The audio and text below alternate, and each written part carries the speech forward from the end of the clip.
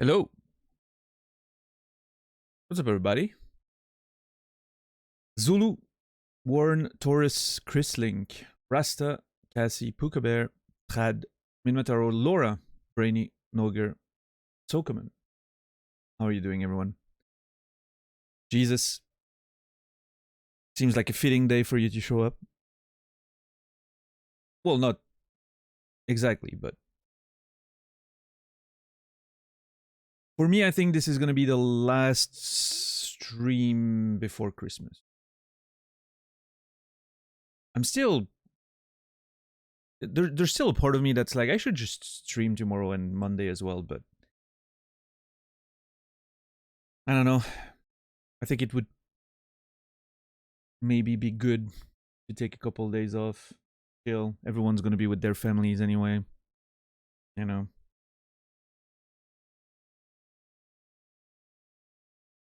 It's probably smart to just take a couple of days. Give people time to catch up on the VODs for those who will miss some stuff. And then come back on the 26th or something. I don't know. What is that? What the hell? My hair's...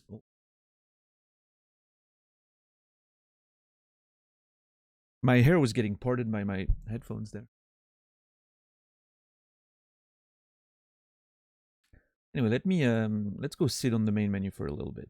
What's up, J-Bong? What families? Yeah, I don't know. What's up, Brewer?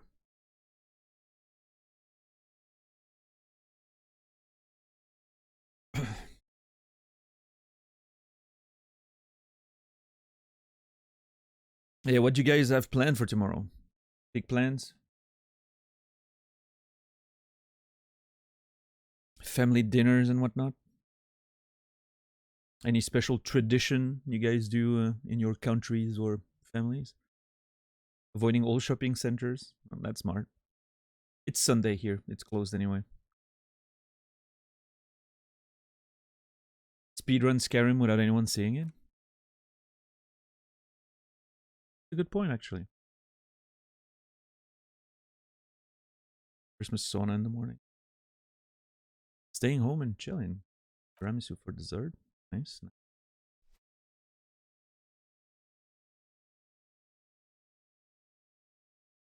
I woke up a bit earlier than usual today and ordered some kebab. I wanted a doner kebab, so I ordered one. I even ordered two, so that I have one more to, you know, reheat tomorrow probably.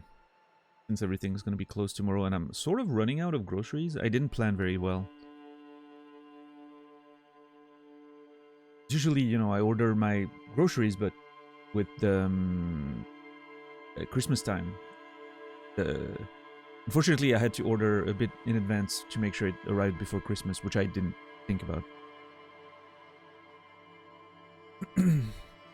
So I'm only gonna go for grocery shopping on Tuesday, I think. Tuesday morning.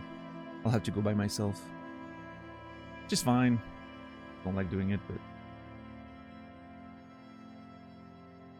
Watch Chicken Run 2. Is that a Christmas movie or something?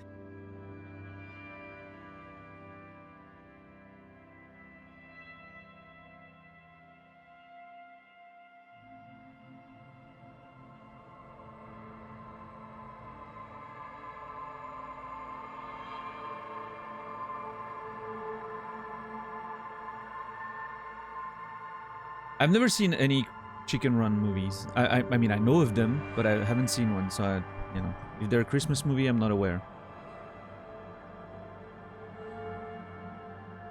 What's everyone's favorite Christmas movie? I think mine's... What's my favorite Christmas movie? Gremlins, maybe?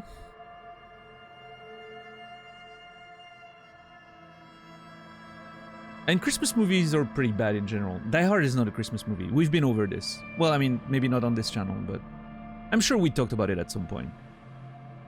But we've had the debate on Naz's channel quite a few times. Die Hard is not a Christmas movie. I know everyone likes to say it is, and it's almost a meme at this point. It's actually not. Home Alone is a Christmas movie, yes. It's a pretty good one too.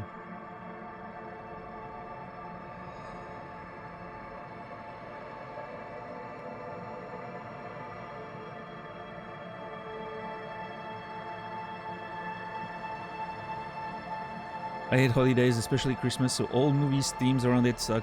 Okay, so Brainy would be one of the people who would want me to stream tomorrow, right?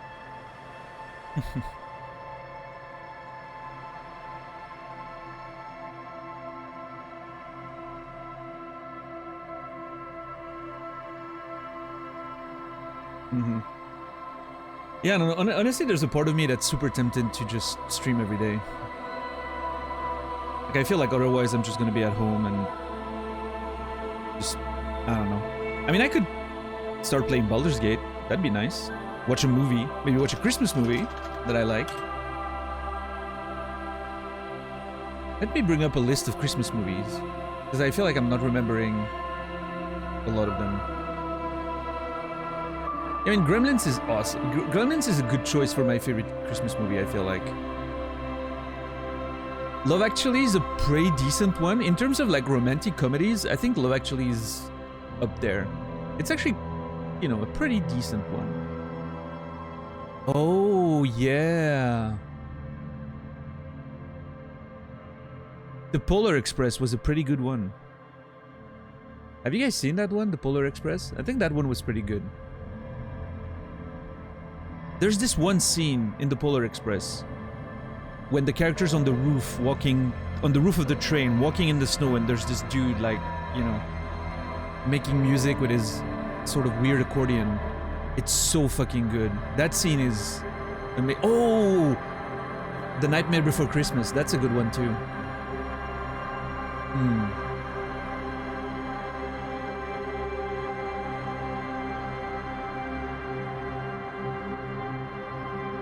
I love that Batman Returns is in that list. I don't think it's a Christmas movie. Probably not. I haven't seen it in a while. I don't think it counts. Just like Die Hard doesn't.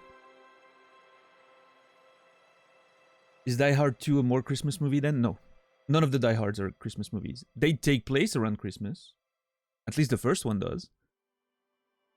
I'm not sure about the second one. I haven't seen it in a while. But it is definitely not a Christmas movie. Christmas movie is more than just takes place at Christmas, right?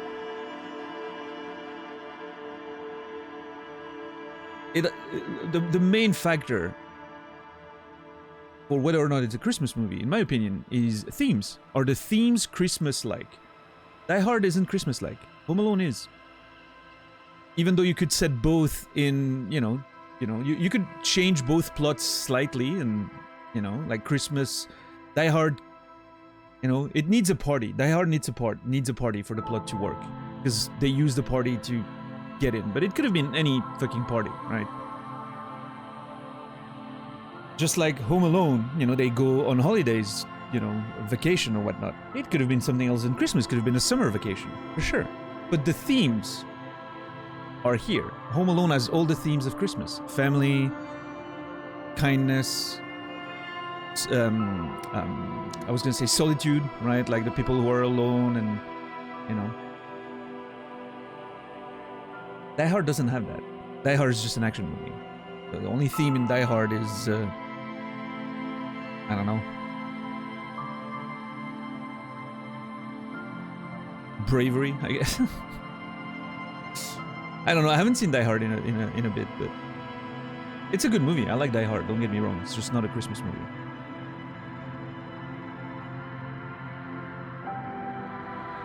What's up, Garcini? How are you today? Die Hard is about family. McClane goes to LA with a big teddy to see the ex-wife and kid. Sure, but John Wick isn't about Christmas, even though it's about, you know, it's also about family ultimately, right? And love. It needs to be more than that. It's not just family, right? It's the whole package. And also, I think, if we want to argue if it's a Christmas movie or not, there are some, like, more technical aspects to it. When the movie is released can be a factor, for instance. Die Hard, if I'm not mistaken, was released in June.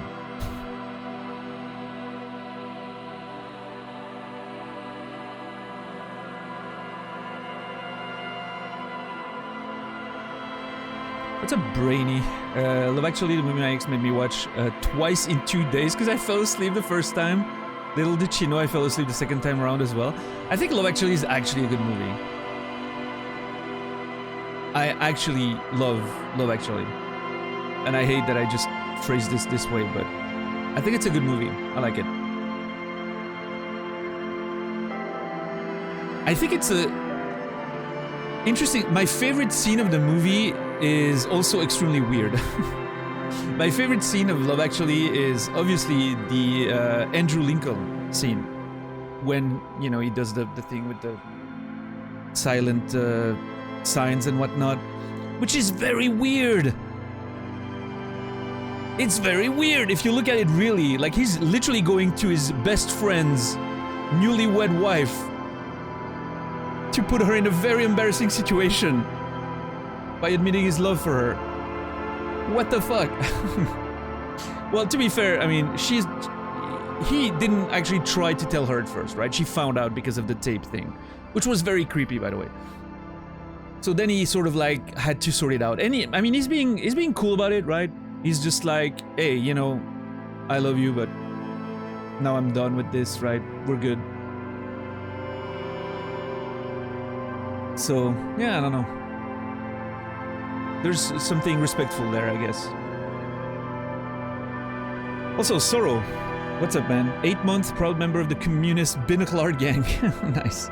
Well, Sorrow, thank you for 8 months. I appreciate it. And in Sorrow, you will be remembered. You Binnacle. What's up, Naz? Die Hard is both a good movie and not a Christmas movie. Yeah. I mean, I understand why people think Die Hard could be a Christmas movie. And I'm not saying it's that clear-cut, right?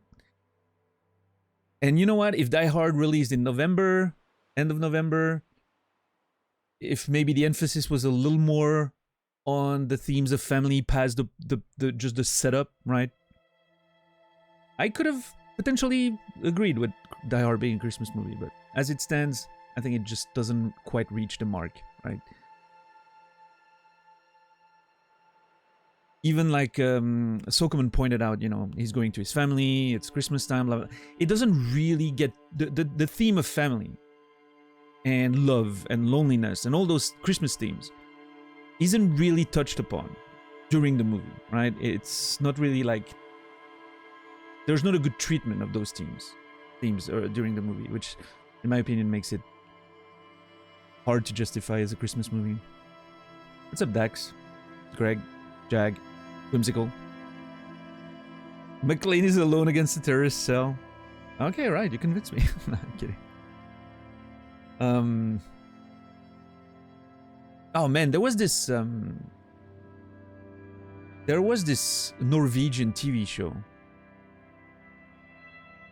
I think it was Norwegian, yeah, on Netflix about Christmas. I can't remember the name of that show. It was pretty good. I remember it being a nice take on like Christmas themes and whatnot. What's up, Fear the Dawn? Good to see you, Saladino. All the relationships in Love Actually are weird. Okay, let's see that for a second. Obviously, the dude hitting on his best friend's new wife is kind of weird. Agreed.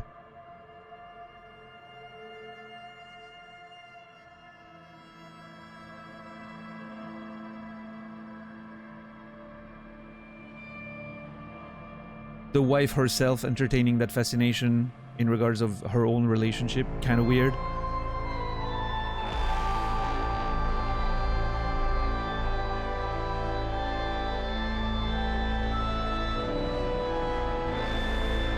Yo, Saladino, 3 months. Tier 3, 18 months. Thank you so much. That's a huge amount of support. I appreciate it, Saladino, as always. Thank you, thank you. Saladino, you will be remembered.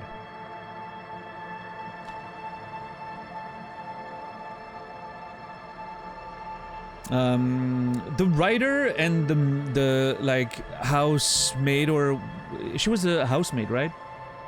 Like the Portuguese woman that he's falling in love with. I think this one's okay-ish. It's a little weird because, like, you know, they barely speak the language, but, you know, communication goes through various ways. I think this one's actually fun. This one's actually probably the cutest of the whole thing, right? Because there's nothing really weird. There's just two, you know, single people who meet in a weird way and hit it off in a, you know, unexpected ways because they don't speak the same language.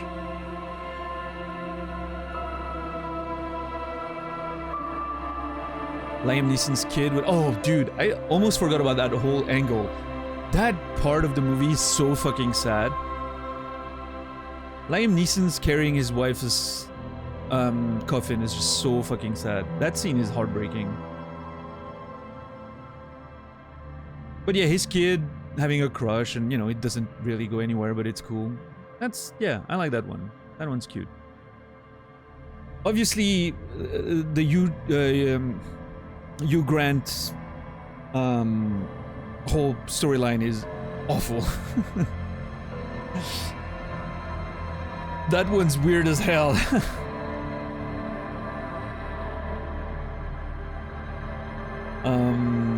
Bill, how do you pronounce his name? Nye? Bill Nye or whatever.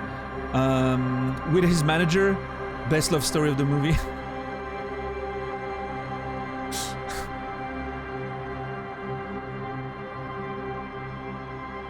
Laura Linney character. No, Laura Linney is the one that has the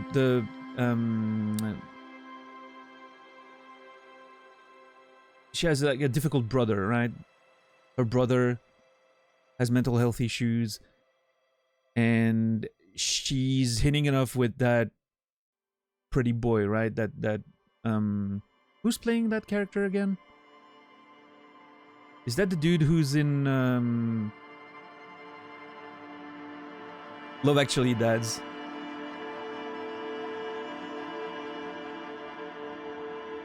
Yeah, that scene's kind of cool. You know, she's like bringing him home and then like quickly goes up to clean up the room and whatever. That one's funny. I can relate to that. Actually, you know, a lot of the relationships in the movie are actually pretty okay. I mean, Dax mentioned like the office infidelity, and, you know, of course it's not ideal. Right, it sucks, but that relationship felt very real to me in a way. You know, the old couple that goes into like through those troubles, and like one of them's trying to keep it together, and, you know, pretend that pretend in front of the kids and everything that everything's all right. I mean, don't get me wrong, dude was a piece of shit, but, you know, it felt very real.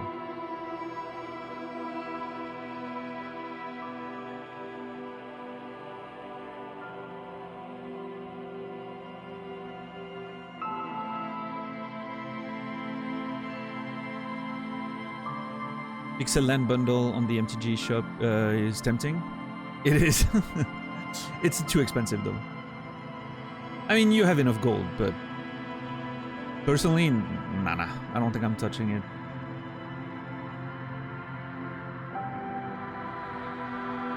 I'm still holding out for potentially the Fallout lands. If they put them in MTGA, I'm just gonna get the set of Fallout lands, and I'm never gonna need lands ever again, so.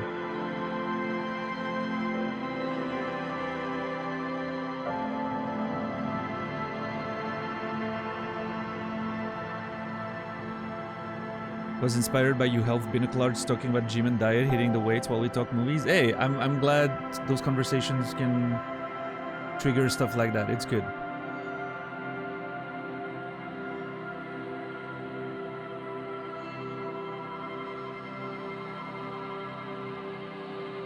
Minato asked something earlier. What was it? What games do you play when you don't stream? Well, I mean, these days, honestly, not that much outside of MTGA. I've been enjoying the two decks that I'm playing right now. I started playing Azorius Control yesterday. The Jace milling Azorius deck that's terrorizing the ladder right now. and it's pretty good. I like it. I'm not. I don't think I'm a fan of.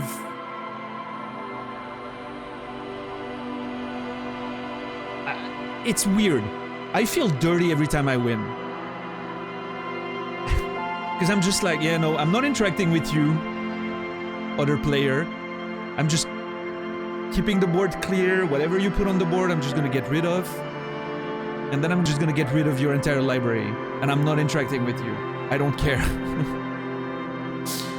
It's just, I don't know, it makes me feel dirty every time. You see those, like, those players like doing their best work, grinding you out, getting you down to, yeah, you know, 1 or 2 HP while they go up to 30 or 40. And you just hit them with one more Jace and yeah, that's it, you lost. Get wrecked. You had 15 creatures on board, you just lost. But yeah, I understand it is what it is. It's a win con, right? If you allow me to... If you give me enough time and you allow me to mill you out, then you lose, you know? It's... Yeah. But that's the thing, Minotauro. It even counters other control decks, right? Because other control decks are usually too slow to do anything against that. You just get milled. If you draw cards, you're helping. So you, like... What do you do, right? Unless you have like a very aggressive burst or combo at some point, you're just not gonna win. Like my Planeswalker deck, for instance, which is my favorite deck, right? Esper Planeswalkers. I have no chance against the mill deck. Like literally, I'm pretty sure I'm like 10% win rate. If I were to play like 100 matches, I would probably win 10 of them. If I'm lucky, right? Because there's nothing I can do. I literally have no game plan against that.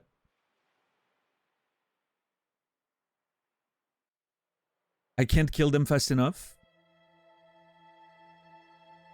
If I draw cards, I, you know, help them.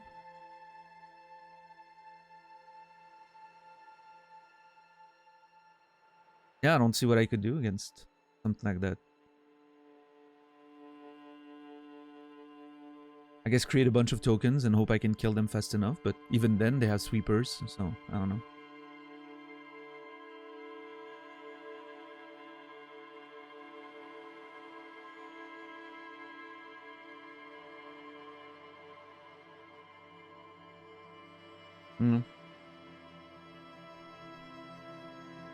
What's up, Sim?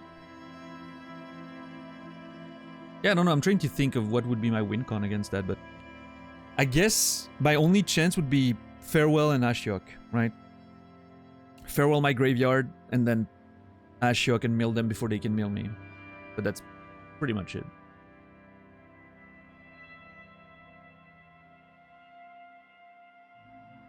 Yeah, actually, that's a good point. That's probably the game plan. I want to draw very hard for Ashiok and Farewell, and then combo.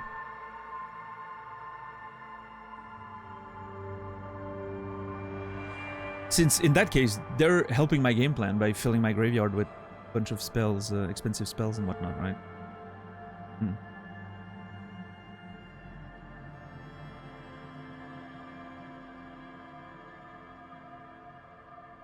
But I mean, at that point, I don't know. They may have a counter spell and I'm fucked anyway, so I don't know. Also, Ashiok needs a couple turns to get to mill, so yeah, I don't know actually.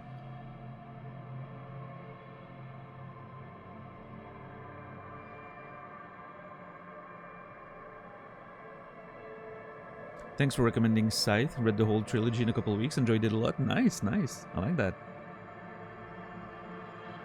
Yeah, Scythe is amazing. I think the first book is just like absolutely brilliant. It's probably the tightest and the best overall. I think the second one. The second one had me, you know, like a few of the lines in the second one, like a few of the storylines. I was like, I'm not sure where this goes. I'm not sure, you know, how much I like it. And then the end of book 2 is insane. There's one thing with Schusterman is even when I'm not too convinced, like I'm reading his books sometimes, some of his books, Schusterman, Neil Schusterman. I'm reading some of his books and I'm like, I'm not sure how I feel about this book. And then the ending hits and I'm like, oh my god. I swear, Neil Schusterman is the best ending writers I've ever read, I think.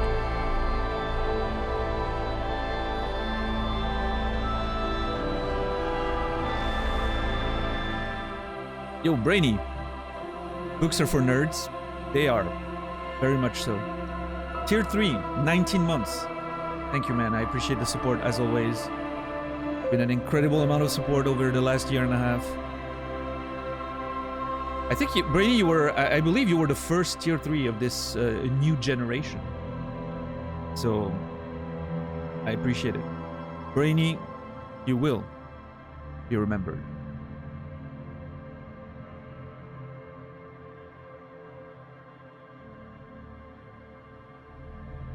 Chill mode right now in MTG, playing a bunch of jank and casual queue. Yeah. But yes, Sim, what I was saying is, yeah, Schusterman, like, I think he's one of the best ending writers I've ever seen. Which is, it's a difficult skill to write good endings. But he definitely knows how to do that. And then book 3, I know a lot of people didn't like book 3 of Scythe. I thought it was awesome. I really enjoy where the story was going and the characters and all that. Actually, just talking about it makes me want to read them again. Been a while. Been quite a few years at this point. Probably read them again at some point. Good books.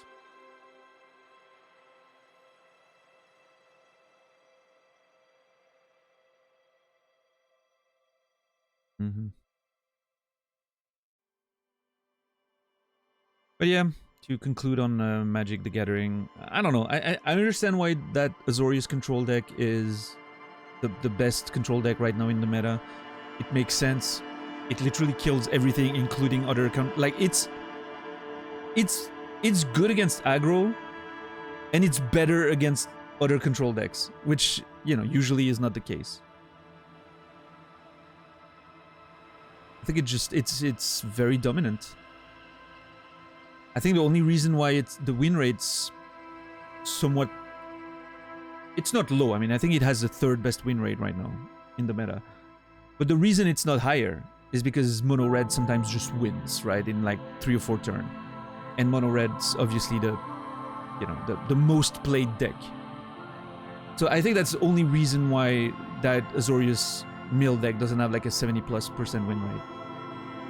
It's because there's that many, I think if you removed all the mono red, I'm pretty sure that deck would probably has an even higher win rate, like by a significant margin, but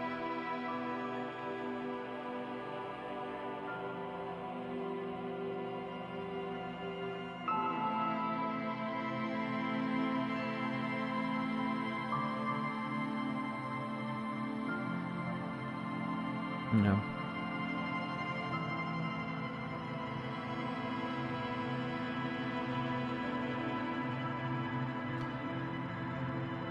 Yeah, I wonder what the stats would look like in best of 3. I'm guessing in best of 3 you run a bunch of duress, counter spells.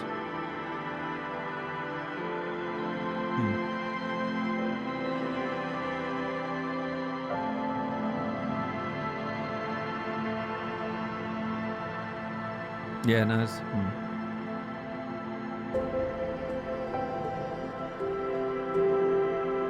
Sim, enjoy the lurking and VODs. Appreciate it very much so. Thank you, thank you. 11 months. It's a lot of support. Sim Torik, you will be remembered. That new Boros deck too. Yeah, I haven't seen that one too much yet. I've seen a Boros deck yesterday that I did not expect, which was like pure artifact based. With that one artifact that every time you play a spell, it creates like a token that has the stats of how many artifacts you get. I couldn't do much against that because most of my spot removal gives them artifacts. So I was just like boosting his potential creatures.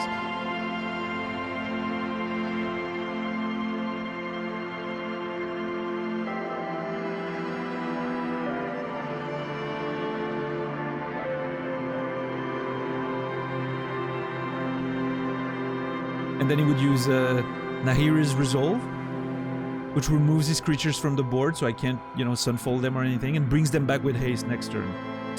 That's great.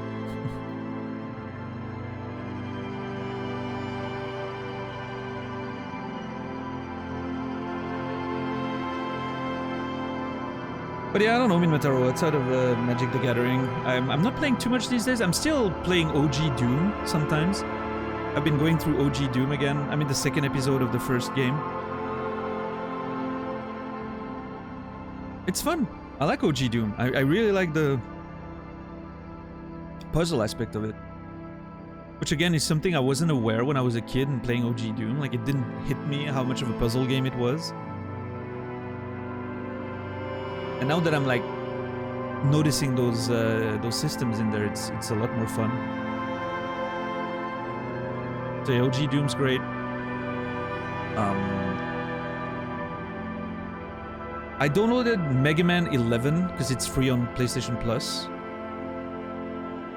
I haven't played a Mega Man game in a long time. I used to love Mega Man when I was a kid, right? And 11 seems to be like a, you know, graphically modern version of those old games. Like, in terms of gameplay, they're staying pretty close to the old school stuff. And it's kind of exciting to me to play a game like that. Having those robots, you know, like finding what the best order to fight the robots are and what skills you need against which one. And I don't know. I like old school Mega Man, so playing a game like that with a bit of a modern twist on it feels pretty good. I may play a bit of that. I'm still holding out on Baldur's Gate because I can't make up my mind if I want to stream it or not.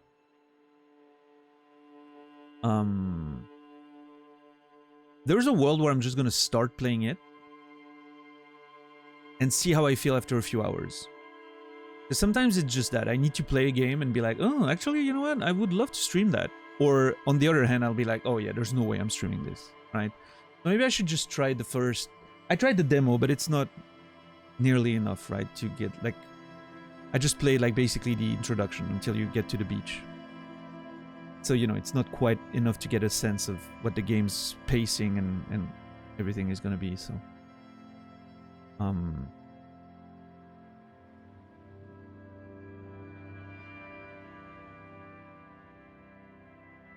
Yeah.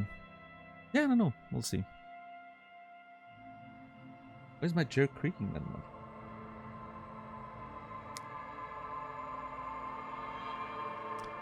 What else am I playing off stream? That's about it, I think.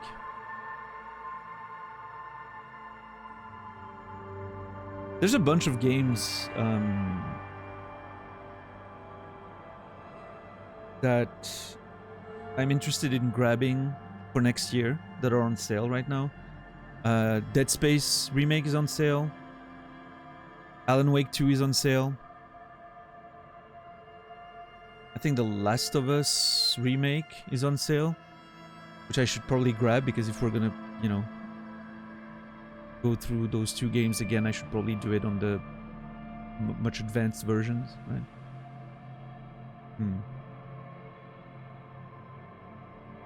Baldur's Gate 3, much like Disco Elysium, appeals to people watching streams because they're not for everyone and hard to get into. Otherwise, like that too. You think it's comparable? Interesting. Yeah, I wonder. I don't know.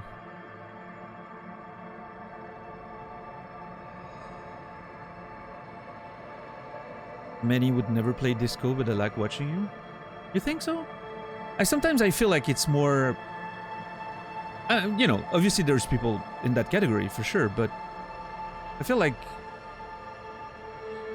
it always seems to me like the majority of people have played the game themselves. They're just trying to see a different take on it, or, you know, get that sort of first playthrough experience again through the streamer they're watching, right? But I don't know. Is there a lot of people around here that have never played Disco because they couldn't get into it, or the game didn't feel like their jam, but like watching it is good for them? I don't know.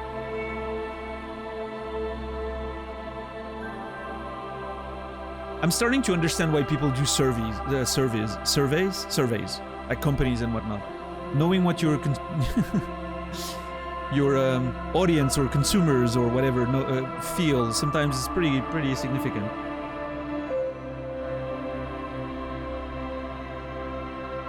Yeah, Pokebear, I don't know. You never heard of that game before I started playing it? Interesting. And how do you feel about it now? Is it like a game you're like, oh shit, I should play it myself? Or, you know?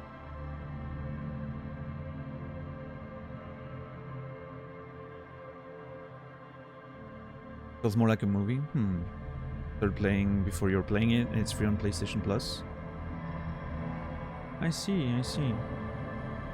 You wanted to see what doing the opposite of you would do? That's pretty great, yeah. Why not make a poll? Yeah. Not a big fan of, you know, Twitch's features. Also, I've disabled all of them on my personal chat, so I don't see them, unfortunately.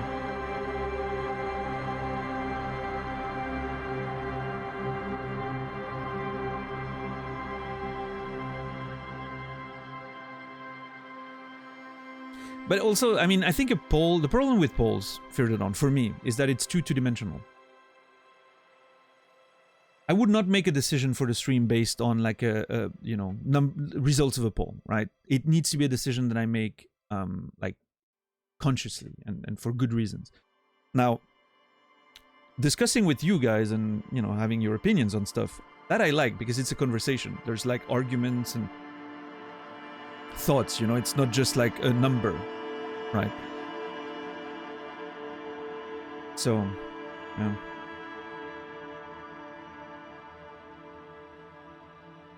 You don't really play video games. I'm considering playing Disco because it would be similar to a game I want to make myself. Interesting.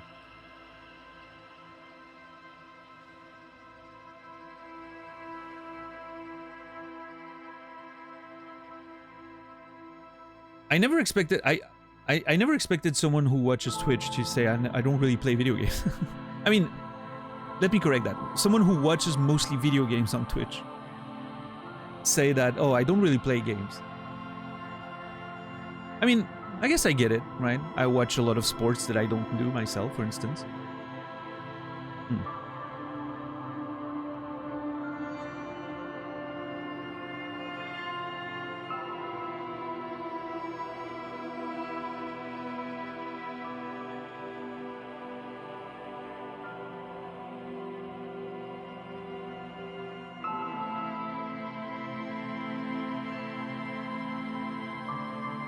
Dan is secretly a wrestler. I imagine that. I would watch you play Baldur's Gate 3 even if it was a one-off test stream. Pacing and length could be an issue. Yeah, that's a big factor, right, Ward? Like, in a perfect world, I'm playing Baldur's Gate 3 on stream, and it literally pops off, right? Like, it gets insane traction, and literally builds my channel. And in that case, I don't care. I'm playing it for a year. I don't give a shit. It's great, right? You know, it's beneficial for the stream. I'm enjoying playing RPGs. It's a whole fucking saga. Fine, right? The problem is, I think it's still a very like saturated category, very competitive category, because a lot of people play that game. It's a very popular game. So I don't think those streams would be very successful. I have a fear that they wouldn't be very successful, and then, you know, a game that drags on for a little too long, while at the same time not being very good for the stream, is a hard proposition. Games that are not very good for the stream but are short enough, well, you know, it's a good time with your core community. And I think there's value in that, right? But if it's a game that's gonna take several months, right? It needs to, you know, it needs to sort of be positive for the channel. Otherwise you're, you know.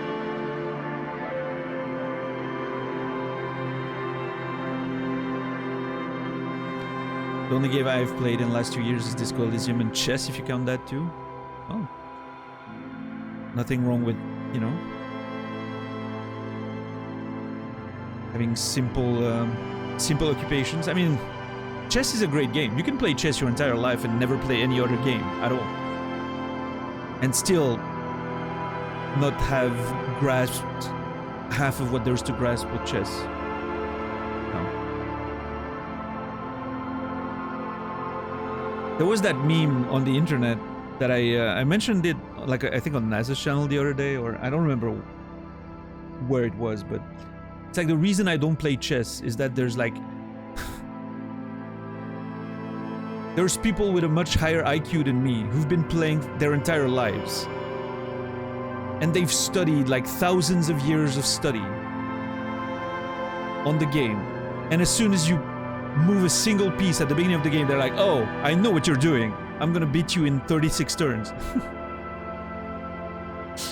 And you're like, well, okay.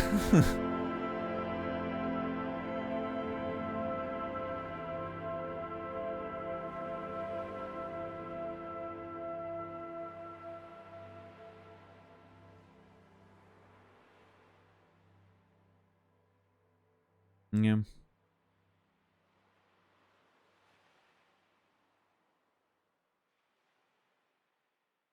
I don't know. It's difficult to really figure out what to do when it comes to streaming, and right now I know that I'm enjoying playing Disco Elysium. That's great. But even then, I'm like, should I stream on Christmas? Should I not stream on Christmas? Should I? It's a whole mess. I wish it was simpler.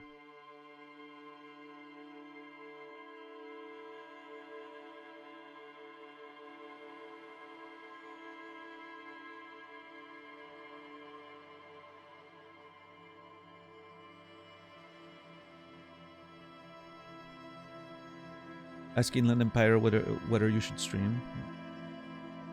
My own personal Inland Empire is on mute at the moment. I can't let that part of my brain work too much right now.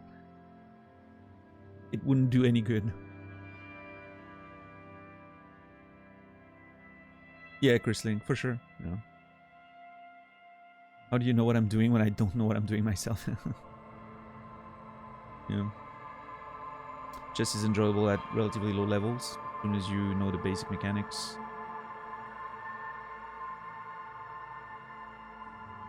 Then go for drama.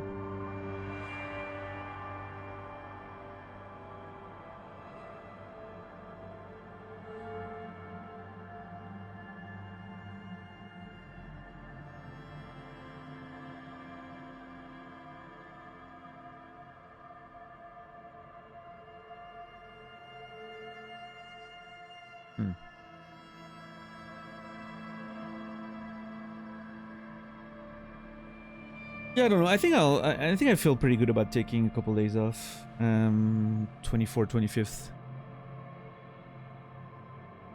Again, it'll give a bit of time for people to catch up on VODs, maybe 2 days VOD. I'm assuming a lot of people are busy today as well.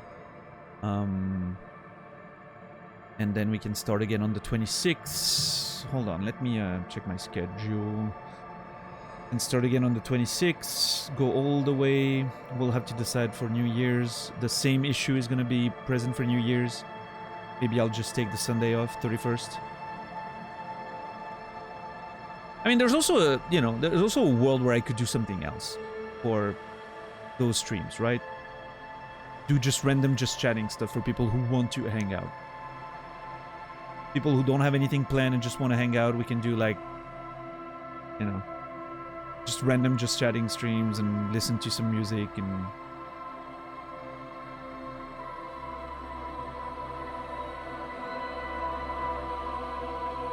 And then I think on the 2nd of January I have a something planned.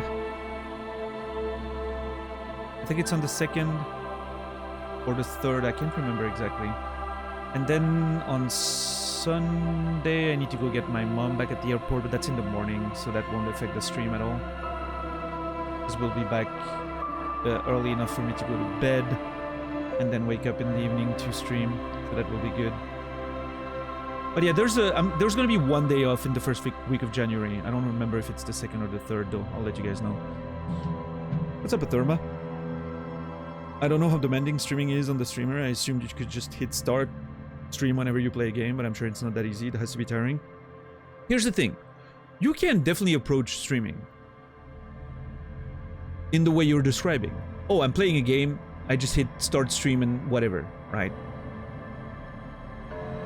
And I'm sure for some people it works, right?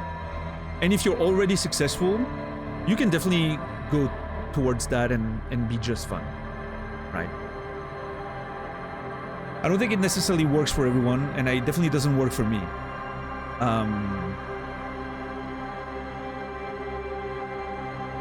Like for me, you know, a big part of the show, so to speak, is, well, it's two parts, right? It's one part is the conversation with chat, which can be related, or more often than not is not related to the game. So that's, you know, that's just conversation you're maintaining, you know, all the time. It's one thing to, you know, chat on the keyboard, and I do that a whole bunch on different streams, right? Chat on the keyboard and just have a conversation. It's a different thing to be talking out loud to a microphone and be like the one person who has to talk constantly, right? Because you're the sort of master of ceremonies, right? That can be a bit exhausting. And then there's like actually making content with the video game you're playing, which with the way I'm playing games is a lot of effort. Like it's a lot of, you know, paying attention to details. It's a lot of like making sense of them, and verbalizing them is a big thing, right? It's not just I'm playing the game and I'm thinking about those things. Is I have to verbalize them and sort of make them make sense for people watching. My thoughts need to be sort of structured when I'm just, you know, playing the game.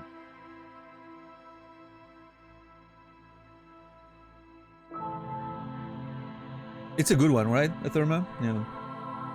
Oh shit, that's the bottle of Coke I got with my doner kebab tonight, and it smells like doner kebab. It's disgusting. Like literally, my hands smell like the bottle now. What the hell?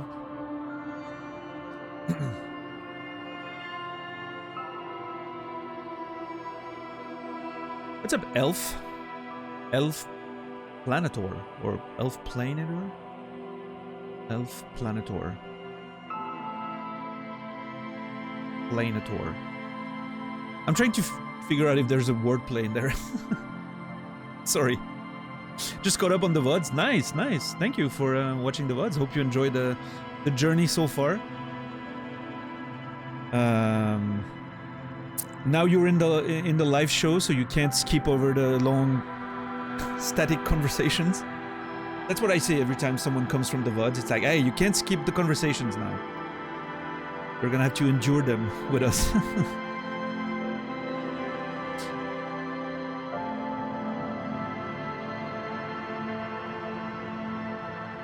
Explanatory?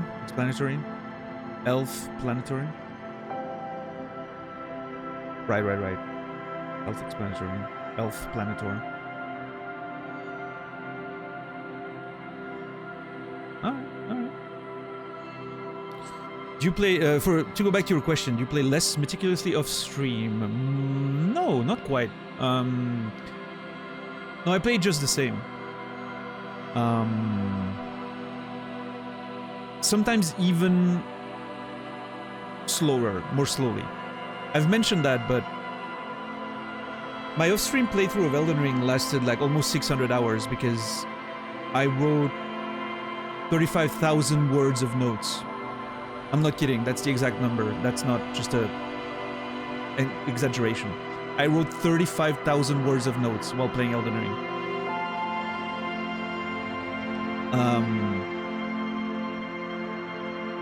And you know, while I'm playing games off stream, I'm mostly watching streams and having conversations in those chats sometimes and whatnot. So, you know, I'm not like actively just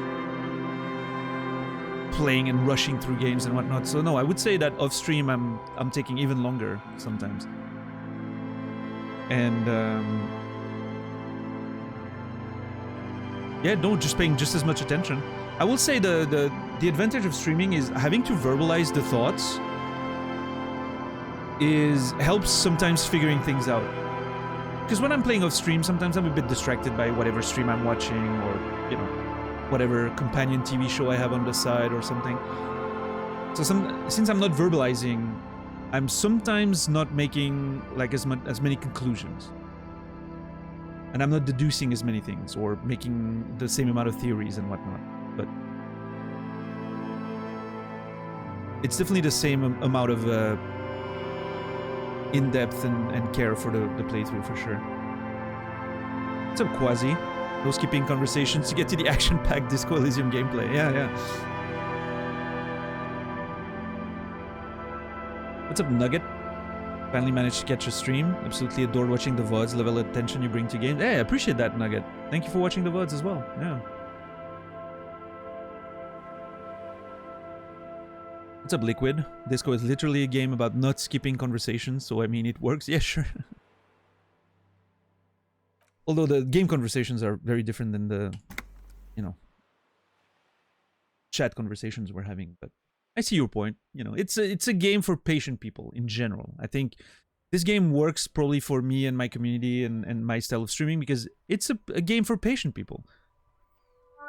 No one with no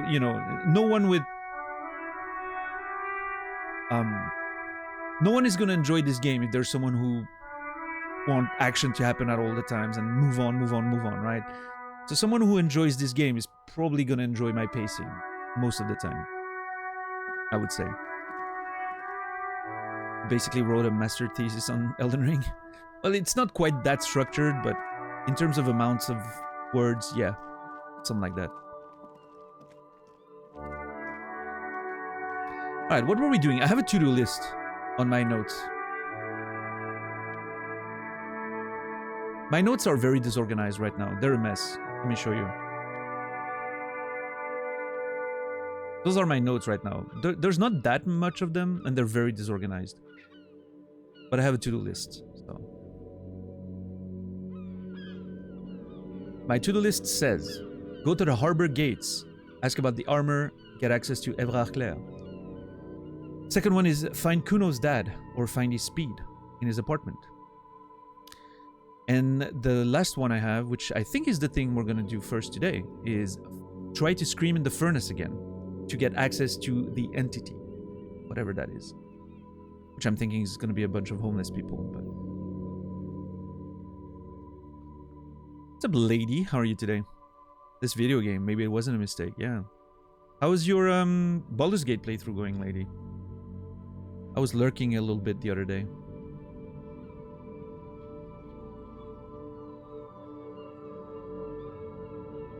It was fun seeing that game again after for so many years. I haven't seen Baldur's Gate in over 20 years, so the first one.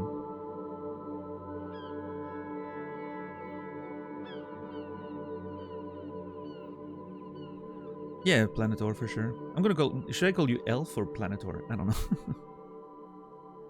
know. But yeah, I mean, all this to go back to Minmataro's question is like for me, streaming is a whole lot of I'm taking that quite seriously, as you might have imagined. I'm doing this in hopes that eventually at some point it takes off, right?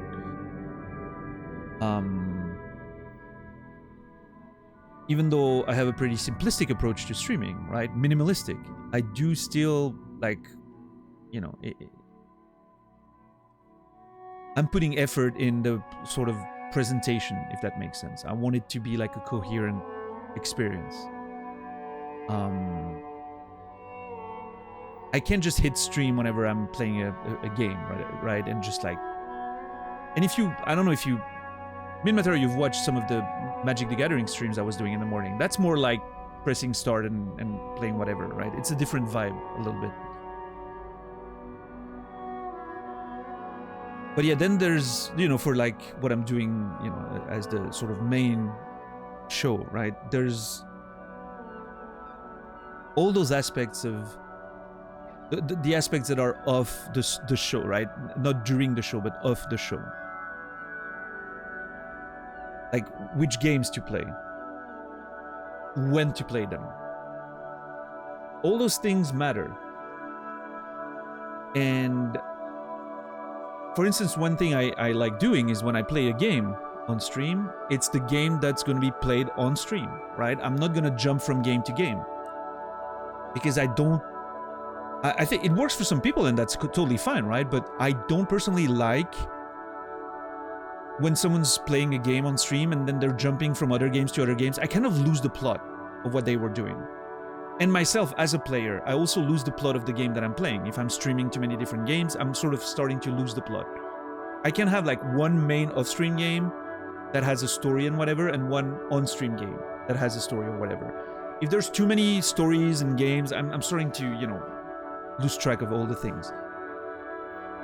Which is why I tend to play a lot of Magic the Gathering off stream, because it doesn't require me to memorize anything, like in terms of narrative or immersion or, you know. And that's also why I'm a bit unsure if I want to play Baldur's Gate 3 even off stream, is because I'm playing Disco Elysium right now, which is also a sort of CRPG that, even though they're very different games, they're sort of still in the same broader category, right? Which I'm worried that it might affect my immersion of one, might affect my immersion of the other, but I don't know. But yeah, so what I was getting at is, when I play a game, that's the game. I'm a variety streamer, but I'm also like I like to call that like a and there's eras to the channel, right? There was the Hollow Knight era. There's the Disco Elysium era, right? When I play a game, it's gonna be that game for a month or more, depending, you know. And then maybe in between those big games, we play a couple of shorter games, right? Some games you can finish in a week or two, like we did Life is Strange and whatnot, right? But serial monogamist, yeah, that's a good way to put it. But yeah, once I play a game, I want people to know that I'm going live. It's gonna be that game. It's going to be, we're going to continue that adventure. There's this sort of consistency that I like to give to people. I like consistent shit. You know, I like someone to know that, oh yeah, we're playing Disco Elysium. It's going live. Let's play let's watch Disco Elysium. I like consistent volume during the shows. I like not having alerts that are extremely louder than the game, for instance. I like everything to be sort of, you know, it's all part of the same thing, all the same process to me of simple, non-confusing, minimalistic, smooth. I want my stream to be something someone can take a nap to. They know there's not going to be a super loud alert. I have some alerts, but they're pretty minimal. And on stream, they should be not that loud, right? They should be blending in very well. For me, they're a bit louder because I want to hear them over the game when the game gets loud, but it's all part of the same sort of approach to streaming, I guess. If I was to just, you know, play a bunch of different games, like different games all the time, like, I think people get confused. I mean, I don't mean that in a, like, insulting your intelligence sort of way. I mean that in a, oh, it's going live. What am I going to see today? Oh, it's that game I care less about or something. And then you just sort of, you know, oh, I didn't see you played Disco on that day because the day before you were playing this, and I thought maybe Disco was over, and then I didn't pay attention, and, you know, like, I think it just adds to, like, there's so many streams, so many games, so many things. At least there's something clear. I'm playing Disco, you know, if I'm going live, I'm playing Disco. Makes it easier to figure out, right? Yeah, I need to play Edith Finch. There's a few of those games like Ethan Carter, Edith Finch, Firewatch. I need to play those games at some point. Yeah.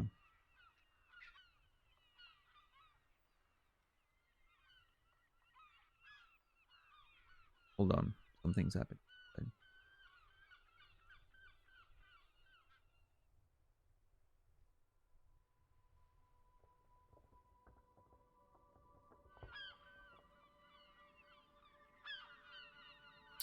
Have you streamed Fallout 1? No. I've played Fallout 1 back when it released. And it's one of my favorite games of all time. I am aggressively a fan of Fallout 1. To the point that every game after Fallout 1, I've been quoted saying that I think every Fallout game after 1 gets worse and worse. Every single one of them gets only worse than the previous one. It's all downhill from Fallout 1 forward. But I haven't played Fallout 1 again since, you know, the 90s, so. Anyone play Rain World? I have it on my PS5. I played the first 5 minutes, and then I was, this should be something I stream one day. I might get to that at some point.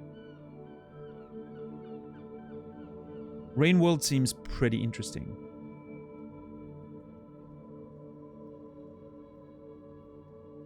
Yeah, Brendan? Well, I appreciate you watching. And yeah, I mean, there's games like that, right? There's definitely games that I had trouble playing myself, but I enjoyed watching. Like Naz's playthrough of Red Dead Redemption 2 was awesome. When I had burned out on my own, playthrough of that game because I didn't like the mission structure and the narrative approach.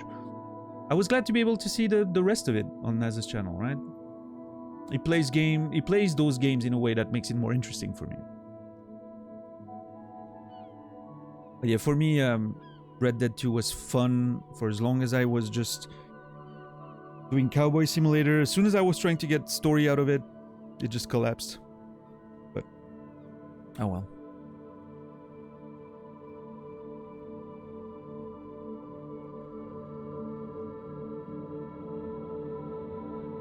Sorry, I think I'm caring for my mom's dog while she's on holiday, and I think he's barking.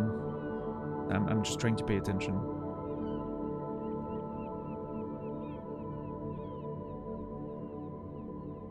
Did enjoy the MTGA streams. Was like a bunch of bros chilling out. Yeah, it was very different for sure.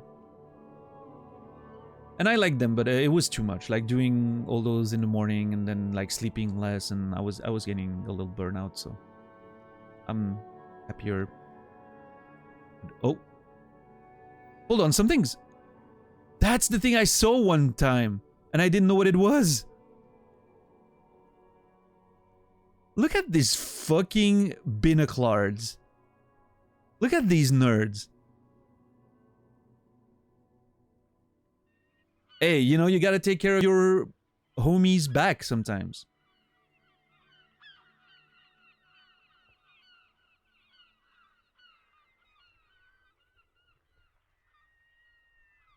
You've never saw that? You've never waited for half an hour on the screen, I guess? That is the kind of content I provide for people, right? The stuff you would never see because you're not waiting half an hour on the screen without moving. There you go. Nice.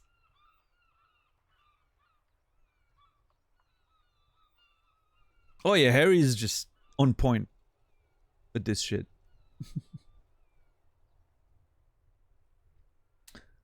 What about Tactics, Elf? Yeah, I think I consider Tactics in like the Brotherhood of Steel game. Those that action game. I don't remember what the name of it was. On the one on PS2, I think it was.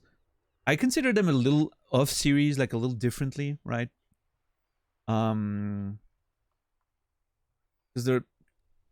I thought Tactics was fine for what it was. Honestly, I thought Tactics was. I like Tactics more than most people, I think, because I like Tactics gameplay in general. I do think I value Fallout 3 slightly more than Tactics, though. Yeah. I would have loved to see a Fallout game with Tactics engine. With the Tactics engine, because it looks really good, but oh well. Do you have a headphone, amp, DAC, or are you raw dogging it? No, I have an amp. I mean, I have a combo, a FIO K5 Pro, which is a combo amp and DAC. However, with the current setup that I have with the PS5 being fed in analog through the computer, I'm not using the DAC part of it. Because with it, I wouldn't have the PlayStation 5 sound. It would like completely bypass my sound card, right? And my sound card is the one that's getting me the sound from my PS5 when I'm playing it. So I'm only using the amp part of the FIO right now, which is great. Just having like an external knob for volume is amazing, separate from the stream and everything. And the sound's just better. And with those headphones, I mean, getting a good amp is Not necessarily necessary, but it's better. Hi-Fi Man Sundara. I hear pretty good things about those, yeah.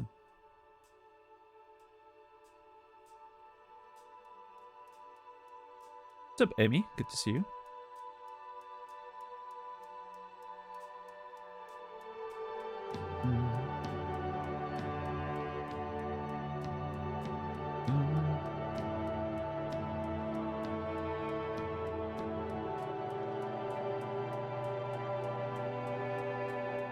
Fallout 1, 2, New Vegas, in your opinion? Yeah, I think I like New Vegas a bit less than most people, I think. Again, like I said, to me, like the main games, at least in the series, it's only downhill. I like 1 a lot better than any of the other ones. And then 2, 3, New Vegas, 4, 76. It just goes a little... I think obviously the biggest jump is probably from 2 to 3 in terms of like the decline for me. But that being said, I still think Fallout 3, I enjoyed playing Fallout 3 back in the day. I thought it was, the atmosphere of the game was pretty good. But yeah, I think 1's just so far above and beyond all of them. It was the Fallout that I, you know, discovered at the time, and it like sort of determined what, to me, Fallout was going to be, right? It was such a great experience. Yeah, Naz?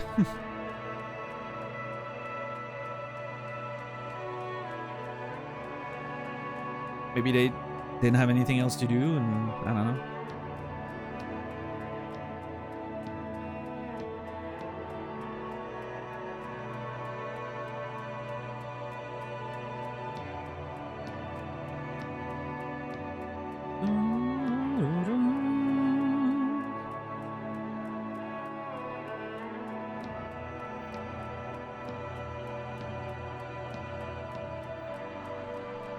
All right. Let's do something. I think I'm gonna try the furnace again. It's right there.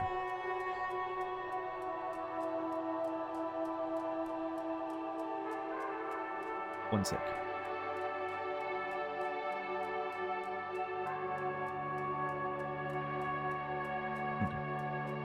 Good.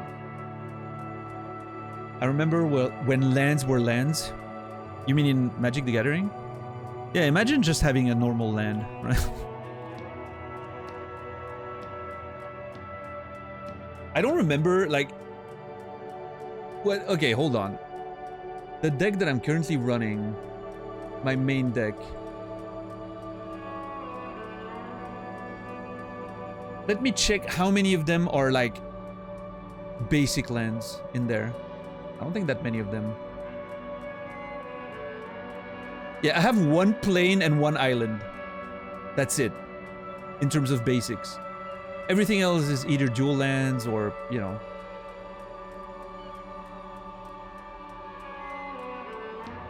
Tri-lands, even some of them. There's a Mirex in there. Eiganjo. Restless Fortress. Otawara. Yeah, it's just ridiculous.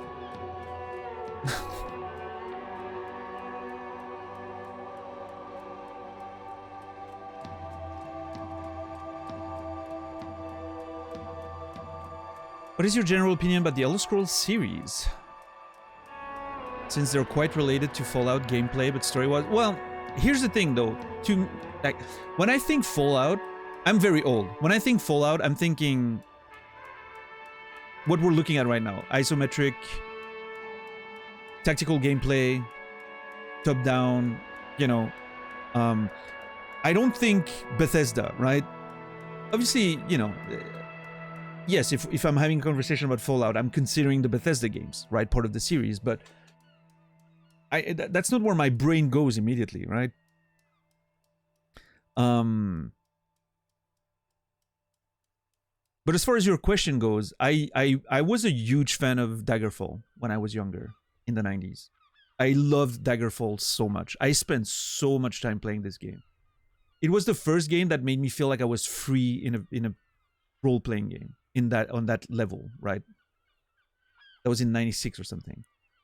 I quite liked Morrowind. I remember at the time being sort of like, that world is a lot smaller. But then I, started discovering how well crafted it was as opposed to Daggerfall. And I saw the value in that. And I thought Morrowind was amazing. I still think I preferred playing Daggerfall, but that might have been, a matter of context and, when I played it and, just the general experience. I think Morrowind is their best game. Like if I'm like looking at it critically, Morrowind is probably their best game. If I'm looking at it personally, I think Daggerfall was my favorite. After that, I'm a little iffy on Bethesda.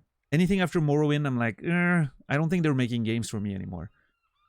Oblivion, I was very annoyed by a lot of elements of Oblivion. Like the quest markers everywhere, the sort of diminishing emphasis on like the roleplay elements and the dialogue elements and the I think Oblivion for me was like the beginning of the end, sort of, when it comes to Bethesda. And so obviously when I heard they got the Fallout franchise, I was very concerned. I was not happy with that. And yeah, I did like I said, I ended up liking Fallout 3 just fine as a video game. It wasn't Fallout as I was hoping it would be. It wasn't the Fallout I was looking for, if that makes sense. But I still enjoyed playing it, right? And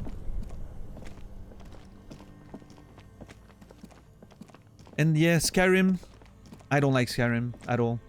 In fact, I think Skyrim is probably the most overrated game of all time. In my personal opinion. And it's just an opinion, right? But I think Skyrim is the most overrated game of all time. I think it's a not very good video game. I think it's a below average video game that somehow got 15 releases over 10 years and somehow finds itself on the favorite games of all time of too many people. But again, it's opinions, right? I understand, like, some people like it and that's fine, right? I'm not judging anyone for enjoying a video game, but I don't know, it just blows my mind. I don't get it. I don't understand why so many people like Skyrim. I think it's bland. I think it's narratively weak. Gameplay-wise, very weak. I think the immersion's just bad after like the first couple hours. I don't know. It's just not a good game to me, but...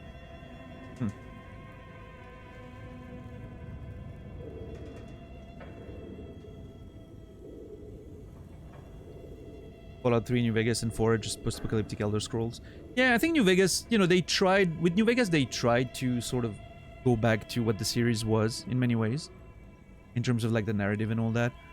The problem is they leaned into the stuff that I already did not like about Fallout 2, right? The sort of wacky, comical, let's make fun of the apocalypse sort of way, right? I did not like that in Fallout 2. Pop culture references everywhere and whatnot. So it's sort of like New Vegas was a miss for me, but I understand why people enjoyed it quite a bit. Yeah, Alexa. Hey, it's fair. You're not alone. A lot of people do enjoy Skyrim very much. It's just not for me. But I will say, to be fair, and that's something I always will say. Those open world games are not for me, right? I have an issue with those games. I don't like the structure of those open world games. They never quite get my attention for long enough. I always burn out on them. I think I'm just not that client of that. Again, I hate to say it, but that Ubisoft-style open world, right? Huge map, markers everywhere. Oh, here's a cave, here's a bandit camp, here's a quest, fetch quest here, here's a thing here, right? I like stuff that feels a bit more dense and coherent, right? But, yeah. Same reason why I didn't like Witcher 3 too much, right? It's just that style of gameplay doesn't work for me. And although I will say Witcher 3 at least had some pretty great writing in some of the side quests and main quests. Witcher 3 is one of those games that I'm really sad that I burned out and didn't want to play it anymore because of the open world shenanigans. I really wish it was a bit smaller in scope.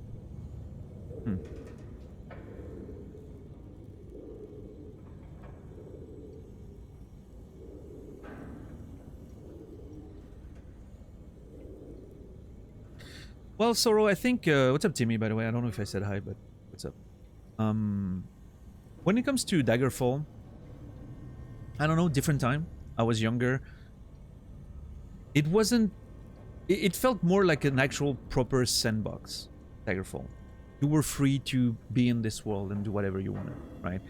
There wasn't markers everywhere. There wasn't like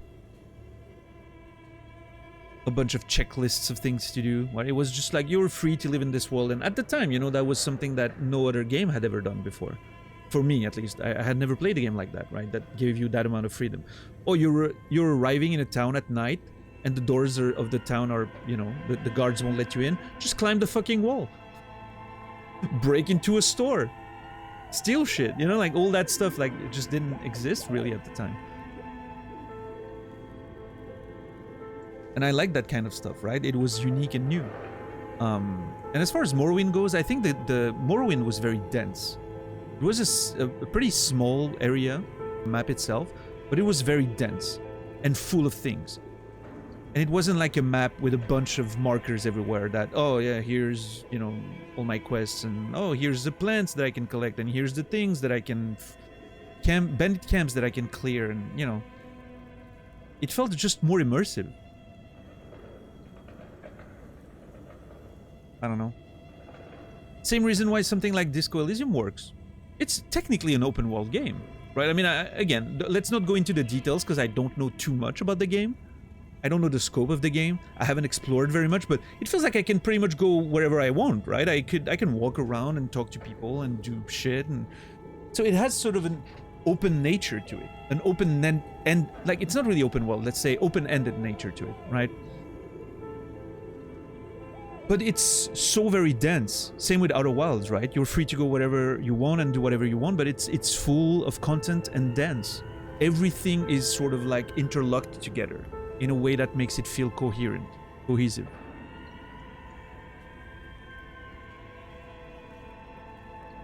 Yeah. I feel like if you'd want to play Witcher 3 in character, you would not bother with the side quests. You're on a mission to save Ciri and the world. Yeah, you would probably beeline for sure.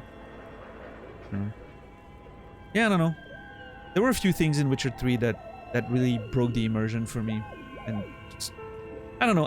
But I have regrets with Witcher 3, I will say, because I feel like I was really interested in some of the stories in there and the characters, but sometimes just the whole thing is just put together in a package that just doesn't work for you, right? There's nothing you can do about that. It's just some games are just not. I'm sure one day someone will play The Witcher 3 in my, you know, the streamers that I watch, and I'll enjoy watching them go through it, and I'll experience the story this way, and it'll be great.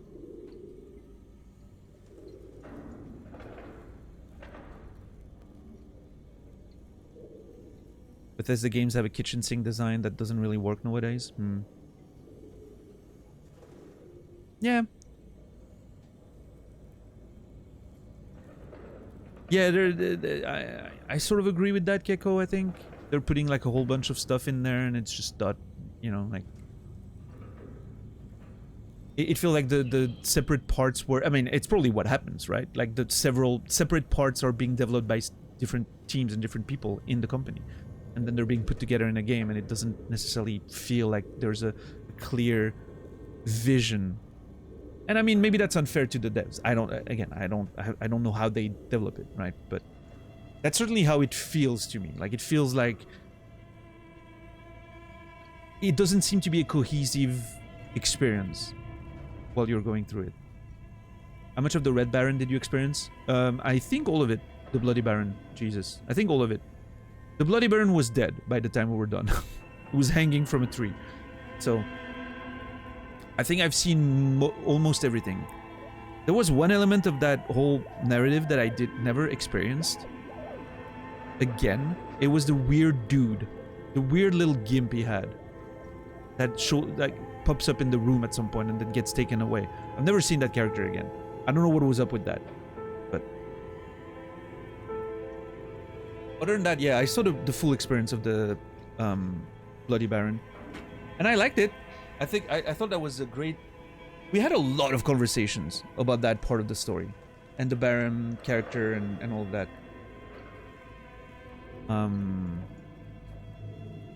I thought the story was great. I think the Baron's a piece of shit character. I don't think he has any redeeming qualities, at least not in the playthrough that I did, but it was an interesting character to observe and, you know, witness his actions, I guess. Did you loot the Baron when he was hanging? I don't remember that. I'm not sure.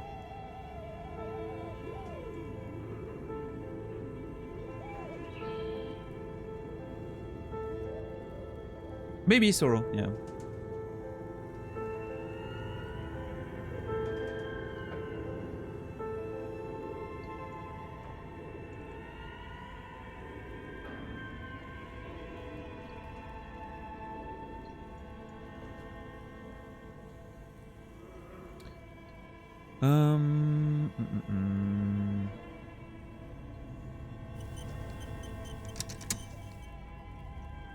I think that's true of most AA games. It comes down to how well they hide that, how well they serve up something that feels cohesive in spite of all the cooks in the kitchen. Yeah, that makes sense, Dax. But I think, I mean, you know, obviously you have more experience than well, obviously I don't have experience in this world, and you do. But here's how I feel sometimes. I feel like it comes down to game direction. It comes to, you know, how well the game director can sort of oversee everything. And that's not an easy task, especially for like huge games like that, right? But I mean, I remember seeing the documentary about like God of War 2016, right? 2018, sorry. And the insane work that the game director, Cory Barlog, did to keep everything, like to keep the vision cohesive and put everything together. And that wasn't an open world game, which makes it a lot easier, right? It's a more condensed experience. But like, it was already like, you could tell the dude was just driving himself into the ground in terms of like burnout and everything, to make sure like the whole experience was cohesive, was overlooking every single little detail of that. Obviously you can't necessarily do that when it comes to a bigger game, or you need several game directors for different aspects of the game, and then you get that same problem again, is that it's going to feel a bit disjointed. But yeah.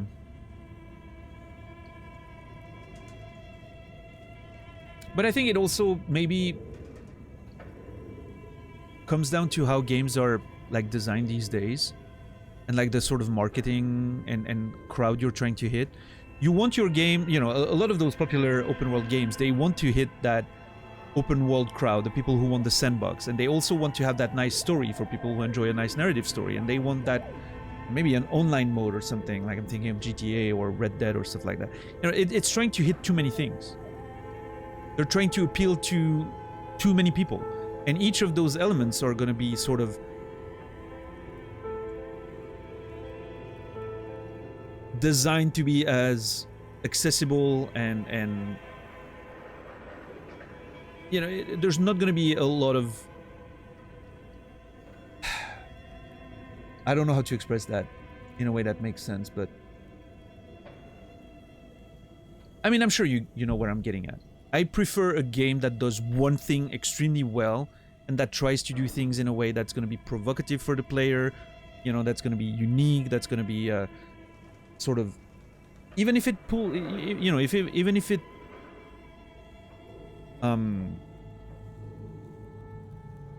even if it pushes off a lot of people because, oh, that's not something I'm looking for. I prefer games that do that games that try for like a unique experience that's going to appeal to a certain type of people, rather than trying to find the most common denominator and try to hit all your bases to just sell as many copies as you can, right? I understand why people, why you know, publishers do that and developers do that, but that's not what I'm looking for personally in a video game, right?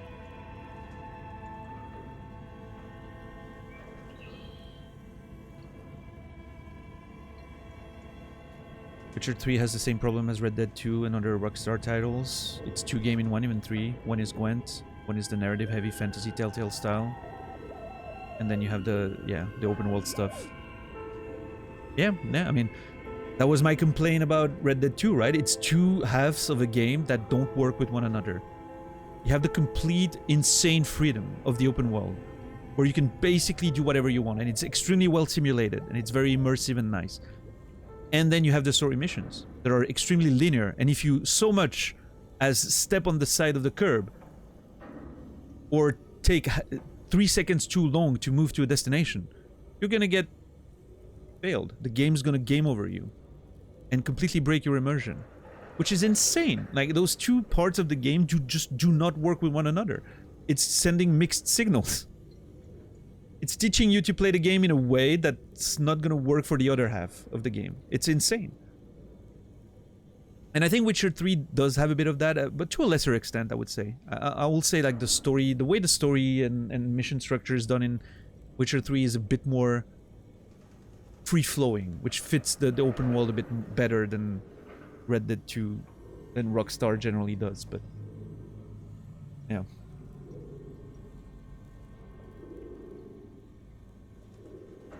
Yeah. No, for sure, Naz. Like, Red Dead 2 is just, like, it's offensive how bad that mission structure is in the context of this game, with the freedom of that open world simulation you have, right? What a shame, what a shame. What's up, X?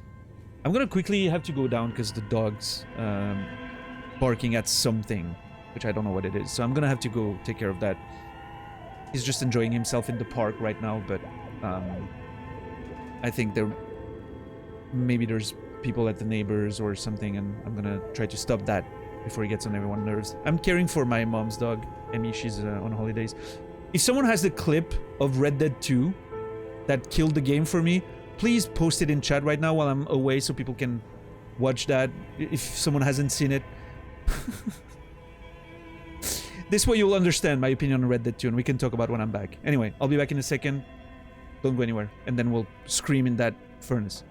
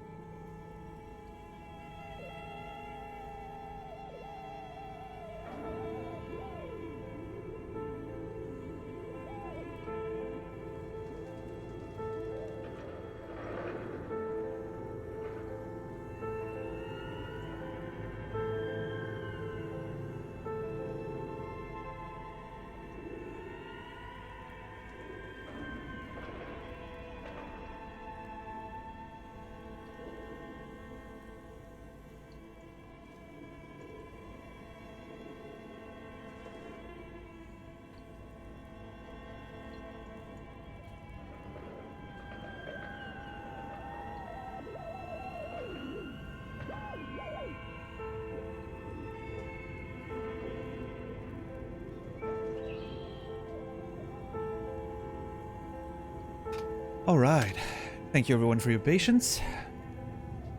Brought the dog back in, gave him a little bit of food. Happy now?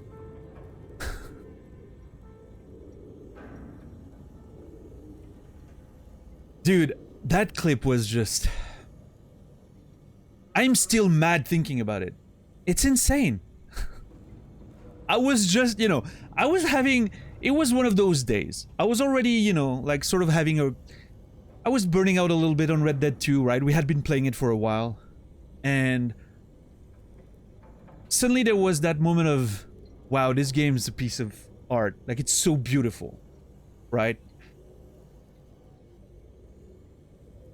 And there was that moment of, it's such a, like, the artistry put in this, the music, just the vibe in general. I was falling in love with the game again.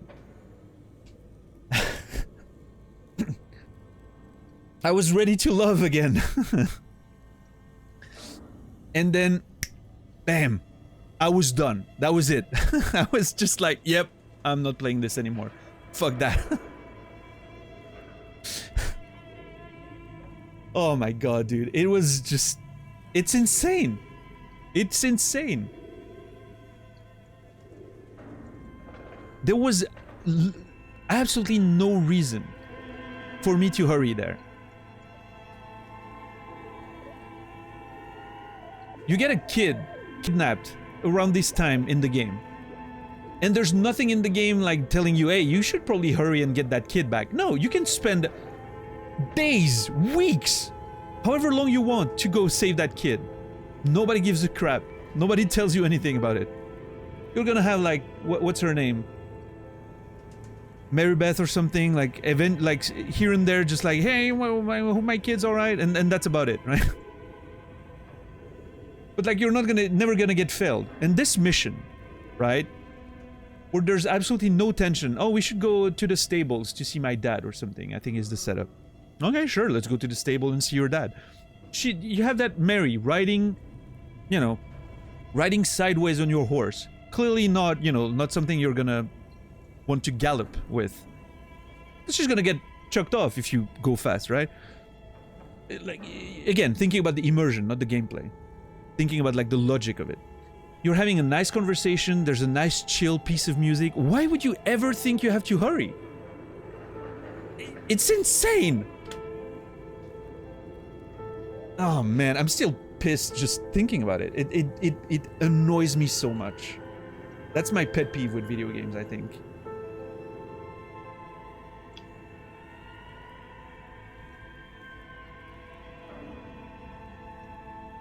Stuff that breaks the immersion for absolutely no reason. Big pet peeve of mine.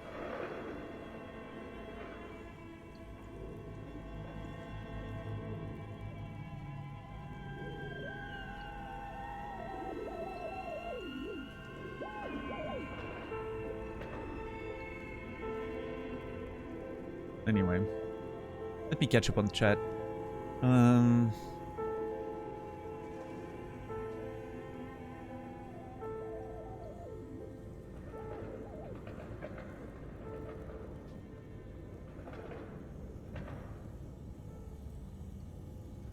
It makes sense that Geralt is riding around doing random stuff.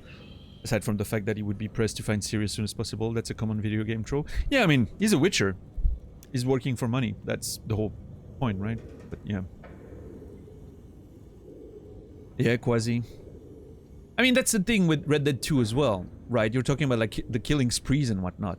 In Red Dead 2, they're literally part of the main story, and you cannot avoid them. However you want to play your character in Red Dead 2, every single story beat is you shooting up a town. I wish I was kidding. So as good as the characters can be, and some of the narrative can be, and the themes can be, because there's a lot of good stuff in there, right?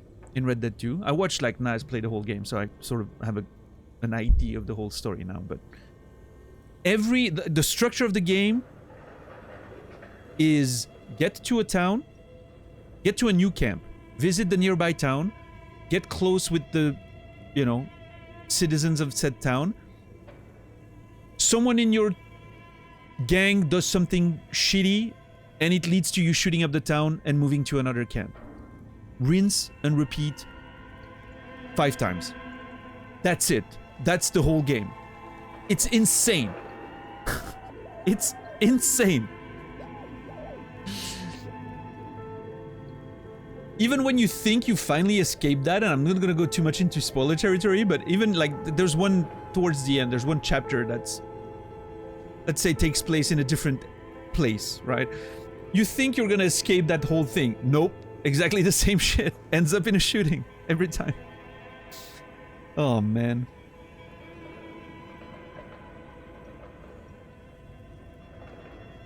Disco Elysium solved the problem of that story-heavy game with open world, but it's hard to market this game. It's very easy to market GTA 6. Yeah, I mean, you know, murky, different crowds, of course.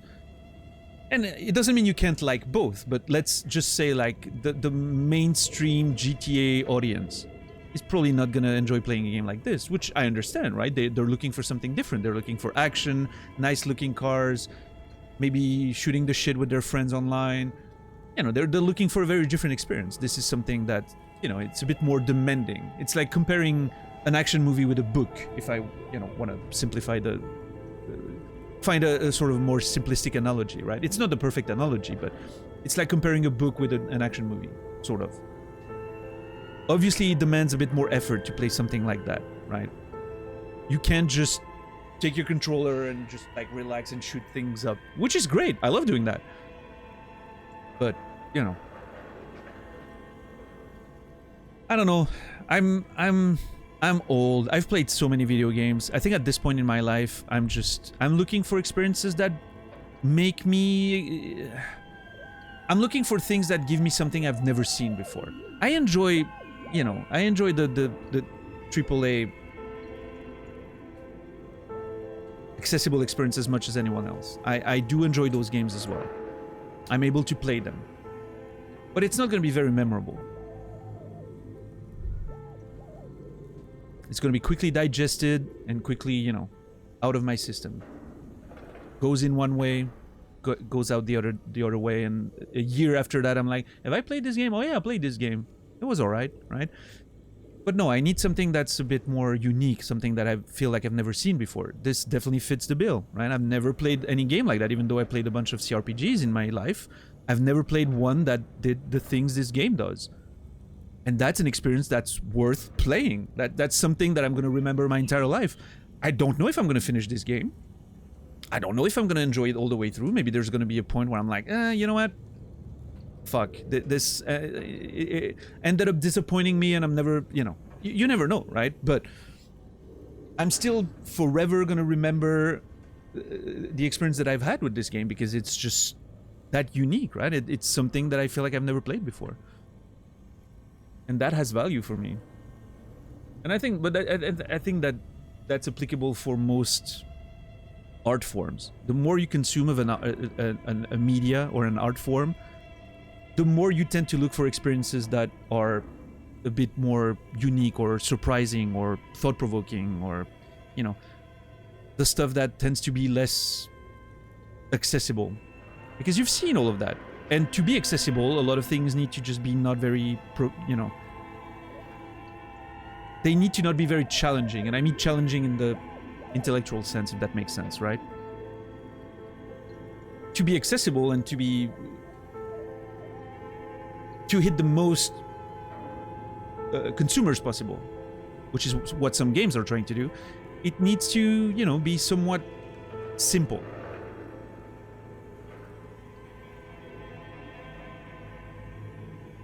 And so I think the same applies for music, for instance, right? If you've listened to enough music, at some point you're looking for stuff that just, you know, you're looking for things that you don't feel like you've heard before. I think it's just the nature of consuming that much of a particular media, right? So I feel like I'm at that point with video games now. I need experiences that sort of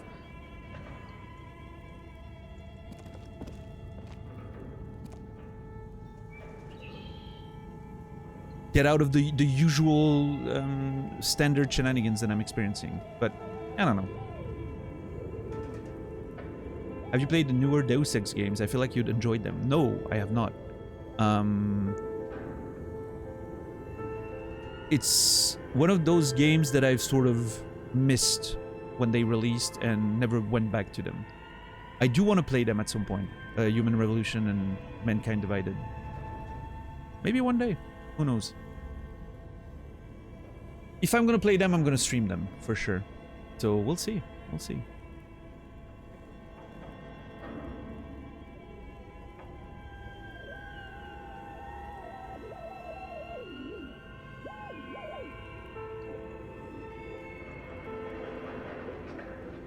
But yeah, anyway, I'm rambling, you know, I'm in one of those... Talking about Red Dead 2 made me, like, in a rant mode again. Some of you have probably heard me talk about that like 100 times and you're like, oh, come on, let's just move on. Play the game, for God's sake. Alright, I'm playing the game. A thick layer of coal dust covers the furnace, coloring it pitch black. Physical instrument. 10. Oh, shit. I have 42 now because I kicked the furnace.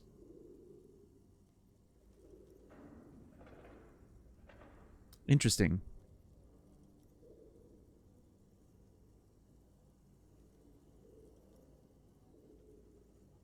Wonder if I'm gonna It's almost a coin flip. Almost. Right? Hmm.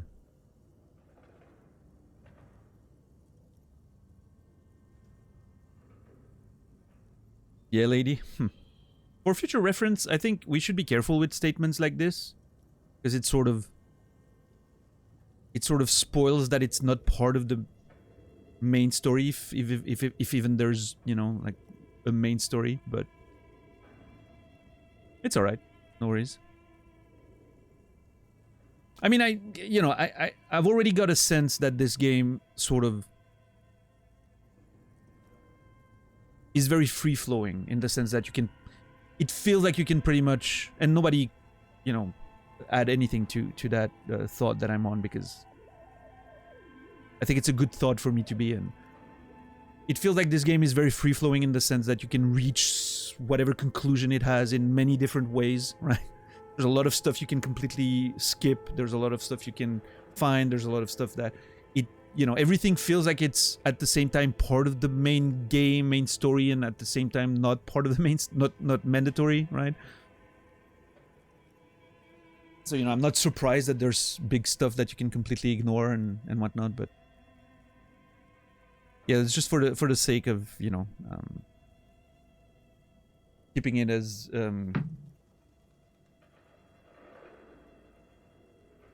pure as possible.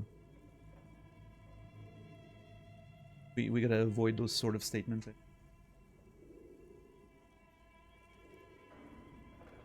Ah, damn it! That smell, very annoying. Oh well. All right, I'm about to yell again. What do I need? I need a 9. No, sorry, I need an 8. Double 4 or better. Come on, let's go. Okay, hold on, leave. Do I have any item on me right now that's limiting my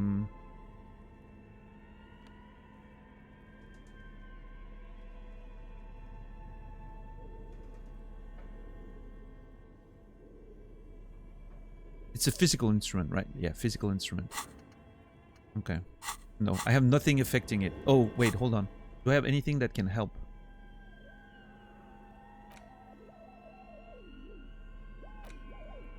No.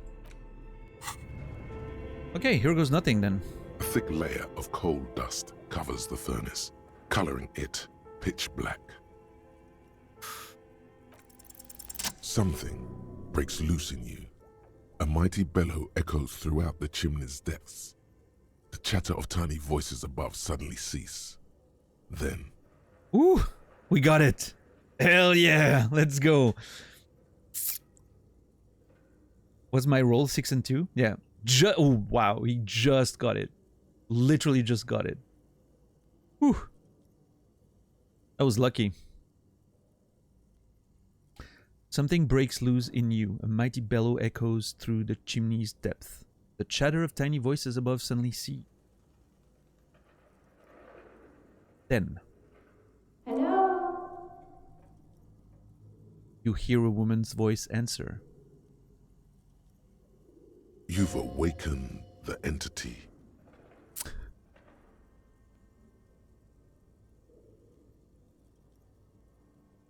Thank you, Inland Empire. Catching up on the VOD. Cannot believe you got that composure check yesterday. Oh, man. Yesterday was wild. Yesterday, there were a couple of really weird moments. I can tell that Harry's not been doing well since he's been, you know, going through withdrawal symptoms. That whole sequence with Titus and the gun, and then the whole hug in front of the bookstore. Clearly, Harry's going through some shit on this morning of day 2. Hopefully we can pull it together and, you know. This is the police. Who's there? I summoned the ghost of this Doom commercial area. Answer me, spirit. Hello? Are you there? Speak to me.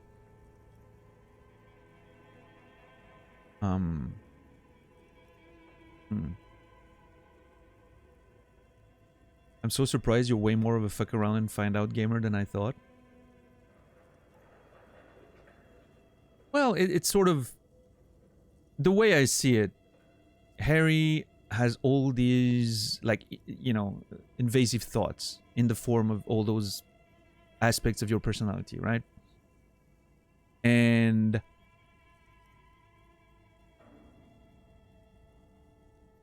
it's sometimes the invasive thoughts win.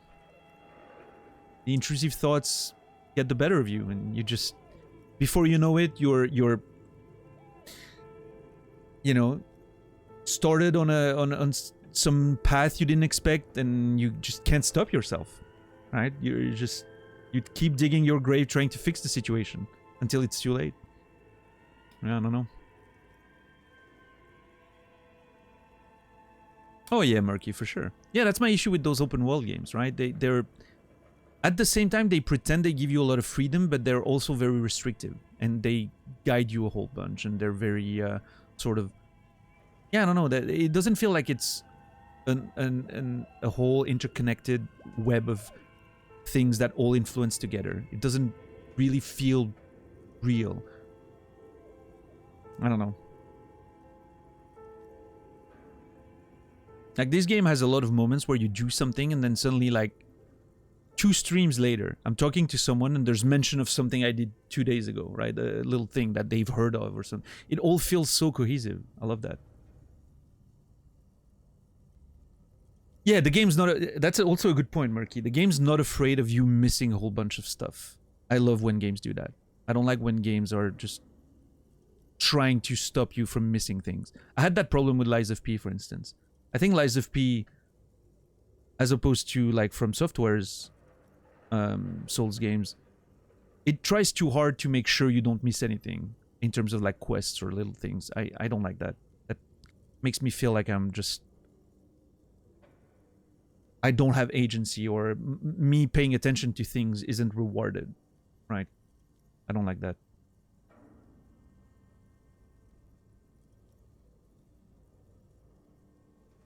Aside from the Frozen Feast quest. Which one was that again?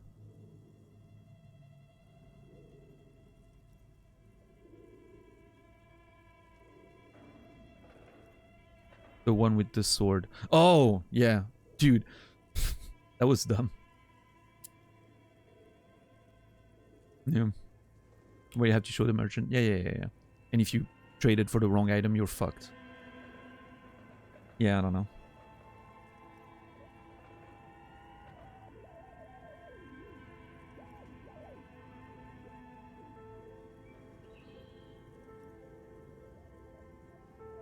Yeah, but it does it in a very nice way, right? It's telling you, like, it's sort of showing you the stuff that... I do like that every skill... Okay, here's how I'm gonna put it.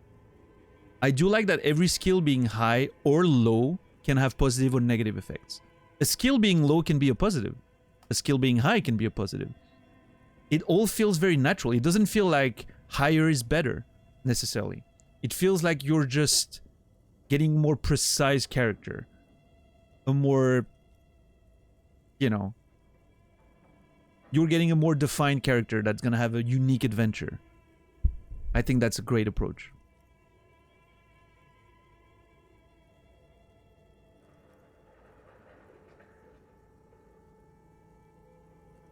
Yeah, Ferdinand, that's true. Yeah. It's just a long corridor with extra steps, right?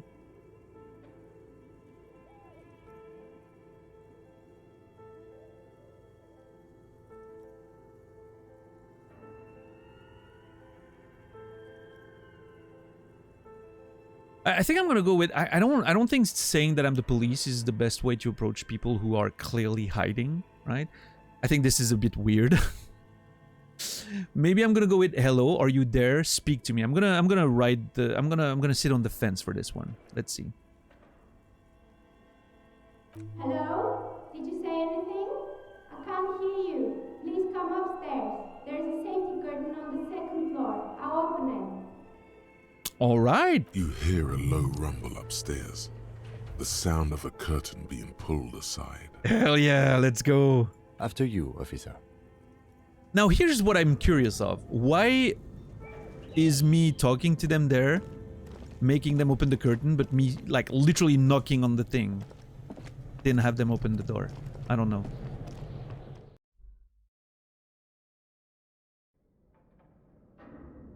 Ah, shit. Let's see. It's up there, I think, right? Yeah.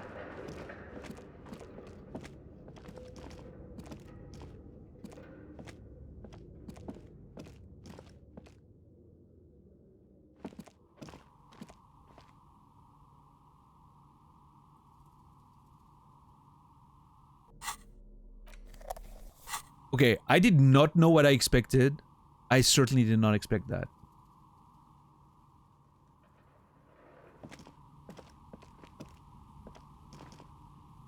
What the hell? This is so cool.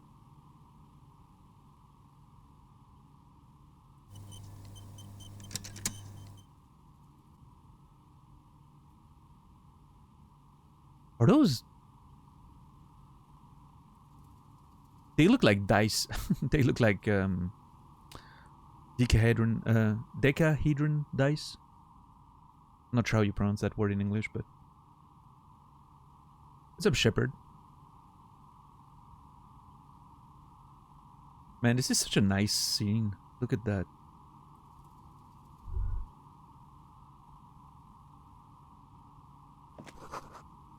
This tray is full of dice. It is colorful polyhedral dice, hundreds of them. Yeah, polyhedral. I thought they were, you know, 10-faced, which I think they are. So that's why I said, wait, 1, 2.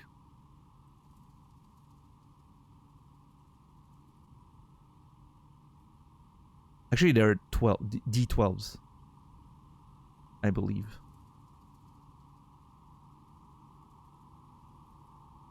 And then you get the same on the other side. Yeah, I think they're D12s. Dodecahedron.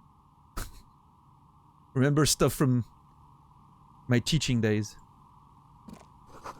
The candy dispenser has been repurposed to contain thousands of dice.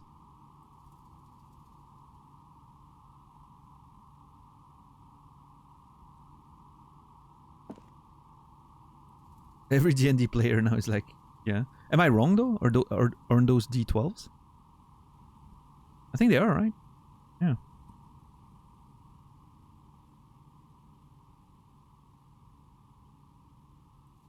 I mean, from the looks of it, like, it seems they're D12s, but...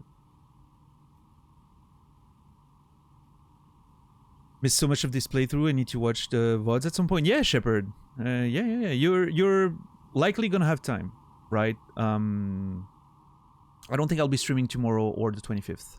I'm taking a couple days off just to, you know, recharge. Also allow people to catch up on the VODs and, you know, not because this game is not a game I don't want people to just fall behind on this, in this experience, right? So I think giving like not streaming while people are going to be with their families and whatnot, I think is probably the best choice, even though there's a part of me that really wants to stream every day. But again, there's the random chance that I do like a non-gaming stream, do some just chatting shit.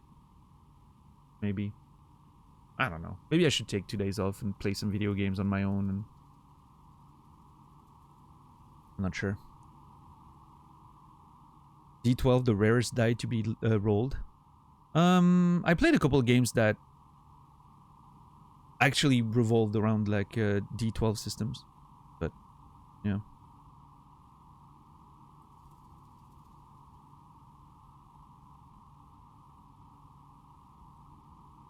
But yeah, generally it's less popular. I agree with that. You remember these names from your origami nerd days? Yeah. All right, let's talk to her, I guess. Is she building dice?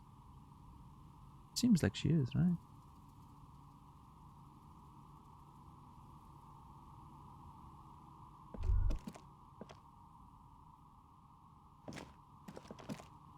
Hello, I'm Nia. Oh.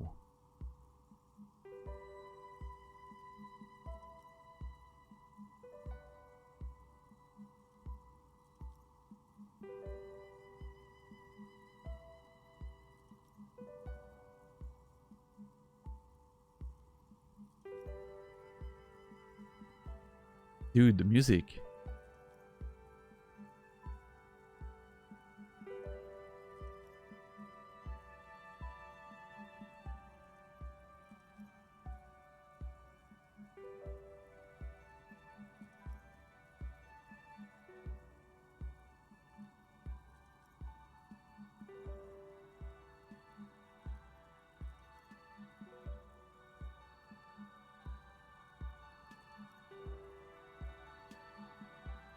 This whole place has been so strange. Like the whole, you know, old abandoned game studio and now this, like it feels like sort of RPG nerd heaven or something. It's so strange. I'm Niha. A bird-like woman sits on a throne of tools with emerald light shining through her hair. A novelty dice maker. Did you try knocking on my window? I must have missed you. I've been listening to my Melius. Melius. She taps on her headphones. That's why she didn't hear us the first time, I guess. Even though I almost broke my hand on that damn door. So what kind of die are you looking for? And the music is so amazing. Could this be the malicious entity? Perhaps it's wise to go along with this masquerade for now. You know what? For once, Inland Empire, I have a feeling that you're a bit off there. She's got a direct view to the backyard. You should interrogate her about the lynching. Oh. Damn. She's got a nice view of the backyard.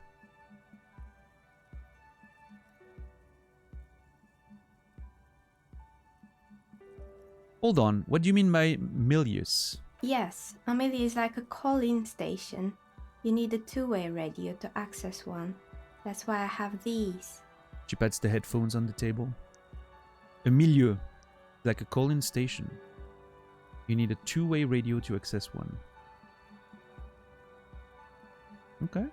Mostly, they just teach you to swear in different languages. But some of the stations can be quite interesting. I was so absorbed, I must have missed you knocking. You must have been confused with someone else. I haven't knocked on your window. I've knocked on the door.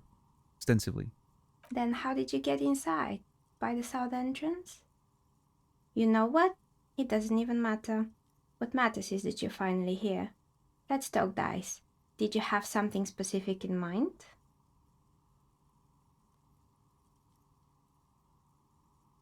I can't tell. Like, she almost sounds Icelandic. With the way she talks. Like her accent. Or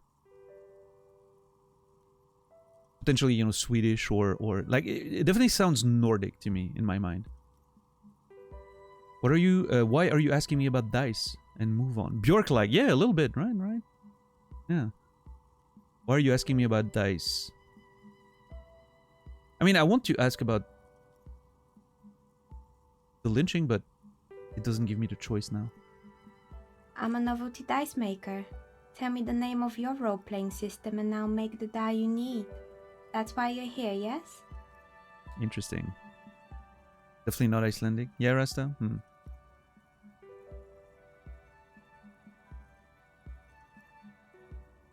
Not Swedish either? Well, I don't know. It sounds like those things to me, okay?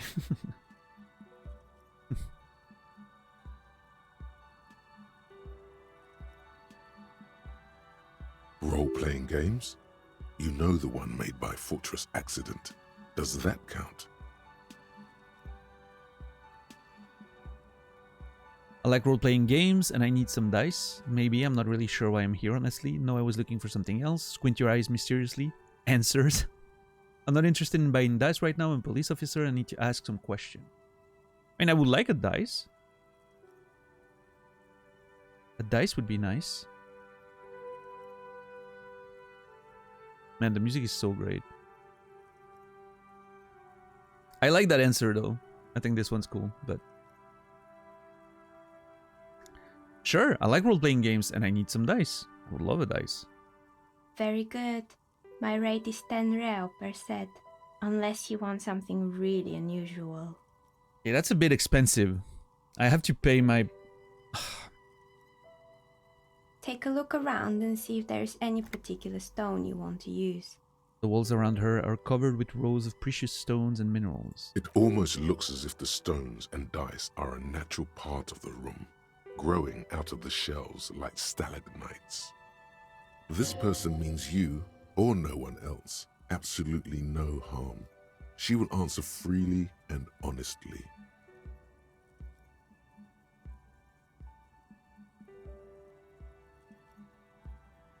This person means you or no one else, absolutely no harm. She will answer freely and honestly. I'm assuming that's a reference to that you.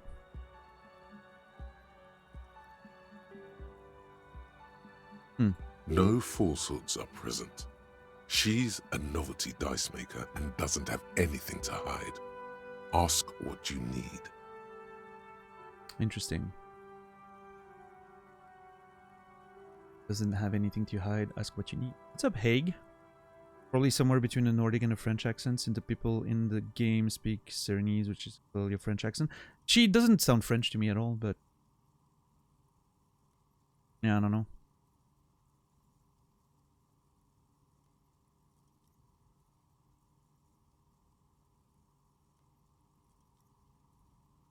Yeah. Yeah, she doesn't sound French. I mean, you know, it's a very strange... maybe a mix. I don't know. But yeah, I'm definitely not picking up on the French. Yeah, my guess was also Icelandic because she kind of sounds like Bjork, but apparently it's not. Like Rasta doesn't think so. I don't know if Rasta is Icelandic, but...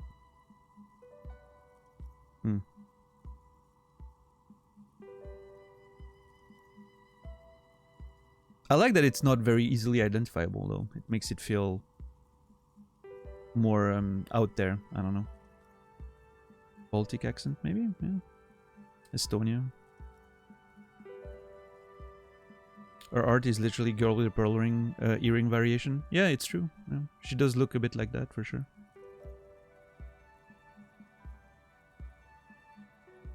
I feel like there's a whole bunch of elements of this game that are sort of reminiscent of other paintings, and like especially like a lot of the skills do, you know, evoke a lot of classical paintings and whatnot. Some of them,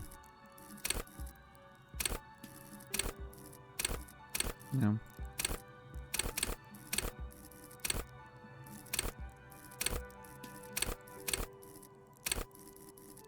Picasso.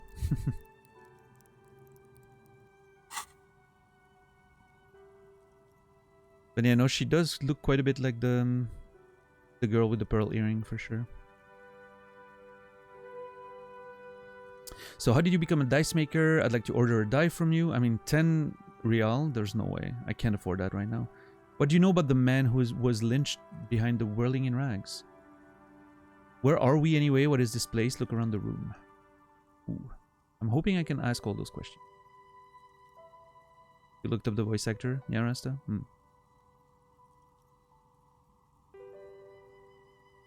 Only 100 bottles? Yeah, I mean...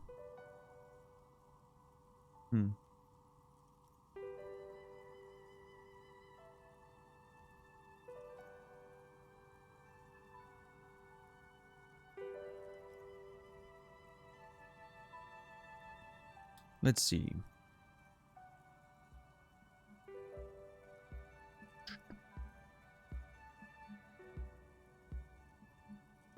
How can I approach this?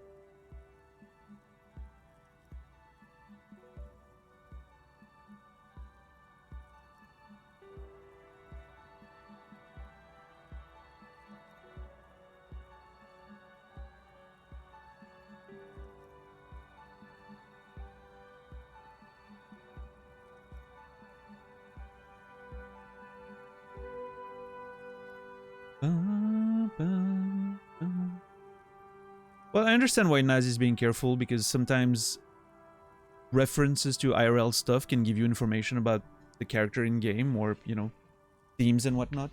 So we're trying to have, you know, again, we have a very strict policy here when it comes to information in and out of the game, for sure. I understand why it was deleted. And again, it's just a message deleted, right? In this case, I even read them before it was deleted. So there's literally no losses at all. Everyone gets deleted at some point or another. Just a matter of protecting the playthrough as much as possible.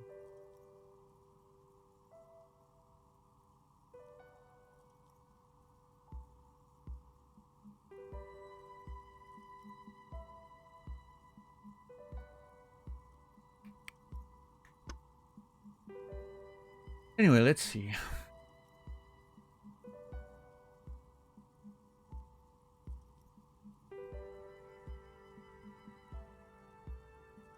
I'm worried about not being able to talk about all of this, but I'm gonna ask where we are anyway. I'm very interested about that.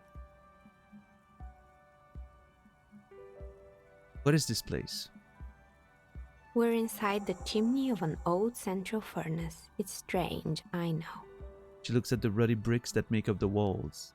Even though they've been repainted, there are signs of coal-black soot here and there.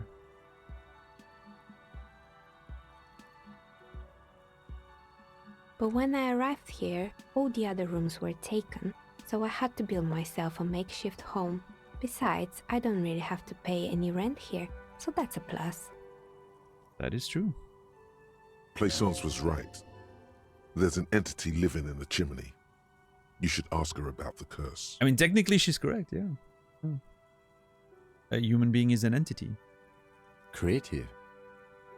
The lieutenant looks around the spacious room, its ceiling fading into shadows above.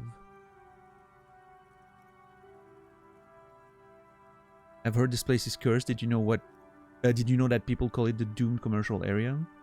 Do you know what happened to the other tenants? Everyone else is gone.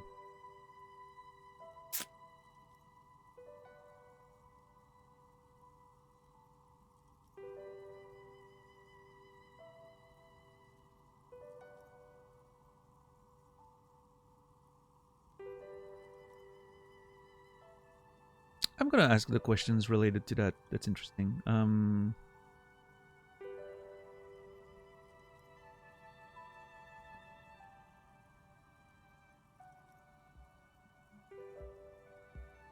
I've heard the stories, but I don't think those stories are true. She nods as the wind howls from the furnace shaft above. How do you explain what happened to all those companies then? Plaisance is the one who sent me. She's convinced that the place is swarming with malicious energies.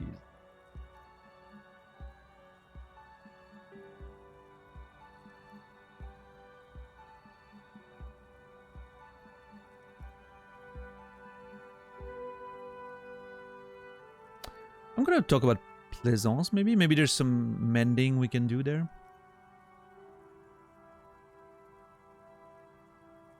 Plus, I mean, what happened to all those companies? They could have just, you know, gone under for no particular reason, right? It's just the economy.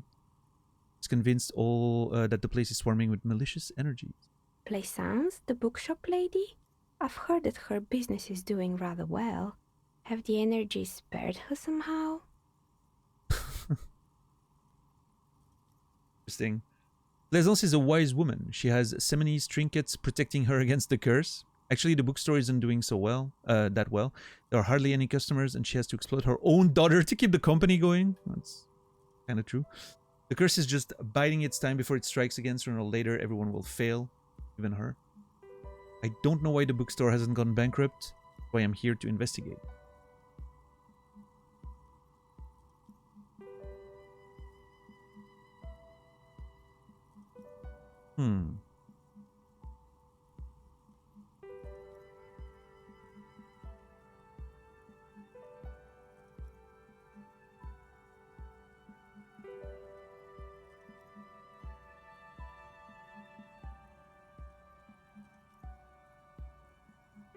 Yeah, I mean, I think that second answer is pretty solid. All right. But it's not just the bookstore that's still up and running. What about the whirling in rags? Some people say it's part of the building complex. Hold on, the Whirling is part of the doomed commercial area. Yes, but it's still a separate building. The malicious energies can't reach there. The Whirling isn't doing well either. Its waitress just took off and customers have trouble paying the bills. Well, I mean... Hey, technically true. Technically, this is correct. You're right, the Whirling doesn't really look like it's cursed. One customer in particular. Yeah. There's bad people in there.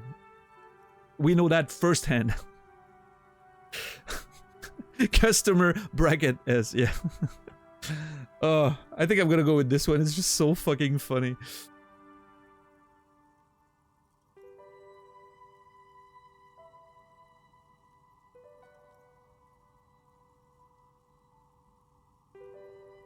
I mean, the Whirling's doing fine for the most part, right? I think it's doing fine.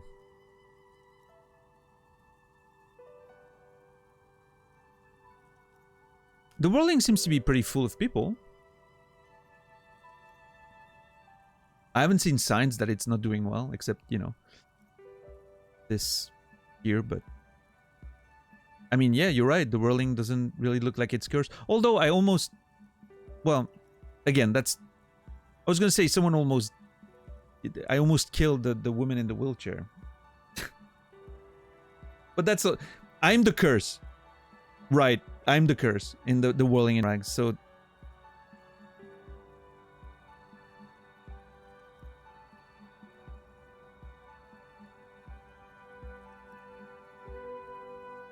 You're right, the Whirling doesn't really look like it's cursed. And then there is me. She sighs, looking at her messy work table. All kinds of tools lie there scattered, from knives to carving files to wire cutters.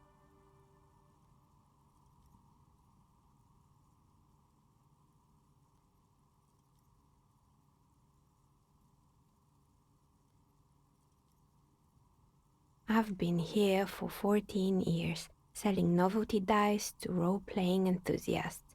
Not exactly a million-real business idea, yet somehow I've survived despite the talk of malicious energies.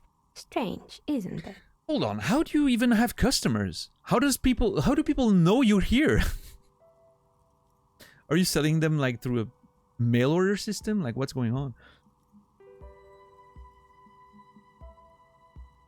Maybe it's just because she's so talented that she's been able to woo the curse. Alright, drama.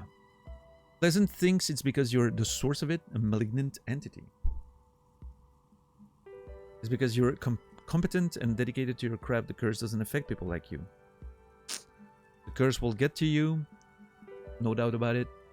It just doesn't care about earthly time frames. Be the first to admit there are many inconsistencies in this so-called curse.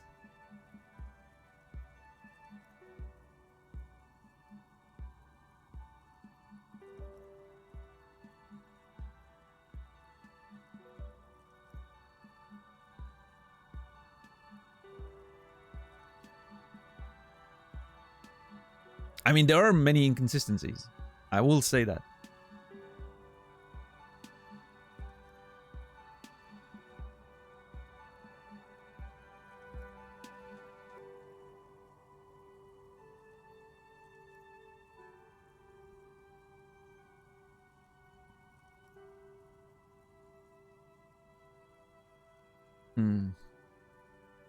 I mean, you know, again, my version of Harry is open-minded, right? I'm open-minded. I'm open to supernatural stuff existing, right? The cryptids, all that stuff, super open about it. But when you're confronted with, you know, facts and, like, you know, obviously...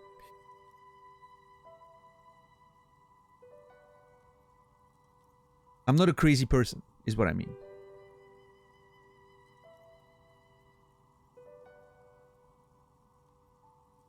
I'll be the first to admit there are many inconsistencies in this so-called curse. I was just about to ask, what do you think? Do you think the curse is real? Oh, brother.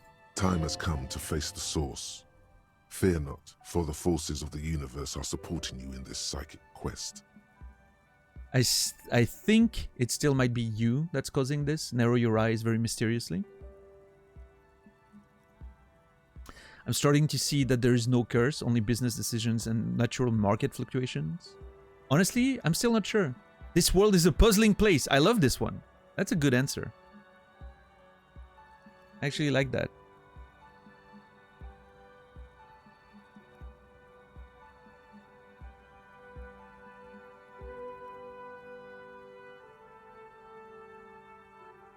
The music is so good though.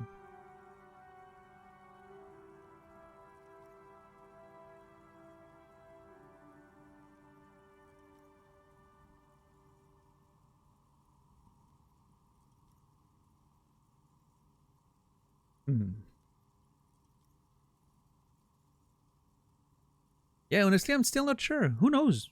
You know?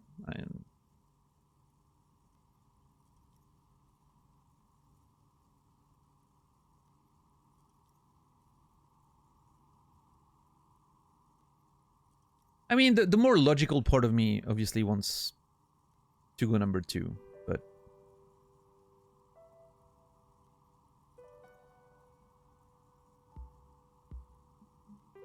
But the world is a puzzling place, and there's definitely, you know, things that... I mean, most of it could be in my head, sure, but...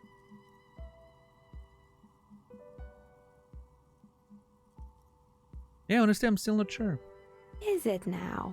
I've always thought it's a rather mundane and boring place with no supernatural surprises in sight. Well, if you ever find a way to explain all those inconsistencies in the curse, let me know. She turns back to her work. Report back to Plaisance with your finding. Huh? That's all she has to say on the subject. She's been thorough and truthful, as far as we can see. Okay, drama. Plaisance is not going to like what you have to tell her. Oh, you think so? Suggestion?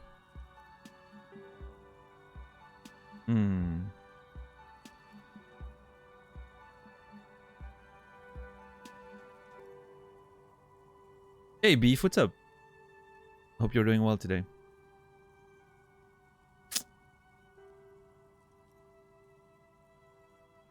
Hope you're having a good time with the wife. What is joke? Yeah.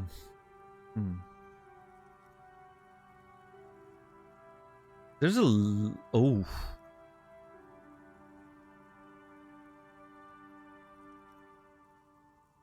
Interesting. There's a Shivers check here.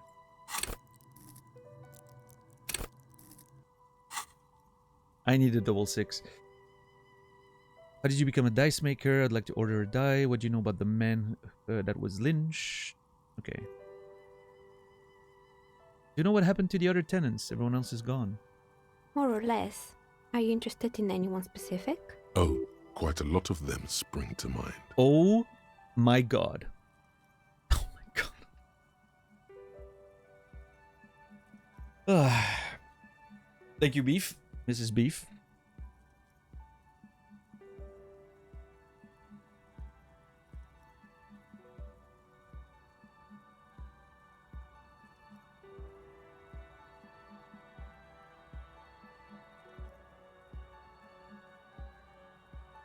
This is Niha's stream right now, yeah.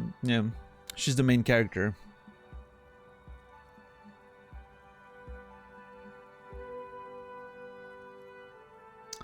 What happened to the gym? It wasn't merely a gym, it was Artemitep's boxing club. A community project created to steer at-risk youth away from drugs and crime. Oh my god, if every fucking choice is gonna have like a nested conversation stuff, it's insane.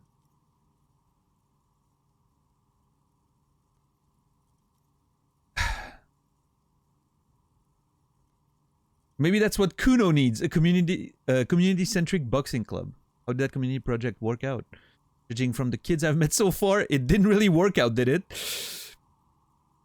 Alright, who is Armitep? Artemitep, sorry. A kind man from Zemsk. I heard he had some trouble with the law when he was younger, and that's why he wanted to start the gym, as his way of giving back. Maybe that's what Kuno needs. A community-centric boxing club.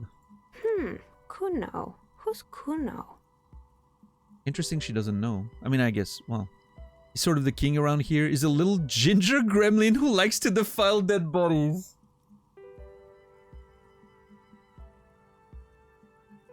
Indeed, who is Kuno? Your guess is as good as mine.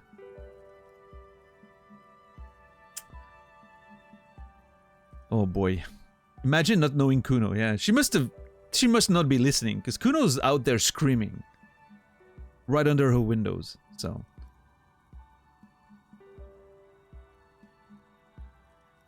I mean, he does have a throne, right? Yeah, he does have a throne, so.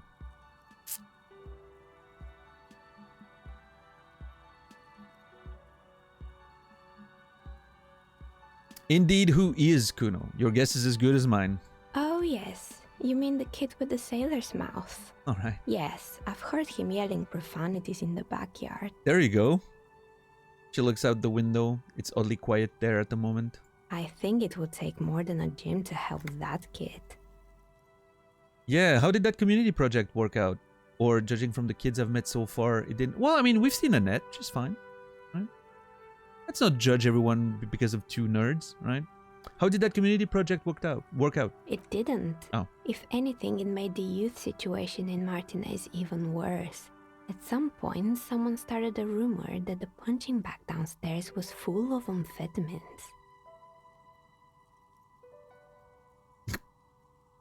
Well, that wouldn't be a very good place to hide your amphetamines. Well, I mean, nah, it would...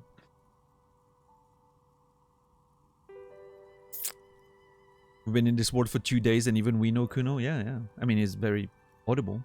It's not really full of that. No one would store their drugs like that. Yeah, no one.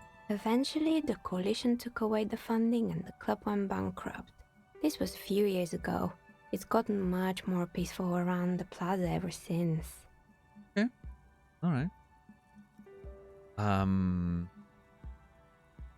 mean, I found a whole bunch of stuff. I think the strange machine may be the radio computer.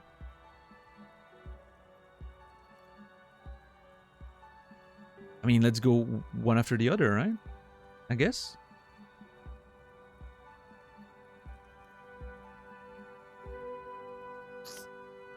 Well, I mean, actually, I always want to sort of prioritize. You never know when a conversation can suddenly get out of hand. And I found a strange machine. Fortress Accident, Yeah. the radio game studio.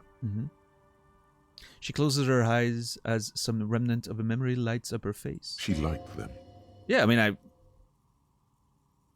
no wonder they were sort of the same type of nerds. They were an interesting bunch. We talked about role-playing systems every now and then. Once, I even saw two of them get into fisticuffs over Wirral.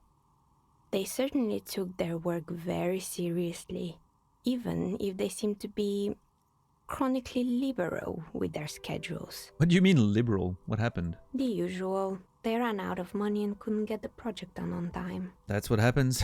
What went wrong? Well, I did hear them talking at times. She looks at the hallway, as if she can still hear them chit-chat behind her curtains on a cigarette break. They seemed to believe they were historical individuals on some grand quest. She sounds almost mocking when she says that. Seemed to believe they were historical individuals on some grand quest. Yes. Egomaniacs game devs.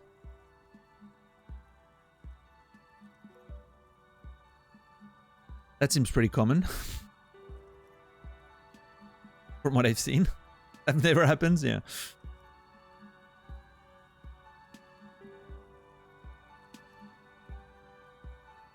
Fable with feature mountain climbing, banking, and insurance fraud.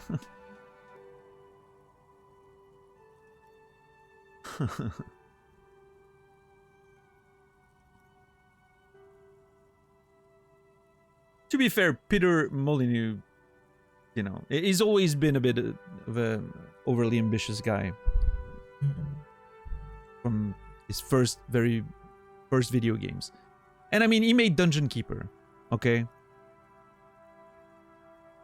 That dude, at one point, knew how to deliver games. Now, of course, after Black and White, and moving forward, you know, Fable and all that, yeah.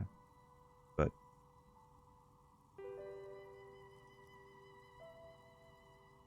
And now we have Todd. 1,000 planets! All fully explorable, I swear. Aren't we all historical figures one way or another? Yeah, some of us with more impact than others, but sure.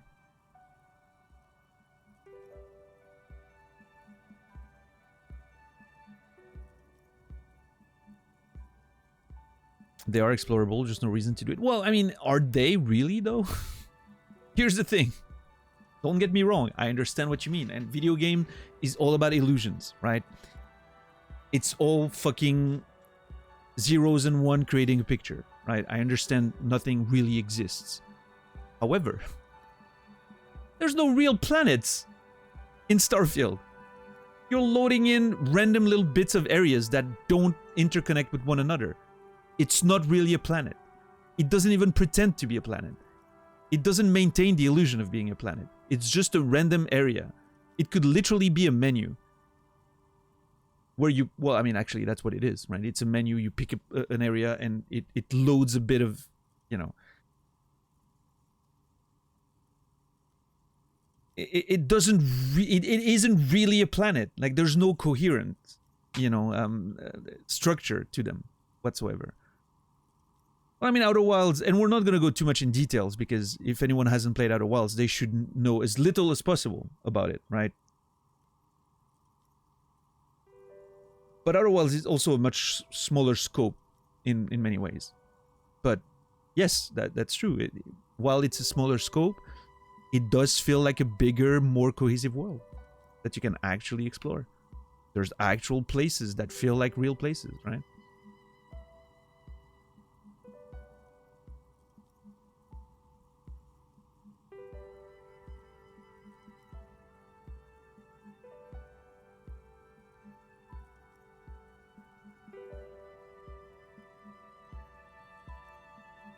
Oh yeah, I mean, even No Man's Sky was tremendously better. And it was in a terrible state when it came out.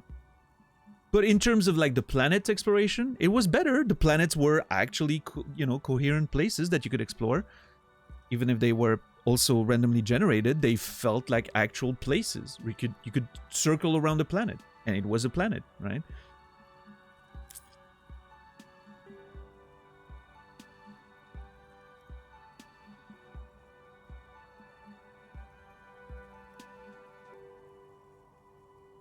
They agree with that criticism because they said they would continue to iterate on Starfield, including new ways to travel. Yeah, but then don't sell the game on that, right? Just be upfront with what it is. And then like, oh, by the way, we're planning on adding new ways to travel down the line or more cohesive planets or whatever. But I don't know. I don't know. We'll see. Let's talk about it 3 years from now and see what happens. Is No Man's Sky a good pickup at this point? I believe most people think so, yeah. I think most people think the game's in a pretty good spot right now. Yeah. I haven't played it since release, but I hear it's a pretty good game right now, yeah.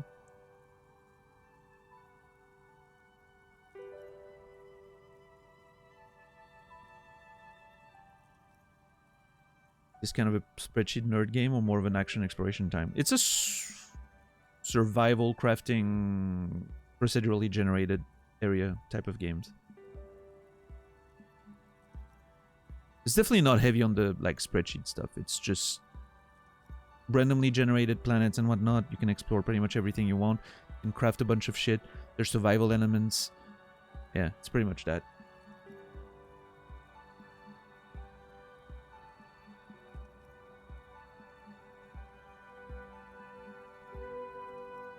Taking a break from games that are actually spreadsheet.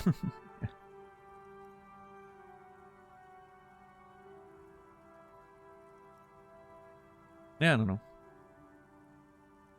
Man, Subnautica is still something I need to play. Holy crap. There's actually a chance, a non-zero chance that the game we play, the next big game sort of we play after Disco Elysium is Subnautica. There's a good chance. Not sure yet. We'll see, but... Now, is there going to be like a smaller, shorter game in between the two of them? That's possible too. I'm not sure. But, yeah.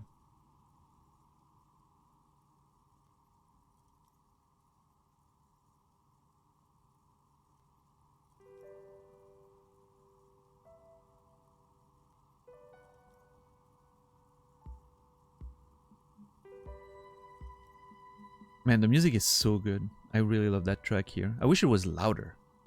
A little louder would be nice.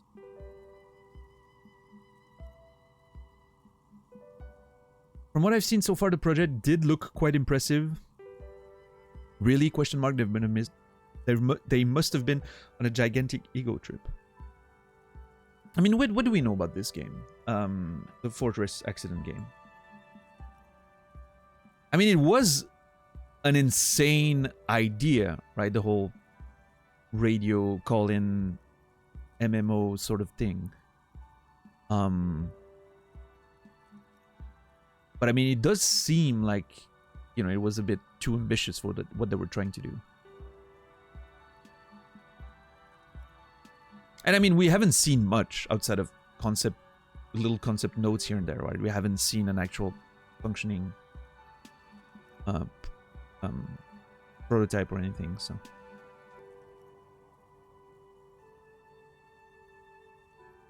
Yeah, Shepard. You know, I honestly, Starfield ended up being exactly what I predicted for the past year that we've been seeing stuff about it. So I can't say I was disappointed or surprised. However, I will say, I was hoping to be pleasantly surprised. There was a part of me that was like, I really hope they're actually going to pull it off. Because I would love a space exploration RPG. I would really like one. But, man.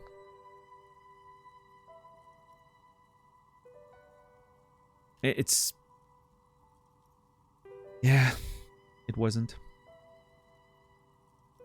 No, I know about that, Timmy. I know about, like, male role-playing games. But the way they're presenting it in this one seems a bit... You know, to have that interconnection and sort of managing so many players at the same times with... I don't know exactly what the scope of their game was. It's not very clear, like the in-game descriptions that I've seen. But like having people call in on a radio and having like game masters and keeping like some sort of cohesiveness between all of these people sounds wild. Without having like a centralized system like a video game provides, right? A server, right, so to speak. But...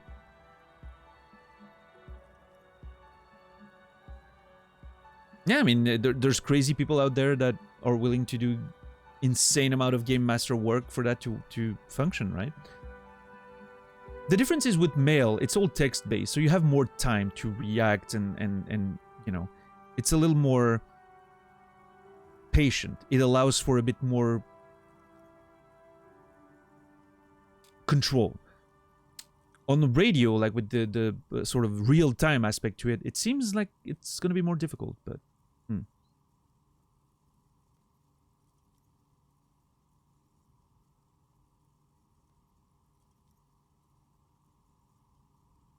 Yeah, Brainy. I have a sort of the same feeling. I thought, for instance, that the gunplay and everything felt a lot better than I thought it would be, from what I've seen. But yeah, everything, I mean, again, like I said, I was very skeptical. You've heard me talk about Starfield for the past year before it came out. I was very skeptical. But even my worst predictions weren't met. I was expecting more release No Man's Sky stuff, right?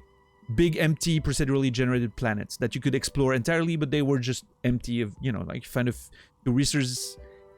few resources here and there, an outpost here and there, you know, randomly positioned, and you just explore, and it's sort of the same thing every time, right?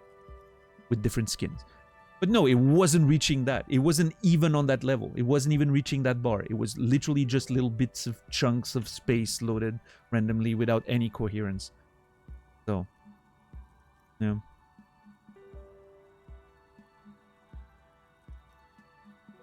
Yeah, Shepard, for sure. Yeah.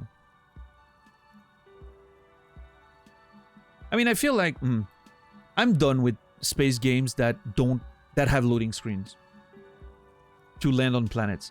I want space games where you can freely go from space to the planet. It's so important to the immersion. I understand why it's hard to do, but I really wish that was more of a thing. I'm done with Bethesda. Yeah, I've been done with Bethesda since 2008, honestly. Fallout 3 was the last game that I was kind of like, yeah, okay, that was cool. After that, I was always skeptical.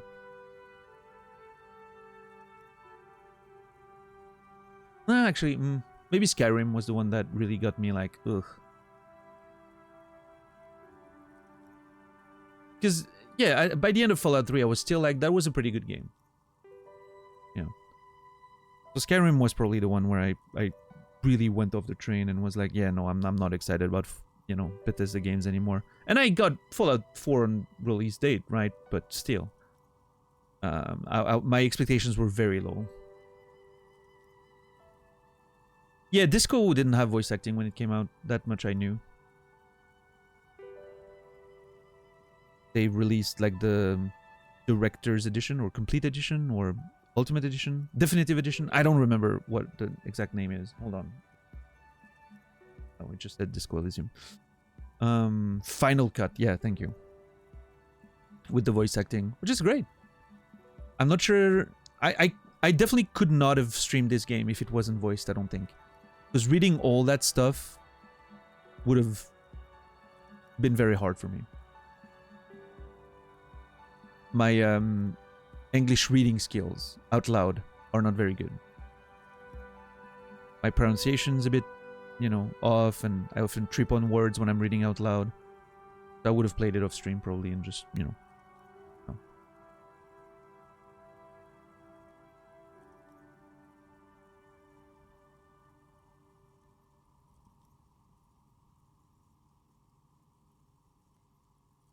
Based on their Skyrim experience, they should have known better and released a powerful modding tool day one. Well, here's the thing though, like, sure, they should have, maybe.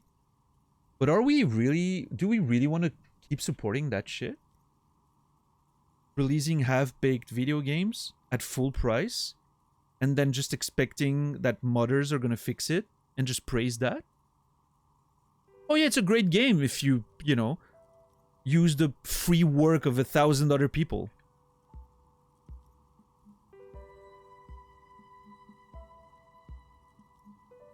None of which are ever going to see any money. I don't know.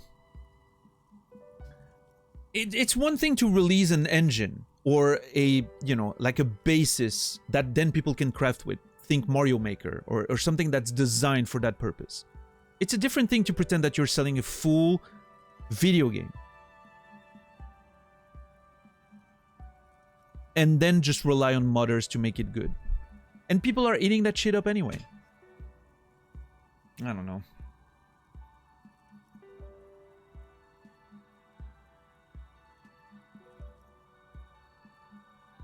Well, I appreciate that, Timmy, but yeah, I mean, it's fine for like conversations and whatnot. But when I'm reading, I can feel like I'm like stumbling on words often, and it's annoying me. And I end up, you know, like if I was to read like entire fucking, you know, a full novel like that, I would probably get very exhausted reading it out loud. I'm glad there's voice acting, is what I mean, and also the voices are amazing, so it helps. It adds to the general vibe. Bethesda now hiring modders. It's really fucked up. Well, I mean, here's the thing though. If they're hiring modders and they get paid, And that's sort of part of the deal when you get the game. I think that's fine. I sort of think that's okay. I sort of think that's okay. What I'm less excited about, there's two things I'm less excited about. Is the game being praised and purchased only because people want to access the free work that's been done by devs. And then Bethesda gets all the money. Or I'm not a fan of Bethesda doing like a marketplace for their mods, which they've tried to do once and it failed, and I think they're trying to do it again. And the reason why I'm not a fan of that is they get a huge cut of it. If they would release a marketplace for the mods where modders could put their mods up for sale, but Bethesda took a very, very minimal fee, if anything. Ideally, they wouldn't take anything from it. It's just modders can put their stuff up for sale if they want to. But a minimal fee to maintain the service, I understand, right? But I don't think that's how it works. I think what they're trying to do is like actually take a big portion of the profits. So I don't know. I'm not a big fan of that. I'm not sure.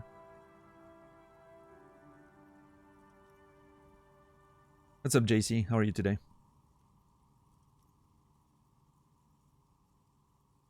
The problem was those paid mods were deleted from Nexus. It's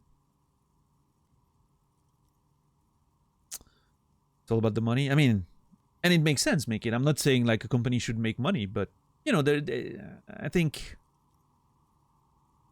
And again, I would feel extremely differently if the product that was released was functional and you know, and a great product.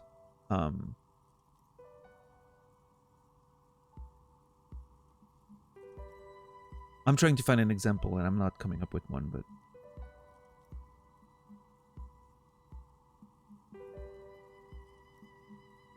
I am just tired of the rhetoric around Bethesda that, oh, well, the game's gonna be great with mods. Yeah, sure, but you're still giving money to a company that didn't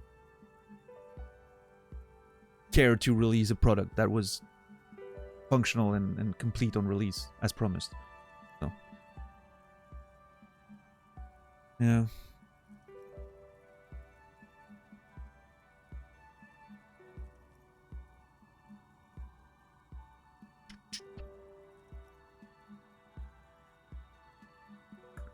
It's a pretty misleading line of convo anyway. In what sense?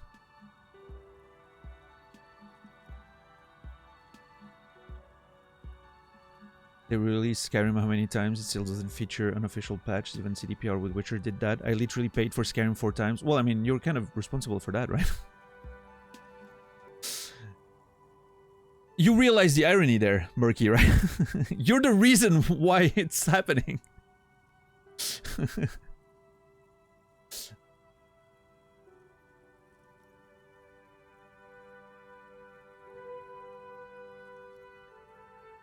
The game is good for tons of people. 83 on Metacritic. It's a perfectly fine game. We're talking about Starfield. There's no need to make an argument that the game would be good under circumstances. In this case, mods.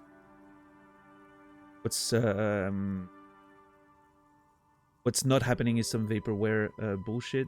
The game that didn't hit for us. Yeah, I see where you're coming from. I believe it's a little more complex than that. There's still a huge issue, in my opinion, about the way the game was marketed and the product that was released based on that.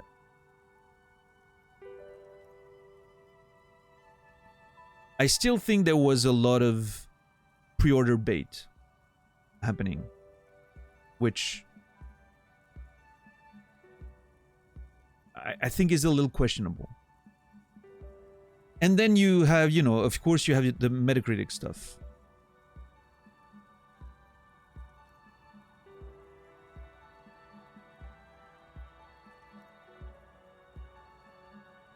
How trustworthy are those scores, right? I don't know.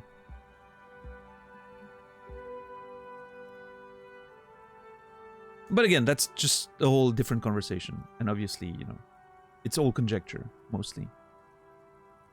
I personally feel like the game that was promised, advertised, and sold during, like, pre-release shows and whatnot, keynotes, directs and whatnot, is not the game that delivered. I think it's literally not the product they said they would deliver. Now, Bethesda has a huge audience of people who are just going to eat up their games regardless, right? So yeah, I'm sure it sold very well and worked perfectly fine for a whole bunch of people who aren't like extreme turbo nerds like us, right? But that doesn't change that the rhetoric exists.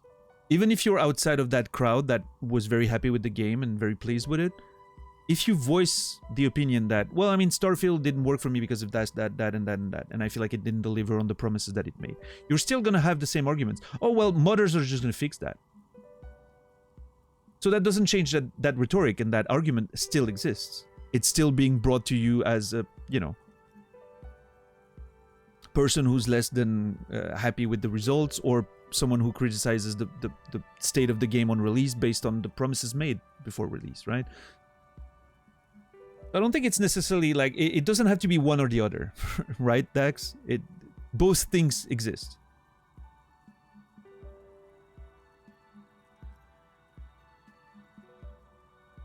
Well, I mean, sure, I'm still tired of it, right, Dax?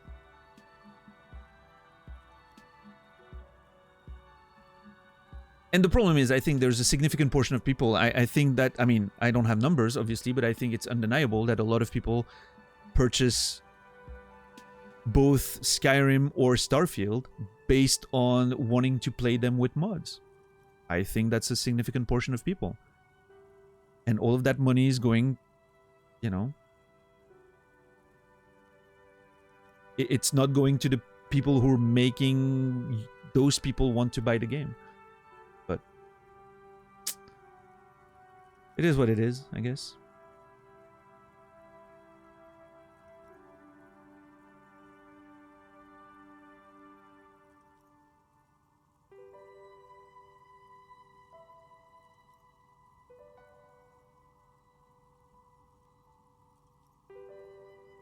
But yeah, I understand that the game, you know, the game's gonna work for a bunch of people, and if that's the case, good for them, right? I mean, I will always say it's great to enjoy things. It's amazing to enjoy things. There's nothing better than that. So if you enjoy Starfield, more power to you. I'm happy for you. I'm legitimately happy for you. I don't get it, but there's plenty of stuff that I don't get that makes people very happy, so.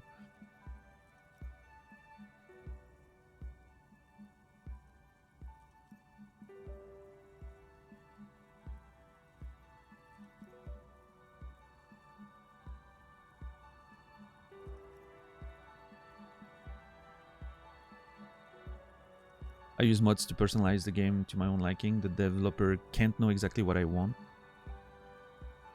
How exactly I want it? Yeah, but... I mean... I think it comes down to... I get that, Alex, right? But here's... And for the sake of conversation, I'm not saying I'm not dismissing your approach, which I think is very valid, right? Mods are amazing. I absolutely think, like, the concept of mods is great. I have nothing but love for that whole, you know, community of modders and whatnot. I think it's amazing. However, coming from someone like me who doesn't like playing modded video games, I almost never play modded video games. I don't like modded video games for the most part. There's a very rare, extremely rare, limited section of, you know, amount of mods that I would actually recommend people playing. One of them is the Moguri mod for Final Fantasy IX. I think it's amazing. It's just a graphical mod, but it makes the game so fucking insanely good looking even in 2023. And I think that's a valuable experience, a valuable way to re-experience an old game that is going to feel like a new game because of how amazing the mod is at modernizing it visually. That being said, I'm someone who doesn't really like to play mods. And my point is, my reason for that is, I would like to experience what a developer wanted me to experience. I want to experience their vision of a game. I want to experience something that is made to be a certain way, right? And so if I'm getting a game and then I'm just modifying it to be more appealing to me, I feel like I'm just... It...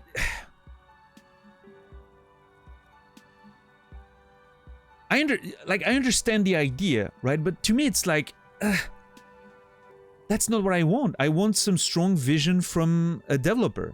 I want to experience art, right? Not just something that's been modified and changed in so many different ways just to appeal to my personal taste. But then it doesn't have an identity anymore of its own, if that makes sense.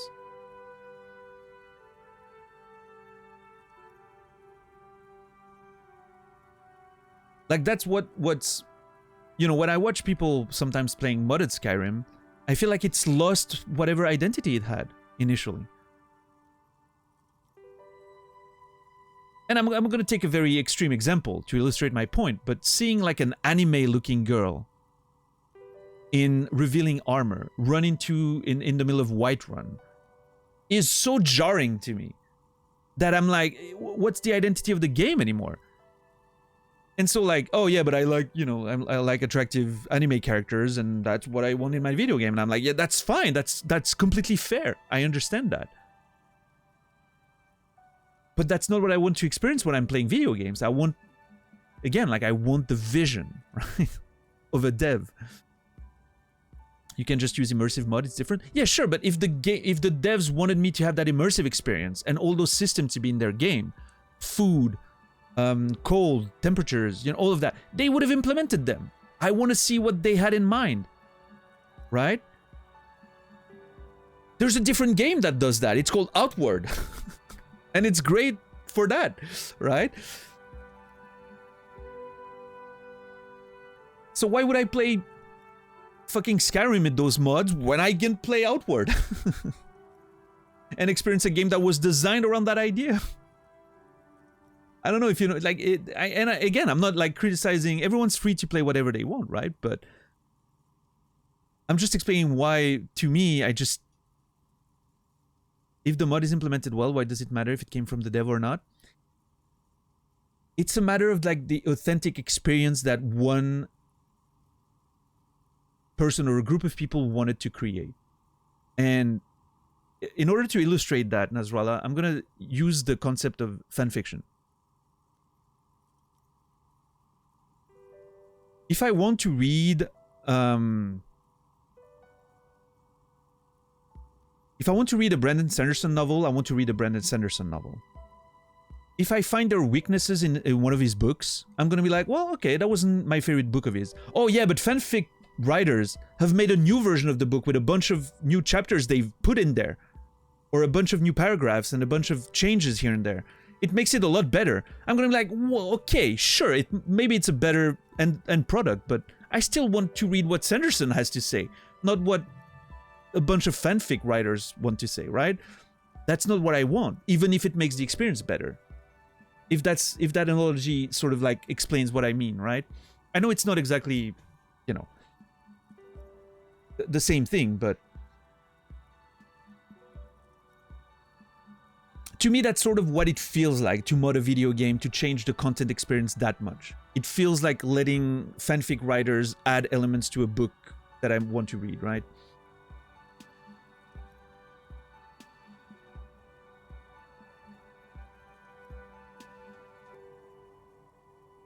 What if mods add something that devs wanted to do but never managed to?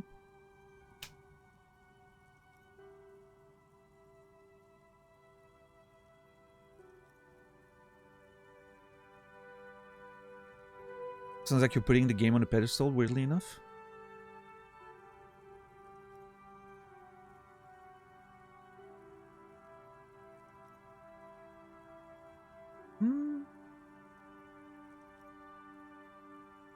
I don't know.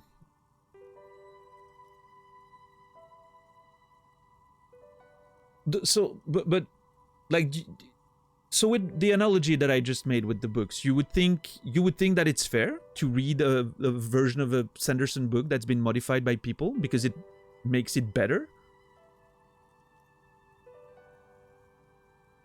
And again, I'm not saying like everyone's free to do what they want, right? If you want to read that, it's perfectly fine. But you would understand someone saying, oh, I mean, I want the Sanderson book. I don't want something that's been modified. I want the original experience, even if it's maybe not, if it's less targeted toward me particularly, specifically, right? I think there's merit in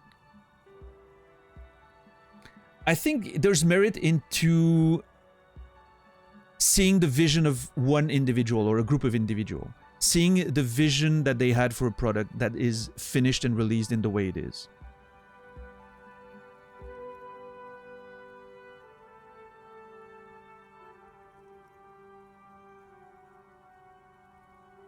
Because that's how you, and even if I like it less, I'm still going to experience something that is made in a certain way for a particular purpose, because there's, you know, logical decisions behind it. Whereas if I'm modifying everything to make it closer to my taste, I feel like I'm normalizing everything, and I'm sort of closing myself to other experiences in a way.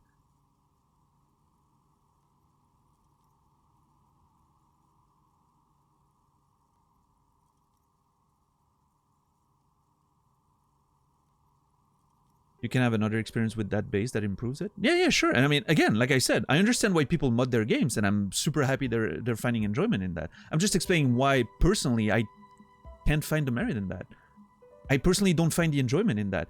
Rather than being like, oh, I would like to play Skyrim with all those survival mods, I'm just like, no, instead I'm going to try to find a game that does that intentionally as its core concept. And I'm finding Outward, and I'm playing Outward. There's so many games out there. I'm never going to have time to play all of them. So I feel like there's a whole bunch of other stuff I could be playing rather than modifying a game that wasn't quite to my liking to make it better for me, right?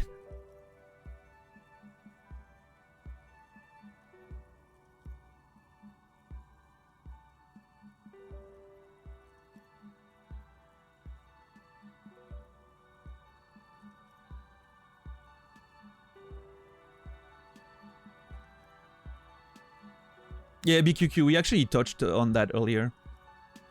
The fact that, you know, a lot of modern AAA games are like kitchen sink sort of design philosophy, which is not ideal. Is it fair to read a book series that a different author finished because of the original author couldn't?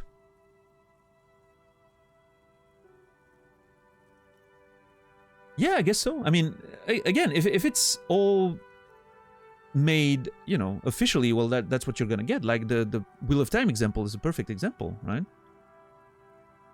It was decided by the Robert Jordan estate, which I believe was his own wish in many ways, right?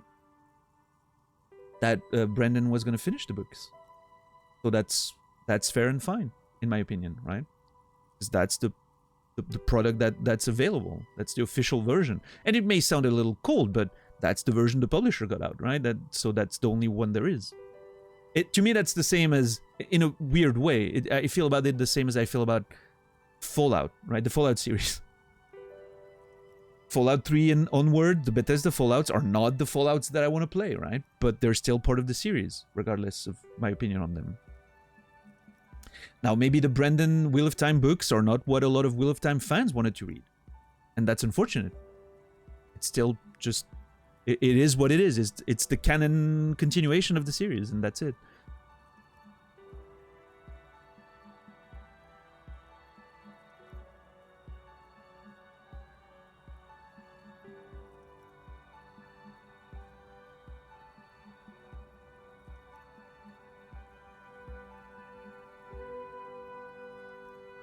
But I mean, obviously, I think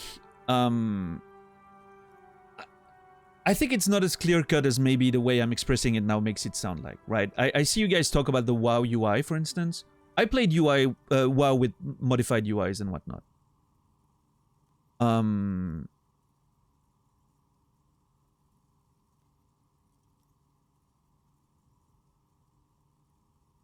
And my reasons to do that were of pure practicality. At that point, when I started modding WoW, I wasn't playing for the immersion anymore. I wasn't playing for, you know, like the the story or the experience. I was just playing because we were raiding and there was that competitive aspect and you needed all those mods to make it clearer and it felt like a different just sort of experience. I wasn't approaching it as a sort of single player immersive adventure experience. It was just a multiplayer, almost competitive approach to the game at that point. And I think it's different for sort of when it comes to like multiplayer. I hate using the word competitive for WoW, but I mean, I guess it can be in many ways. You're not competing with other people necessarily, but you're still trying to, you didn't want to experience the UI the developer intended. In that case, no, that's definitely not. What's up, Anxious? So I guess my opinion on the mod stuff is probably more targeted at single player experiences. Maybe I should have made that should be a distinction that I make, but I mostly only play single player games at this point in my life, so I guess my opinion is colored by that as well. I think quality of life mods are different from story changing mods. Yeah, I mean, so that's the thing, Redbeard. For me, when it comes to like single player experiences, I don't necessarily make the distinction here. I mean, I understand there is one, but I personally wouldn't use quality of life mods either in a single player game. I will play with whatever the game is giving me. And I understand it's a very like, it's a stance, right, that I'm taking, and I'm not saying it's the only way to do it, or I'm not judging people who use mods and whatever, but when I'm getting into a single player game with an immersive sort of approach, I just like to see again, I'm talking about dev intended experience. That's always what I end up falling on, right? I like sort of seeing the pure, unmodified version of someone's vision. And especially if I'm going to have opinions on the game after that, it sort of needs to be like the proper experience. For better or worse, I guess.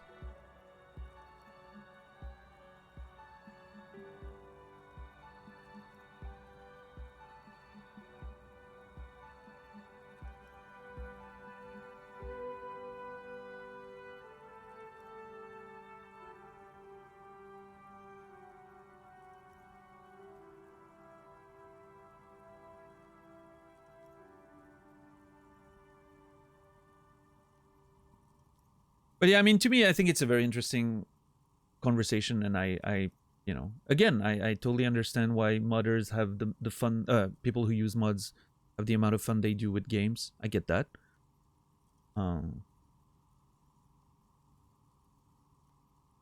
just think, and when I was younger, I did mod a bunch of games. When I was younger, I did use a few mods, like in. I remember modding Oblivion quite a bit back in the day. I think that was one of the big ones that I spent time modding. But yeah, I think to me it's also a factor of who I am now, and also especially when it comes to streaming, I feel like it makes sense to keep the experience as originally intended and talk about that one, Because to me, like the fact the streaming experience to me also has a bit of a like long form review of the game, if that makes sense, which can only work if you're doing that with the authentic experience. You view it from the perspective of doing a single playthrough. I think most people mod the game after they played it normally. Yeah, probably because Third Mask, because I rarely play games a second time after I completed them. If I'm going to play a game again, it's going to be after a whole bunch of time, right? I'm going to let a lot of time pass. I've forgotten most about it and I want to play it again to experience it. But here's the thing. When I get to that point, I mostly want to play through the experience that I had back in the day. If I want to play the game again, it's because I loved it so much, right? So I'm gonna want the pure experience again. So I'm not gonna modify anything. I'm not, I don't know, I think I'm just not a person who like finishes a game, like I'm finishing Skyrim and I'm like, oh hell yeah, now I'm gonna play it with a bunch of mods, because no, there's way too many games out there. I'm gonna just move on to some other game. There's way too many games out there. And again, I understand, you know, there's a lot of people who maybe Skyrim is the only game they can afford to buy for a bunch of years. And so they're like, oh, if I can mod it and make it, you know, keeping it fresh and amazing for me for years, then I'll do it. That's totally fair. Again, there's no judgment on my part. I'm just sharing my, you know, why I personally stay away from mods. Whoops.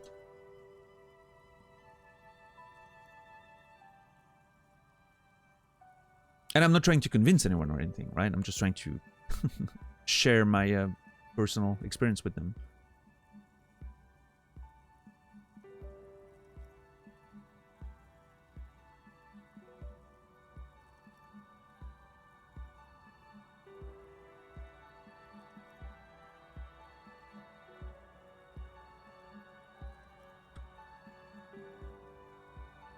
But yeah, I think for me, like Final Fantasy IX is a great example of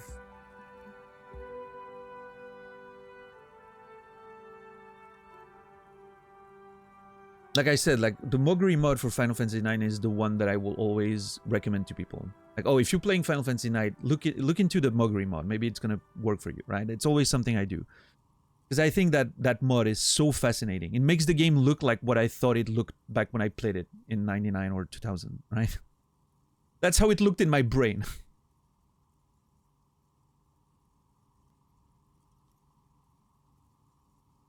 But even then, I will say, even then, when I'm playing the Moguri mod of Final Fantasy IX, there's a little part of me, every time that I'm looking at it.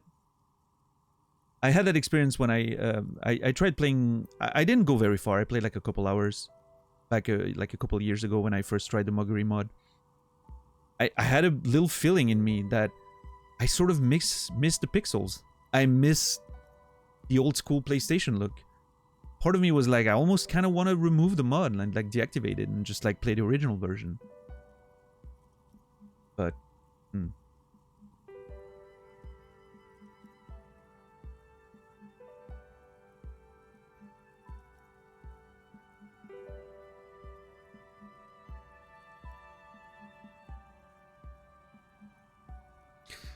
But yeah, ultimately, at the end of the day,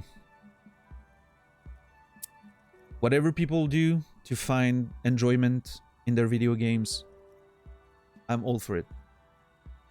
Mod your heart away.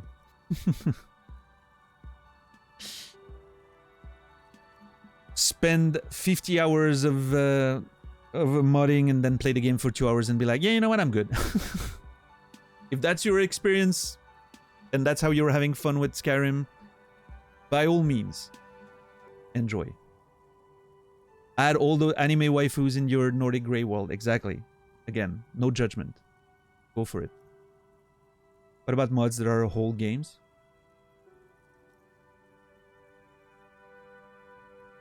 Yeah, I don't know, Redbeard. You got any examples, specific examples? I mean, you know, I don't know. I played Dota back in the day, right? When it first was a mod. I thought it was okay. But this felt different because the map editor was released as part of the game, right? So you would expect having like customized map, and seeing someone being able to create a new game with that was like mind-blowing. Black Mesa and Counter-Strike come to mind. I think there's a bit of a different culture when it comes to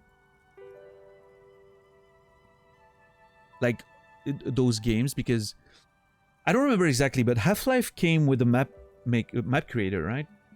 Meaning like playing custom maps was also part of like sort of the intended multiplayer experience, and suddenly someone comes with Counter-Strike, right? And you're like, holy shit. It's also one of those things where people are using the tools provided. for the multiplayer experience to then create like a sort of a new game, right? Which is kind of interesting. And I mean, again, there's the argument that Skyrim comes with modding tools, I believe, right? Does it like ship with actual modding tools on itself?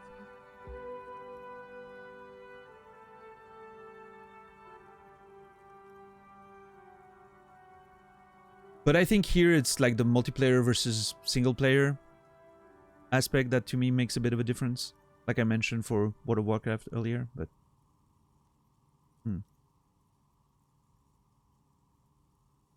Dota was Warcraft 3 mods, yes. Well, I mean, initially it was a StarCraft mod, like the first sort of MOBA prototype, and then Dota was a more advanced version of that.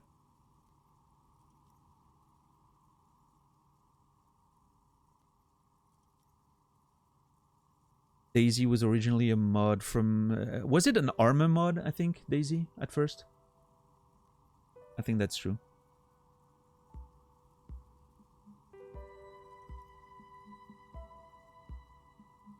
Arma 2, yeah.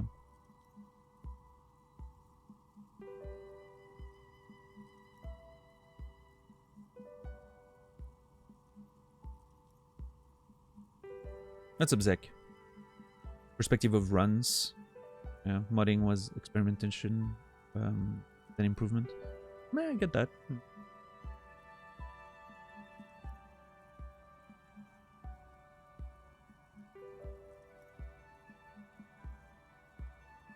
I've played a little bit of VTM back in the day, Omen, but I've never actually like gave it a proper try. It's a game that I maybe should play one day, like full on.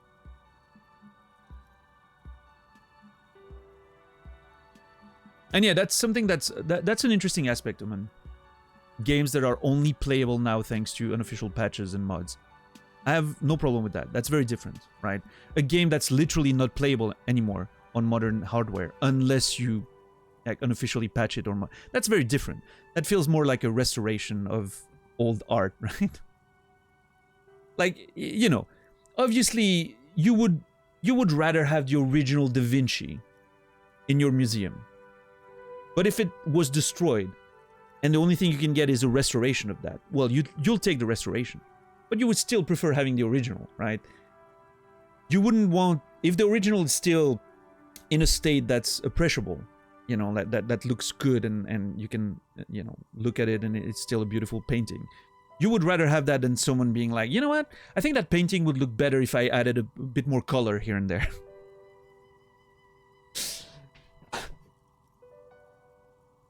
So yeah, restoration is very different than, you know, modification for me, but it applies to video games as well. What's up, Mortimer? How are you doing?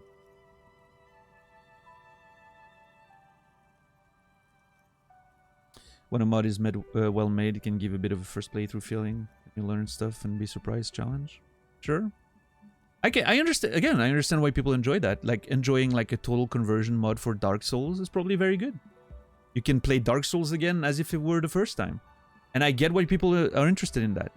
Personally, I would rather play another Souls-like, just to get a fresh experience.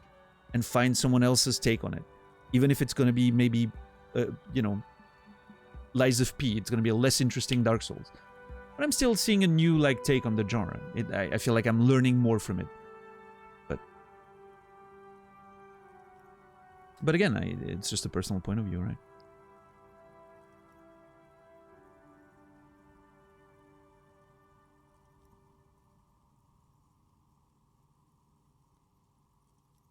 Anyway, all this to say that historical individual on some grand quest, those game devs. Interesting how a gigantic conversation can spur from just a little choice like that.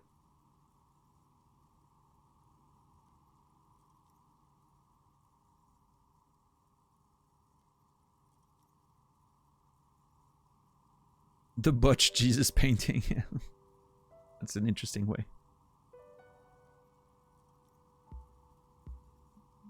Yeah, Mask. Well, I mean, you know, and I understand that. Yeah. I get it.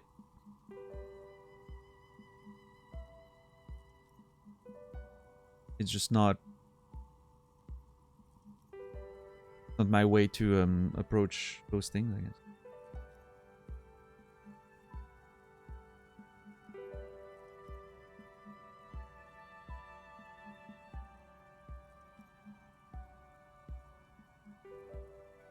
What's up, N3? N3?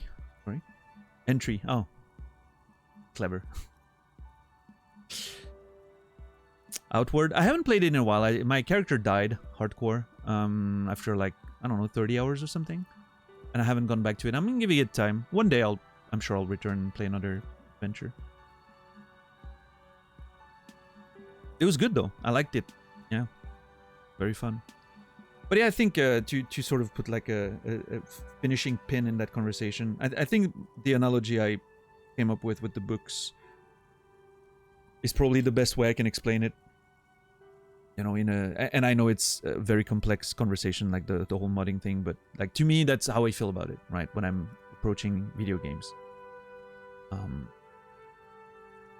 Rather than rewatching a movie that's been modified by fans or like re-edited by fans, or rewatching a book that's been, where chapters have been added by fanfic writers to make the book different, or, you know, I would rather see something new. I would rather those people make something unique of their own. Or I would rather read another book by that same writer, or I would rather read a completely different book that is going to do those things that those people tried to make in that book, but that does it intentionally, you know, as a complete product. I don't know, that's sort of the way I'm approaching it. But again, just without judgment, everyone, as long as you're having fun.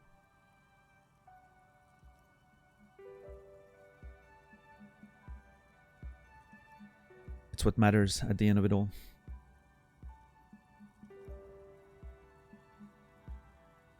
Binoclards, JC. I would go as far as to say binoclards.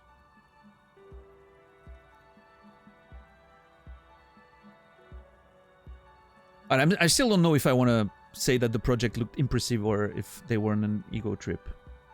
I like number 2. I think did seem impressive. I mean, we haven't seen much of it. I don't know if it looked that impressive. I'm not sure.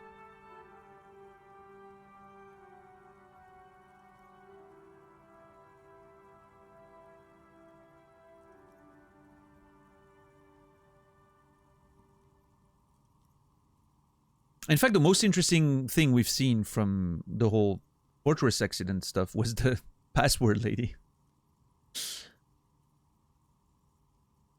Fanfic writers, they seem to believe they were historical individuals on Grand Quest.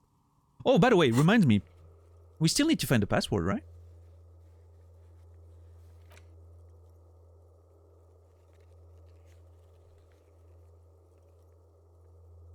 Hold on, was there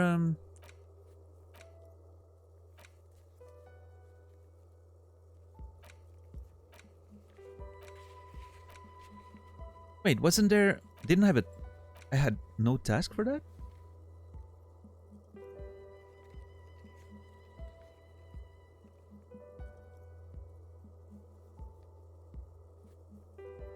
Guarded door. Is that not the one we just opened?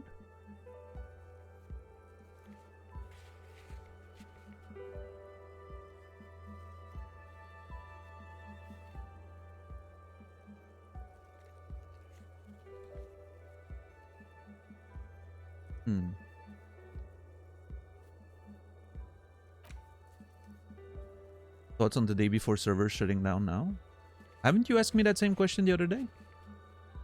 I don't know. My opinion on the day before hasn't changed since the last 5 times I've talked about it. It was a scam. They know what they were doing. I did not even know the server were still up at this point. I mean, I thought the company went down, so I was assuming that the servers would go down with them. They're not going to keep paying for like $1 million servers when the company is going down, right? So I don't know what my thoughts. I'm surprised they were still up.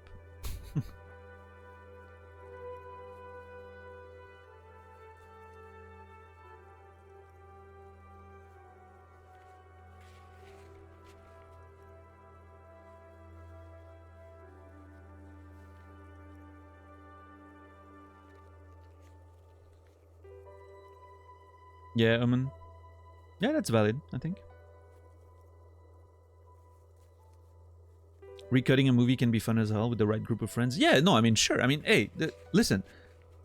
Doing the actual fanfic work, modding work, recutting work, all of that stuff is awesome. Yeah, it's just like doing covers with your band of friends, like of a song you like, right? It's all great. I love all, like, you know, again, that aspect of the stuff is great.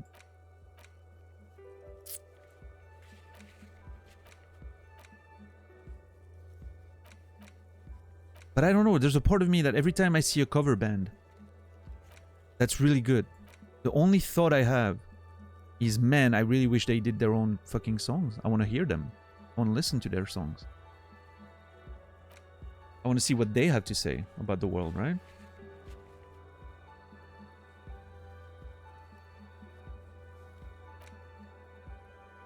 So there's no mention of that. It didn't lead to a task, I don't think. I'm gonna have to go back to that thing while getting out. Let me make a note of that. Check the radio computer again. Also, I need to talk to... Let me put one here. Talk to Tommy again.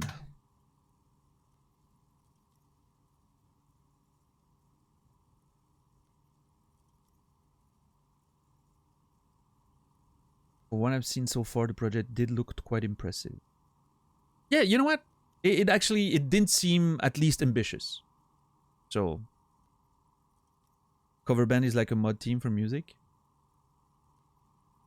Yes and no.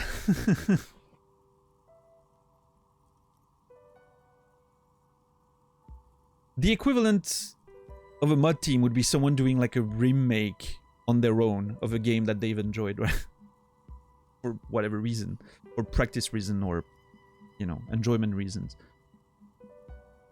A mod team for music would be someone taking like existing songs and would be like, you know what? What this song needs is a fucking solo in there. I'm gonna add one. And then release that to the world. And then everyone goes like, oh my god, this Metallica song is so much better with Assbuster 204 solo in there.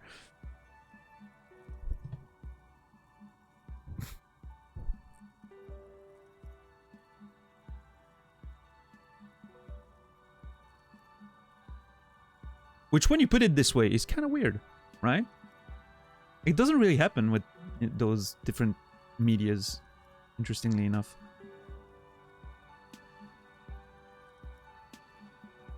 I guess there's stuff like mashups and whatnot, right? But that's not really exactly the same either.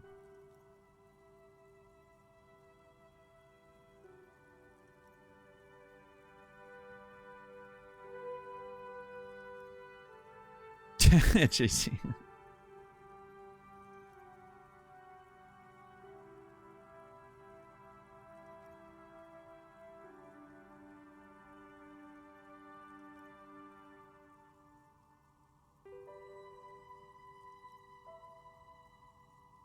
But even like people doing like covers in a completely different style, that's still not comparable to mods to me. Like, mods is really that. It's just you take the original song. The original song's still there. It's still playing. But you're adding, modifying stuff in there. For whatever reason. Like, you're taking a Metallica song and you're removing the drums. And then you're playing the drums yourself better because you think Lars is a hack. Oh god, I understand modding now. It actually makes sense. No, you know what? I resent everything I said. Modding makes a lot of sense, and I completely get it. Metallica would be a lot better if someone else was playing the drums. You know what? I get it. It makes sense now. I finally got there. It took me a while. It took Lars Ulrich to change my opinion on mods. There you go.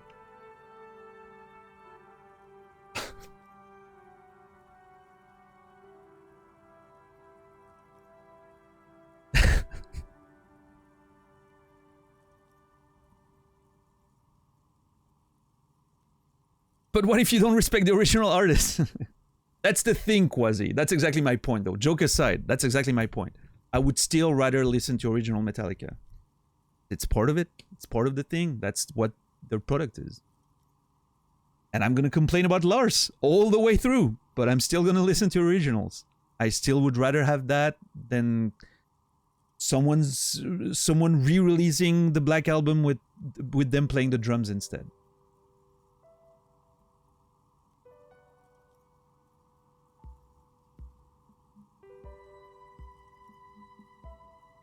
Are you going to watch Godzilla -1? At some point, probably, yeah.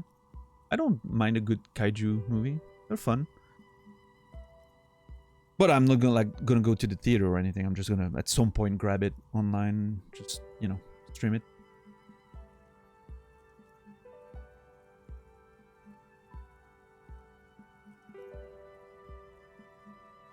I hear it's pretty good, though. I've heard some good opinions on that movie.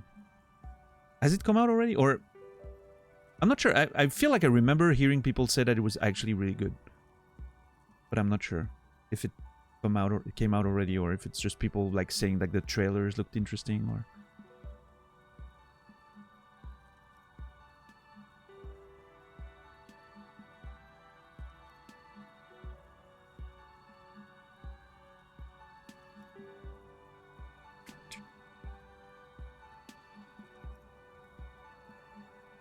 No. What if you don't respect the original artists? Yeah, that's a big question, but...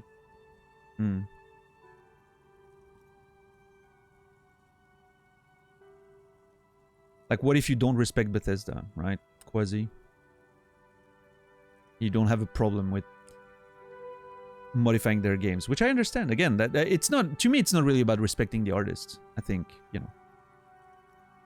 Modding is a passion project. People do it for fun. It's totally fine.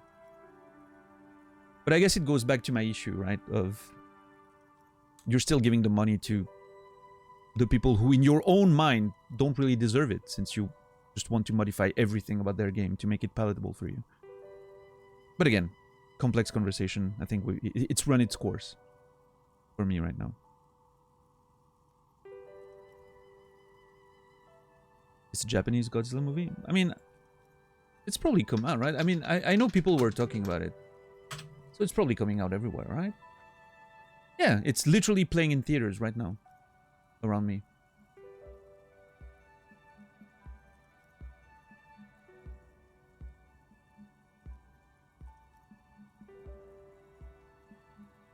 Showing in Bern, Switzerland. Yeah, it came out in November in Japan. Yeah, I've heard some good opinions about it. But...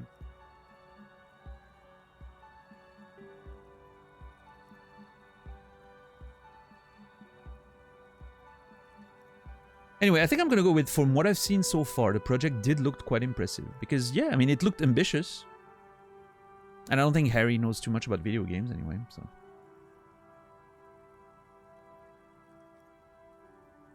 Let's see how she reacts to that. From what I've seen so far, the project did look impressive. Yes, but when the money started to run out, they just began to complain a lot about capitalism. You know, how the markets are rigged to keep out new businesses and so on. You know what? What's her name again? Nia, I think. It makes sense. I get that.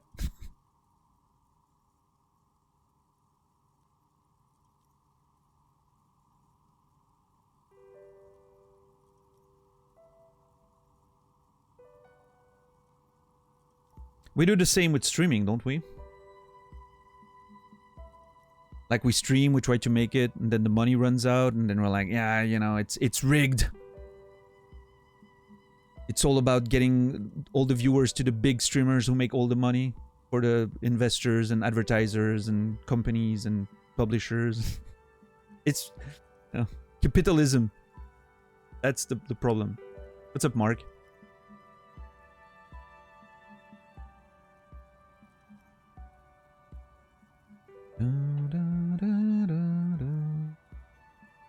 I'm starting to, like, the song's almost starting to already be coherent in my memory, in my mind. We've been here so long. In the end, they just didn't get it done. They didn't have enough willpower to produce something truly historic and to show up to work on time. Damn.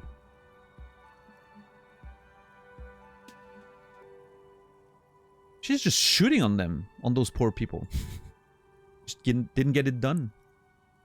Didn't have enough willpower to produce something truly historic and to show up to work on time. Showing up to work on time is incredibly hard. That is not true. Harry, you wake up every morning at 7:30. Literally on the dot. You've said it yourself. Showing up to work on... Well, I mean, I guess he gets drunk and then he doesn't really go to work, but...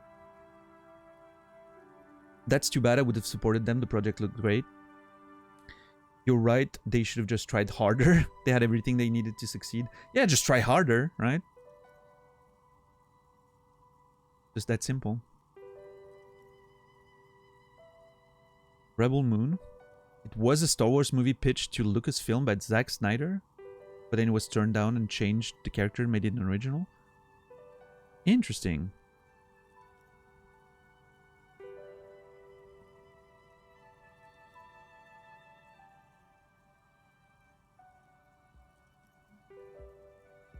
Rebel Moon.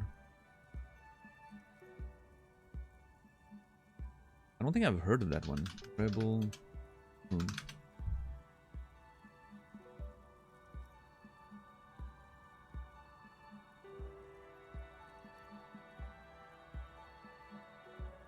So it's Zack Snyder, but it's not attached to any sort of like DC bullshit or whatever, right? Like a normal new IP clean. Just released actually. Oh, it came on it came out on Netflix yesterday actually. Ooh.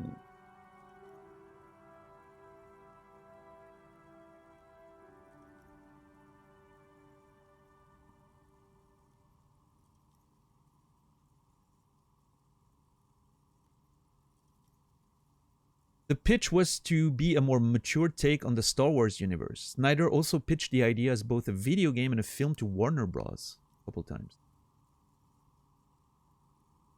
Sorry? Ouch! 23% on Rotten Tomatoes.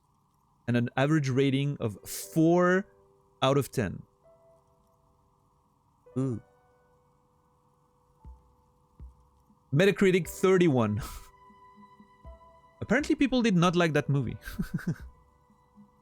I'm still interested in maybe watching it, but... just for the visuals, you know, at least. What's up, Goose? How are you doing today? That's fantastic for Snyder. Okay.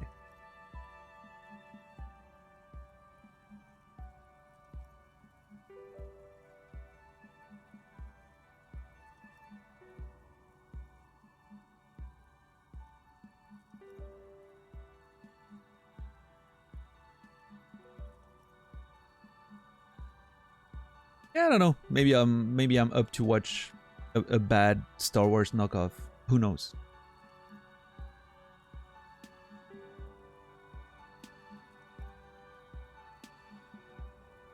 I mean, she's being very critical of them, right? Which is interesting. I would have felt like she would understand them and their struggles as someone who's trying to make it as a, you know, like doing a little artisanal thing here. I mean, then again, if they, you know, obviously if they actually didn't show up on to work on time and they were like basically squandering their resources as, I don't know, I'm thinking of 3D Realms for like a good decade after Duke Nukem, right? If that was the kind of management and approach they had to video game development, then yeah, I understand criticizing them. That seems fair. But I'm gonna go with that's too bad. I would have supported them. The project looked great. Not the wisest decision. You would have lost all your savings. Wow. Well, I mean, I would have supported them maybe if the project was actually concluded, you know. She tosses a pair of dice on the table. Why is that sentence alone Why does that sentence alone make me want to play Baldur's Gate 3? Just the toss of a dice, and I'm like, oh shit, I would like to play Baldur's Gate 3 right now.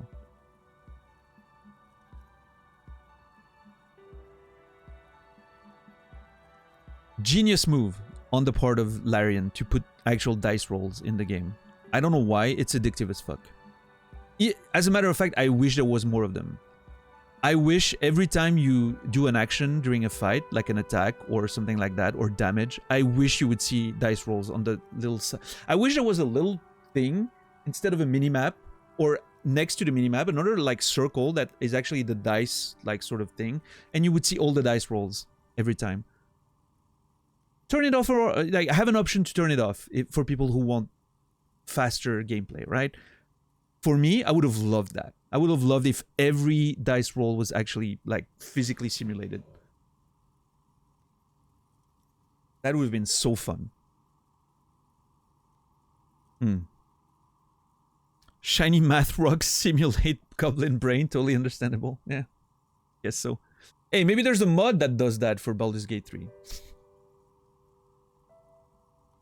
I would not install it. And I would complain about the missing dice all the way through.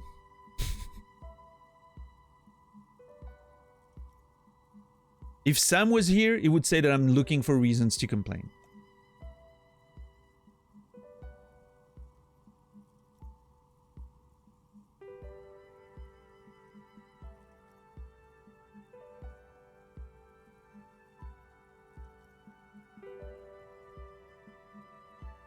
No, but seriously though, wouldn't it be great? Am I alone in that? In thinking that, you know, maybe an option to see all the dice rolls in the little side of the screen could be awesome? I don't know.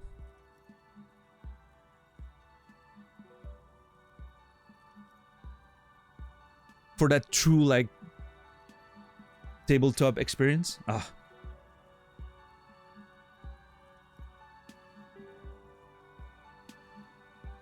I read a review on Steam for Baldur's Gate 3 that had me almost fall out of my chair laughing. It was all about bust size. Okay. The dice is black and filled with little silvery flakes, like snowfall. Anything else? Oh wow, yeah, we still have all those things to talk about. There used to be a hair salon here, right? Yes, I think it was called Androgynous Orlando or something similar. They weren't a big hit around here. Turns out that working class men don't like genderless haircuts. They're scared of that word. Oh yeah? Androgynous Orlando or something similar. They weren't a big hit. Turns out working class men don't like genderless haircuts. They're scared of that word. Yeah, JC. I mean, there's as much of a chance as it's satirical review, right? There's so many troll reviews on Steam. What's more likely? That some person got actually mad about it, or that some person wanted to make a joke? I don't know. I think the odds are pretty 50-50, in my opinion, but... yeah, both are plausible, right? They seem both equally plausible in this situation. Again, I haven't read the review. Maybe it reads like someone's actually upset, but...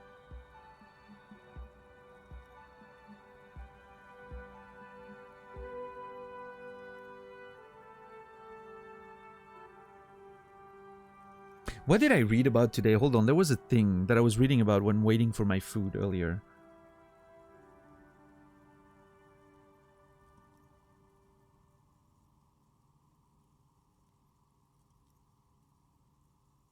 Oh, yeah. Someone was very upset. I was scrolling Reddit for some reason. I rarely go on Reddit anymore, but I was waiting for my food outside and, you know, watching the dog play around, and I was just scrolling on my phone on Reddit. And the title was, "This is Twitch Now." Right? And it was a screen capture of their phone scrolling through the application. They go on, you know, categories, just chatting, and they start scrolling. And it's only, you know, that new meta of having your, you know, pretend that you're not wearing anything, but the camera cuts at your nipples.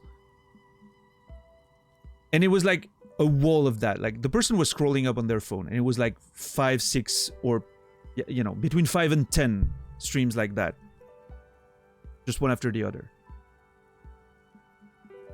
Except, here's the thing.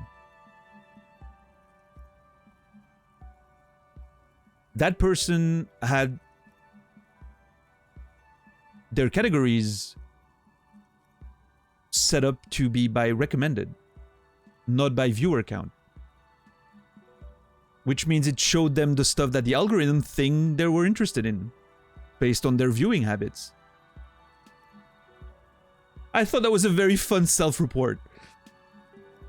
While complaining about it. Like, it's like, oh my god, all those, you know, softcore porn streamers that I keep, you know, like, that I watch every day, evidently, since I'm getting, like, only that recommended in my thing. When I saw that, I was just curious, so I go on my phone, you know, and I go on my phone, and I go on my browse, and I go on Just Chatting. Ordered by, you know, viewer count. Not a woman in the top 10, by the way. Not a single woman in the top 10. And then I go by recommended, and there was only one woman in the top 10. And she was, like, in a sweater, wrapping Christmas gifts. So I'm like, okay, manufactured outrage, right? And I'm not, you know, I'm not disregarding that there's a conversation to be had there about the kinds of content you can find on Twitch these days. Because yes, there's definitely a conversation there. But I'm just saying you can also manufacture outrage and make things appear a certain way. And it's quite funny when you sort of try to make a, you know, a complaint or whatever, like, oh my god, look at what Twitch is becoming. And then it's just literally your algorithm that was taught by your viewing habits, right? But my algorithm recommends a lot of women. Yeah, Puka Bear? Do you watch a lot of... I don't know, maybe, you know, it's... I think the recommendation algorithm on Twitch is getting pretty good. For the most part. I mean, I'm rarely getting pushed content that I don't want to watch. Or, you know, that seems completely out of my wheelhouse. But, I don't know. To be fair to the person. Because who knows, right? Maybe there was a new account. And maybe new accounts, when the algorithm has nothing to base them, you know, their recommendations on, maybe they push that kind of content because that's what makes a lot of money on Twitch right now. So, I don't know. There's an argument there, probably. My algorithm also recommends a lot of women. They're all playing Souls games. But yeah, but that makes sense, right? Anxious, based on the people you watch. From what I know from seeing you around in other channels. Because I also watch those same streams.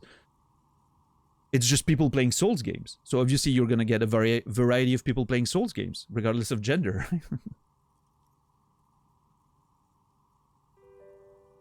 But I feel like if you're just chatting category specifically only pushes you, you know, sort of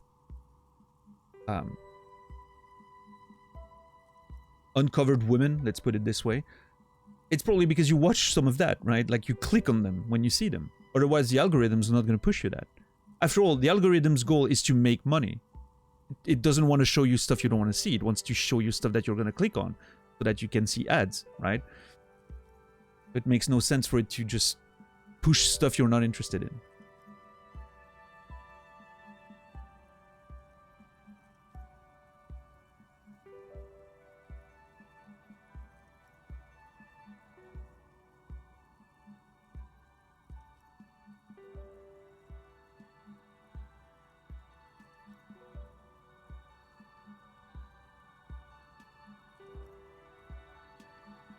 A bit of experimenting every now and then isn't bad. Yeah, conceptualization. I agree with that. What's wrong with a bit of experimenting? The customers should have been more open-minded. I would never let anyone androgynous touch my hair, not even if my life depended on it. I'm a simple man. I don't really have an opinion on hairstyle. That's the JC answer down there. I like food. I like getting my hair cut. all the outrage stuff pushes the stuff more than Twitch does. Oh yeah, Shepard, that's part of the whole thing, right?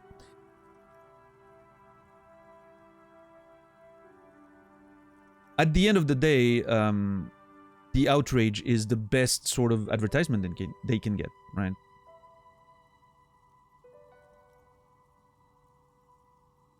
And that's why social media does so much of, you know, you've probably seen those videos on Facebook or Twitter or whatever, where like people make the most disgusting food you've ever seen.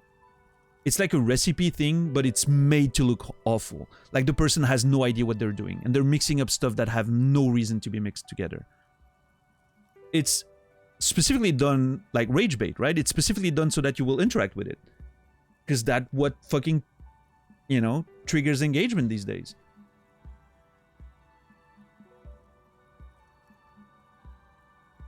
Like, people are gonna watch because it's like, what the fuck is that person doing? And then other people are gonna react to it and comment, and that's, you know, that's how you get clicks. Sounds like the DIY subreddit. Well, except in this case, it's presented as something, you know, it's literally presented as if it's gonna be some great recipe, right? But it turns out it's just made to make people react about how stupid of an idea it is, right? Do I have opinions on hairstyles? I don't think, I mean, I think it's a bit limited to say the customers should have been more open-minded. The customer's free to do whatever they want, but I agree with what's wrong with a bit of experimenting, but the customers should have been more open-minded. It seems a bit, I don't know. You know what? No, I actually agree with that. I guess it just wasn't the time yet. Wasn't the time yet. It's not time yet. I've heard that before. Tucks a strand of hair under the headscarf. What's up with the broken windows? Oh, this one's a mess. There used to be a company that promised to repair windows 24 hours a day. What could go wrong with this one? I could actually use that company right now. Because I have a broken window in my fucking room, and I probably sleep very cold every night. Turns out, the business was actually set up as a front for an illicit group that was producing snuff milias. Who would have guessed? What? That sounds terrible. What's the snuff milieu? Well, I mean, I'm assuming it's what you mentioned earlier, like those stations you can go in, and I'm assuming they had like radio dramas and whatnot, but except actual violent stuff was getting recorded. And they never cleaned up the debris either. Now it's just littering the hallway, and I have no idea how to get rid of it on my own. Okay. Cool, very cool about the debris, but what's a snuff milieu? It's a sub-Rosa radio station that broadcasts real murders with real victims. Right. Some people pay good money to get off on it. That is very strange. Nothing changes in her tone as she says that, as if it's just another piece of information to lay out for the world. Mm-hmm. Don't worry, the ICP has a separate division that deals exclusively with unlicensed sub-roses. This isn't our problem. ICP? What is that again? Insane Clown Posse? So we're the RCM. What's the ICP? Insulindian Community Police or something? I don't know, something like that.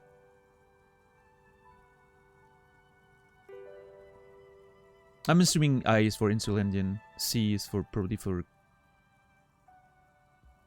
Central Community something, NP Police. Yeah. I don't have a note on ICP. Damn it. Good luck with that. It's not easy catching those perpetrators.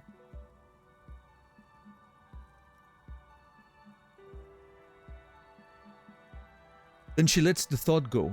Did someone here make stuffed animals? I saw mounts lying around. Oh yeah, the elks and whatnot. Ears. You mean Mr. Fabron, the taxidermist? No, he mostly just did drugs. Alright. Anything else? I found creepy mannequins. There used to be a fashion atelier here, but I have forgotten the head designer's name. They were doing well for a couple of years, until the insect rights activists came. Used to be a fashion atelier, but I've forgotten the head designer's name. Well, for a couple of years until the insect rights activists.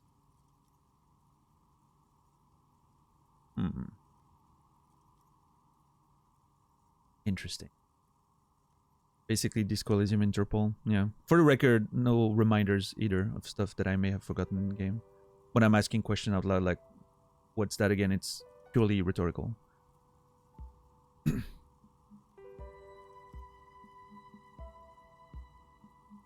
Wait, I'm trying to... What's the...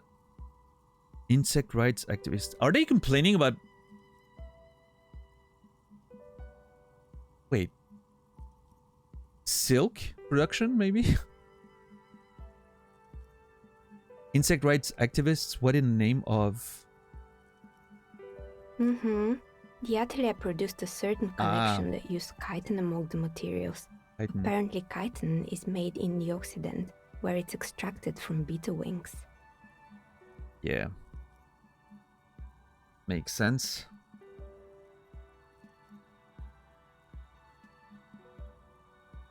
Chitin. You know what? I learned today that it's pronounced chitin. I thought it was chitin. I always thought it was chitin. I always pronounce that chitin in my head when you see it in video games. Chitin. Okay. Same here. Yeah, well, there you go, Trad.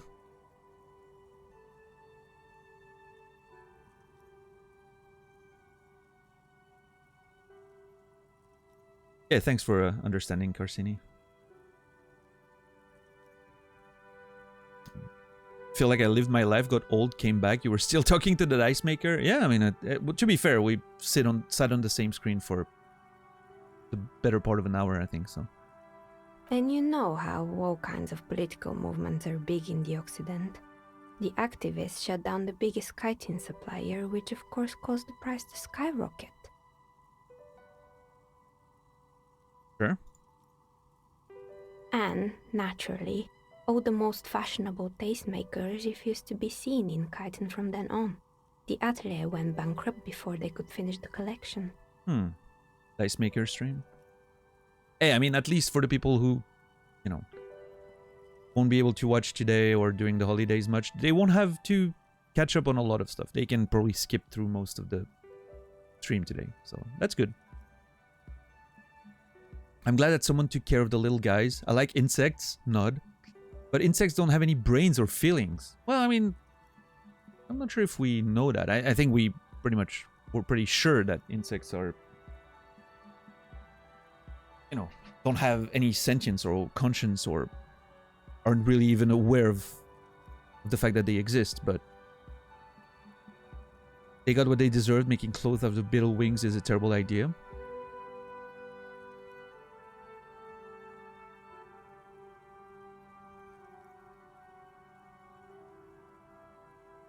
Do I like insects? I don't like insects very much, I will say. I will admit, in real life, me, not a fan of insects. I love animals. I hate insects. Insects are like the one exception in the animal realm where I have absolutely no sort of remorse getting rid of an insect when they're annoying me, and, you know, mosquitoes and gnats and all that shit. Fruit flies. I will very happily set up a trap of vinegar and dish soap in my kitchen when there's fruit flies.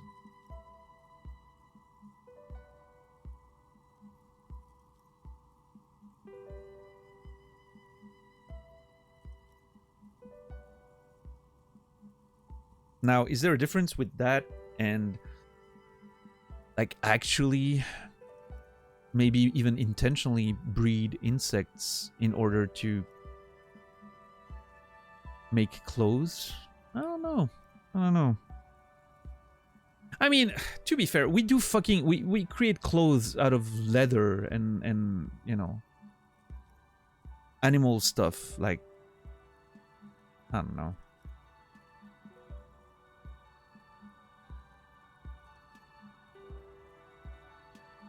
Feels a little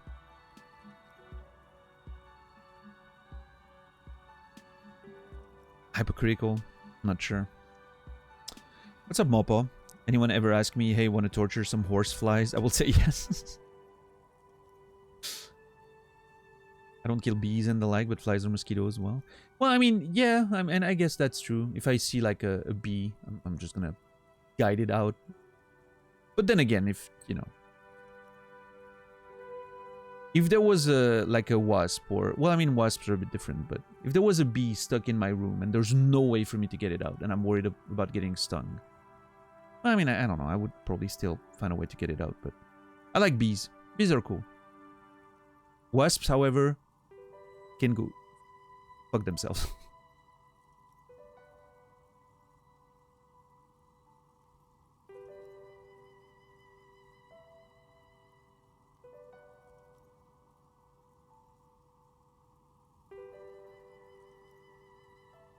Yeah, I mean, I think I'm gonna go with that.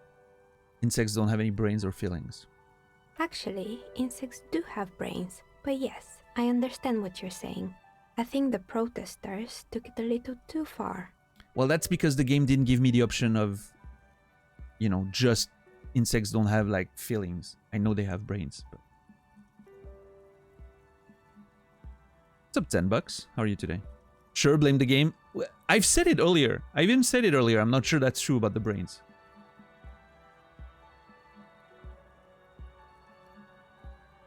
As she shifts around, you notice several dead flies on the windowsill in front of her. Legs up. They're not moving. Several dead flies on the windowsills in front of her.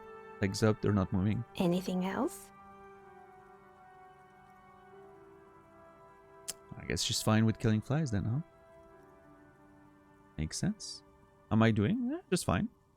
Lots of conversation today. We haven't made a lot of progress in game, even though we found a novelty dice maker, which, you know, I didn't expect, but we did.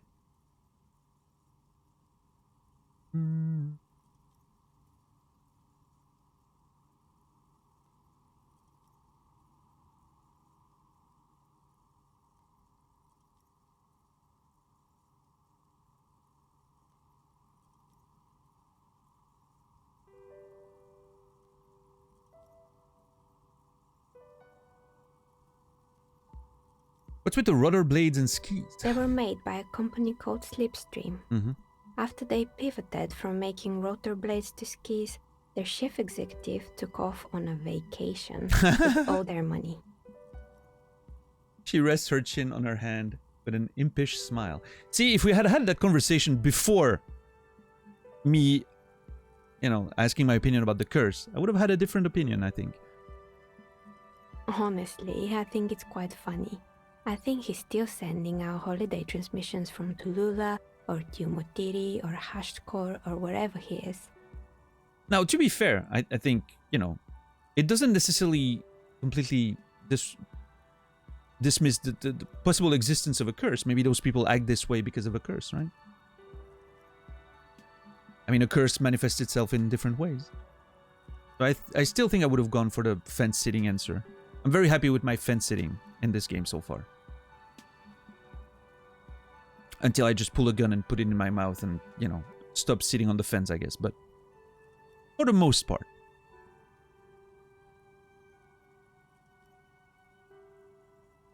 Interesting. What do these transmissions say? That's illegal, running off with the company's money like that? Why isn't he arrested? Hasn't he been arrested? I mean, obviously it's illegal. He hasn't been interested because he left. No extradition or something. I'm more interested in what do the transmissions say. The usual, I imagine.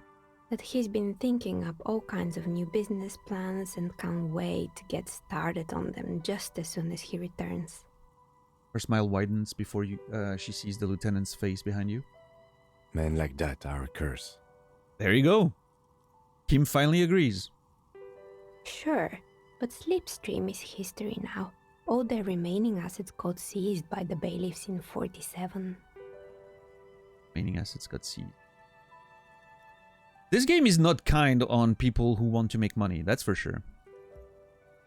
I have no idea why those keys and blades are still lying around in the house. Not much use now, I guess. They were just props. Why return them? Nobody just cleaned up the place. Like that place is a mess. There was a terrifying taxidermied bear in the cellar. Oh boy, the fabled Revachol ICT. You're in for a treat here. Oh. Okay, she smiles and leans closer, hands on her knees, like a stand-up comedian ready to tell a story. The place was owned by two guys who had some rather innovative ideas about marketing. The bear was one of them. Now ask me about their other ideas. What about their other ideas? Indeed. What were the other ideas? Yeah. I don't care about the other ideas, I just want to hear about the bear. Did the bear work?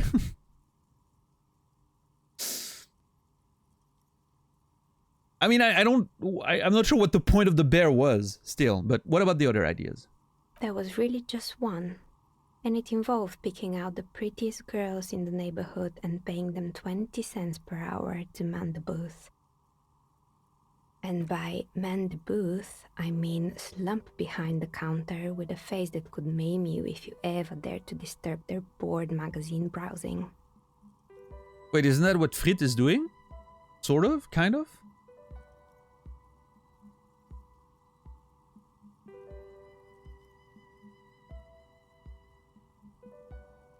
Sounds like she really didn't like those girls.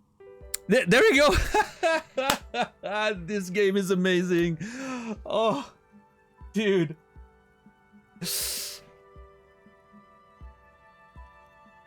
Unreal.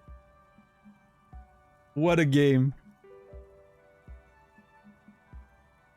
I know a girl just like that. She works in Frit as a cashier and she's not particularly friendly. What did they expect? 20 cents per hour is dog's pay. I'm surprised they showed up to work at all. That's an award-winning idea. How else would you choose? Do you choose people around you? I don't have an opinion on employing teens. I just want to know, did it work out for the business? I have to go with this one, right? Like, I mean, the game literally just produced the answer I was thinking about, so... Employing silky teenage girls is a widespread practice, yes. Unfortunately, they always come in packs. I'm talking about acne-ridden girlfriends and gorilla-like boyfriends loitering near the shop. At least that's what happened with Revachol ICT. Okay. And they already had the bear. Closes her eyes as if remembering something painful. What about the bear? The bear. She repeats, pressing thumbs into her temples, trying to suppress a headache. What the hell's up with the bear? It didn't work out? Of course not. The bear was terrifying. No one wants ice cream guarded by a hostile apex predator. To make matters worse, the fridge didn't work too well either, and half the ice cream came out malformed and partially melted. Oh, well, there you go then. See, Naz, maybe that's the problem, Naz. Maybe picking an apex predator, a hostile apex predator, as your mascot isn't the best way to, you know, attract extremely large audiences. How about a friendly animal? Like a cat? Change all the branding to velvet. And there you go. That makes sense. Hey, don't take it from me. Listen to the novelty dice maker. Or an elephant. I don't think the elephant's working out so well either.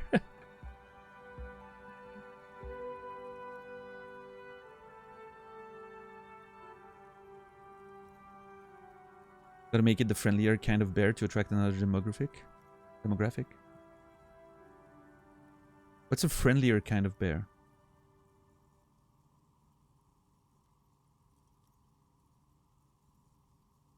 Eventually, Revachol ICT lost the price war to its rival, Class A 5000. Class A 5000 sold caramel sundaes for only 5 cents a piece, out of regular fridges. Glacé 5000. I was almost expecting her to, you know, read that in French, but the big hairy gay man kind of bear. Oh, that kind of bear. Oh yeah. Well, I mean that's well. I was gonna say that's Nasrallah himself, right? If Nasrallah was gay, it would probably be in the bear category, but he's not. So.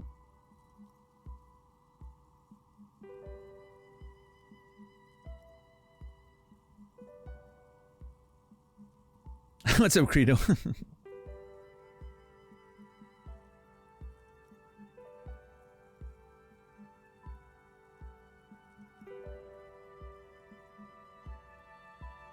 Although, I mean, we've seen the beard brush, right? We know how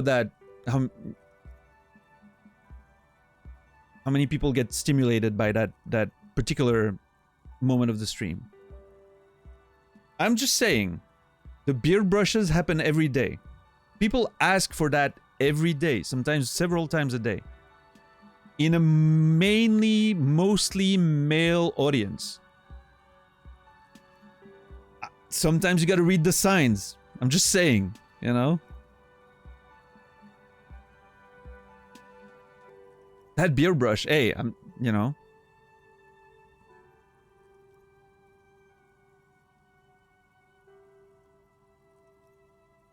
I actually have my, with me here. I don't know why it's here. I took it up the other day in my pocket.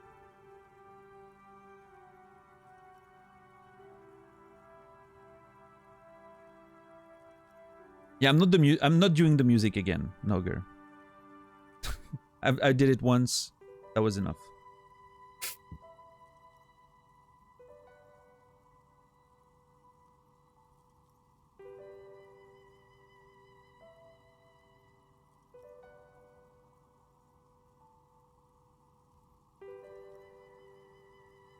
Definitely need to change something. You're doing just fine. It's just rough out there. It's there's a lot of random elements involved. I don't think you should take responsibility for your successes or lack thereof on Twitch. You know, I'm not saying we don't have a role to play in any of that, but you could do everything perfectly and it could still not work, so sometimes there's just no lesson.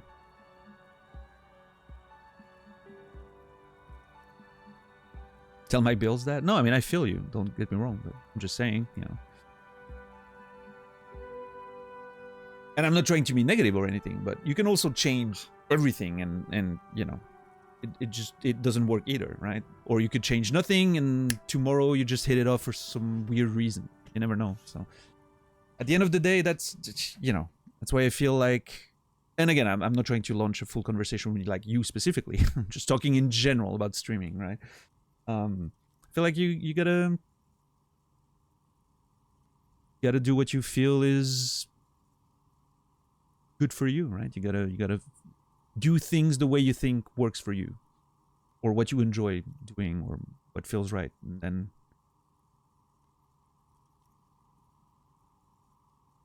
well, I mean, that's the thing though. $10 and Chris Link. That is confirmation bias. Because yes, a couple people make it thanks to their YouTube shorts. A couple people made it thanks to their TikToks. Millions of them failed by doing those things. And it didn't lead to anything. And then, on the opposite side, there's a bunch of people who made it without doing anything special. Just streaming every day and, you know, quickly, slowly but surely, or someday they blow up because someone notices them or notices a clip or whatever happens. And then suddenly they blow up because their content's amazing or something, you know, they get lucky and get rated by a big streamer or, you know. It's always easy, but you know, here's the thing. It's easy to look at people who've done something specific. And you're like, that's why it worked. It's harder to look at people who made it organically without doing anything else. They just streamed on Twitch and suddenly it worked. And there's nothing you can measure there. It's just like, oh, well, it just worked, right? It's easier to see, oh, it's because of those YouTube shorts. But that's not what happened. I'm thinking about Pirate Software, for instance, who's the big example of someone blowing up recently because of YouTube Shorts. He didn't suddenly make it because he started doing YouTube Shorts. He has been doing YouTube Shorts for a long time. And it didn't do much for him at first. Right? He was streaming for a long time and it didn't do anything. He was struggling for a long, long time. And suddenly, what happened? He made a YouTube short about Blizzard. And Asmongold noticed that. And that's it. Just a lucky break. Asmongold saw a short about Blizzard, thought it was interesting, talked about it for half an hour, and that became a YouTube video. And there you go. From that, the ball starts rolling and there's no stopping it. And I mean, his shorts are amazing. I'm not saying, you know, I'm not dismissing Pirate Software's work. Thor's shorts are amazing. They're great. It's the only time in my life, and I'm not kidding, I wasn't aware of him until someone mentioned him in my chat the other day. And at some point I was like, okay, I'm gonna look up that dude. And see what, you know, what his stream is like. And so I went on YouTube and I saw his shorts. For the first time in my life, I literally could not stop scrolling. I probably watched shorts for an hour and a half. Just scrolling through them. Like watching every short, one after the other. Dude's fascinating. He has an interesting way of talking about things. He has a very interesting voice. He has a very interesting takes on everything. And he's, you know, he's just great. He has a very good, you know, he has a lot of interesting insight, and he has a lot of experience to back that up, right? He talks about stuff that he's been experiencing, and he's, you know, he has a lot of experience in the industries. So obviously that helps, right? But he still did that for years without anyone paying attention to him, right? And he could still be doing it with no one paying attention. If Asmongold didn't find that very specific one short that blew up and then led to the whole snowball effect, right? So that's why I'm always careful when people, you know, and I'm not saying that for you specifically, Chrisling or 10 bucks, because I know what, you know, you were like mentioning, oh, that would be funny to have like YouTube shorts of beard brushes or whatever. But I'm just saying in general, right? I'm always kind of iffy about people being like, oh, you need to do stuff outside of Twitch to make it work, blah, blah, blah. And you know, you take those very specific examples of people who blew up with that. Can it help? Sure. Does it add chances to your success if you're doing it in addition to just doing Twitch? Sure. Obviously, doing more stuff always opens up more options. Does it mean it's going to work? No. Is there a risk that you might burn out faster if you do additional stuff on top of your Twitch stream? Also, yes. Also very dangerous. Because if you stop streaming because you're burning out, you're definitely not going to be successful, right? You're putting your chances back at zero. So you have to always measure, is it worth me investing that energy in all that other stuff that can help? It's a fine balance, and it's very easy to just chew more than you can, bite more than you can chew, and then suddenly find yourself burning out and never streaming again. Nobody benefits from that. So yeah, it's, you know, you gotta sort of be careful with that kind of stuff, right? That's why, for instance, I'm not doing anything else outside of doing Twitch. Like, I'm not doing YouTube Shorts. I'm not doing other content on other platforms. First of all, I don't think my content would work very well being condensed in like 30 seconds long things. My content is more about like long form type stuff, conversations and, you know, opinions and whatnot. I'm very bad, as you can hear right now, I'm very bad at making things succinct. Succinct? I feel like I'm pronouncing that wrong. Anyway, you know what I mean. I'm very bad at being brief.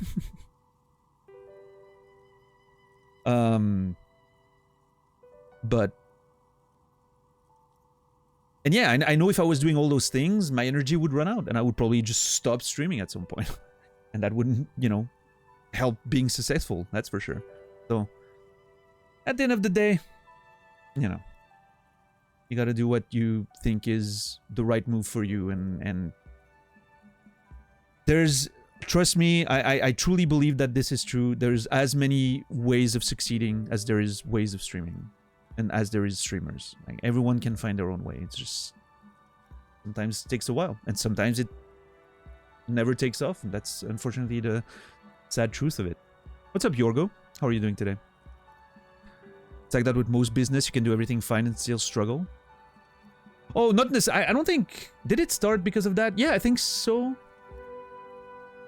Yeah, actually, yes. We went from bears being hostile, and it's a whole thing. But yes, sort of, Yorgo, yeah. We're definitely, you know, very deep into the themes of this game for sure.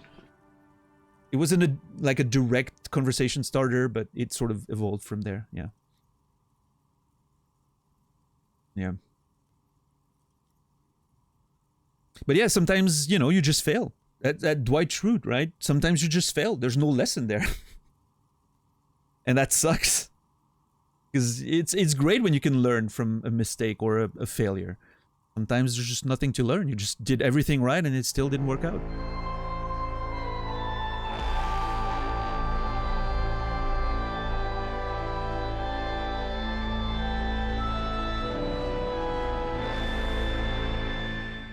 All right. First of all, Pusfos, thank you so much for the resub. Tier 1, 2 months. Truly appreciate the support, Pusfos. Sorry I took so long to acknowledge your sub, but I appreciate it. Pusfos, you will be remembered. And Warren, thank you for another 5 gifted subs to the community. Thank you so very much. I'll take that as my Christmas gift, since today is more than likely the last stream before Christmas. So thank you so very much. I think I'm not going to be streaming tomorrow or Monday. I probably could use the 2 days off, like I said. Even though, again, it's so tempting to just fucking stream, but I think it's probably better to just take a Christmas break and come back on Tuesday. But yeah, thank you, Warren, for the Christmas gift. Appreciate it. 105 total gifted subs. Thank you so much. And Skyrek, JNK Monk, Gramex, Senpant, and Walle. I haven't seen Walle in a while. You will all be remembered. $10. Thank you for gifting us up to the... Oh, hey, here's Walle. There you go. Felt like I hadn't seen you in a while. Good to see you, man. Hope you're doing well. And $10. Thank you for gifting us up to the Yorgo. The Yorgo reminds me of a pizza brand. What's the name of that pizza brand you guys have in the US? It's not the Yorgo, right? DiGiorno, okay. Different. And well, anyway, DiGiorgo, you will be remembered. Thank you, $10, Warren and Postfuls. Appreciate it. DiGiorno. Are those pizzas actually good? Let me rephrase. Are those pizzas good for frozen pizzas? Based on the standards of frozen pizzas? Meh? Not really? Because obviously, you know, it's not going to be as good as a fresh pizza, but... Very fine? Oh yeah? Okay, dissenting opinions. I like that. I will say, everyone being like, meh, not really, nope, and just Nasrallah being like, yeah, they're fine, is a very, unexpected turn of event. Usually you would expect Nas to be the one to be like, no, disgusting. It's fine, yeah, I mean, it's very aggressively fine, okay. I mean, by frozen pizza standards, right? I'm not expecting it to be as good as a, pizzeria pie, of course, but...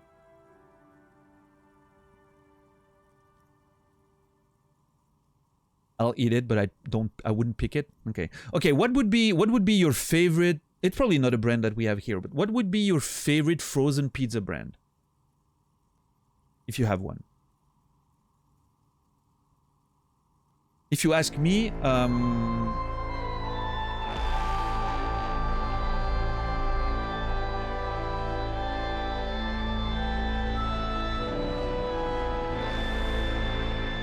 God, that organ sound is never getting old. I swear to God. It is never gonna get old. Merry Christmas, you filthy animal. And a Happy New Year. Thank you so much, JC, for the $50. That means the world. Thank you so much. I don't know what I'm gonna buy with it. but I appreciate it very much.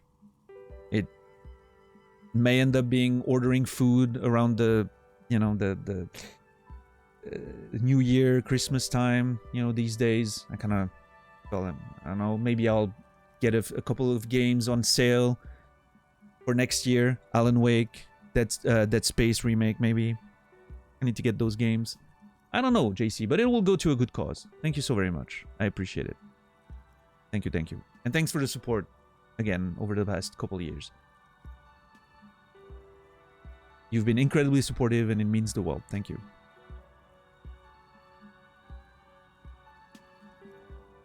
Harmon, what's up, man? Want to make me go get a frozen pizza now? Yeah, you should always have at least one frozen pizza in your freezer, right? Just to make sure. In fact, you should always have two. And when you eat one, you get another one to replace it. To make sure you never run out. It's always good to have one. That's what I do. I always like to have at least two pizzas in my freezer. Just in case.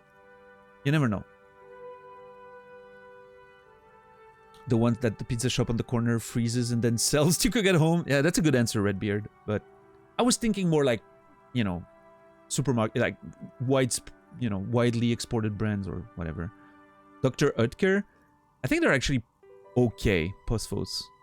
I don't know if Dr. Oetker is available in the US and whatnot, but I know we have them here. Might be a German brand, right? Based on the name. I don't know. They're pretty okay, I think. The Returnal sub sound will never be replaced at this point. I wouldn't say never, but they're... I replaced them at some point and then went back to them because I missed them. I think the Returnal sub sounds are amazing. Mostly the tier 3. Honestly, I could see myself maybe replacing the tier 3 and tier 2. But the tier 3 or over 25 bucks donations or what, or 5 packs, right? It's such a nice fucking sound. It really, like, at this point, it's sort of, you know...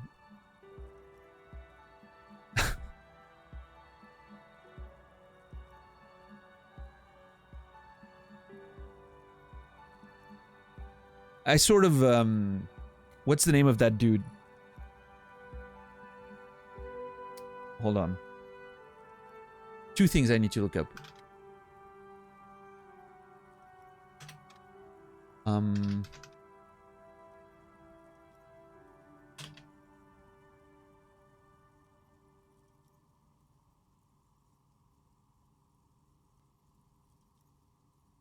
Pavlov. That's the word I was looking for. I pretty much Pavloved myself into associating that sound with positive things because obviously that's when, you know, people are being extremely generous in chat, and at the same time that sound is amazing. I love it. But now, like the other day, I was watching someone play Returnal, and they were about to fight Hyperion. The moment they jumped down there, I was like, oh, what is that feeling? And I was like, oh, geez. And that's when I realized that I Pavloved myself into, like, you know, associating that sound with, well, tonight's a pretty good stream. Which was very weird.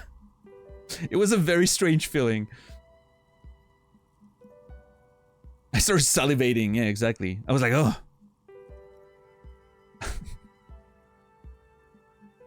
But yeah, I don't know. I could see myself replacing the first or second sub sounds. But then at the same time, I like the theme. Like, they're the same variation of the same theme, right? It's kind of cool, I think. I kind of don't want to touch them. I don't know. We'll see. Maybe one day.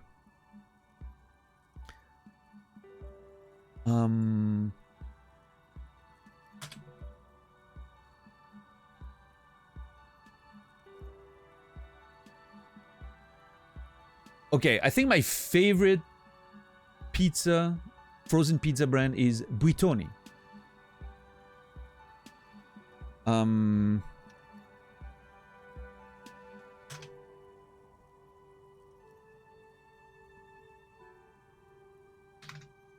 Am I correct? Is that the one I like? Yeah, okay. So there's a specific pizza by Buitoni that is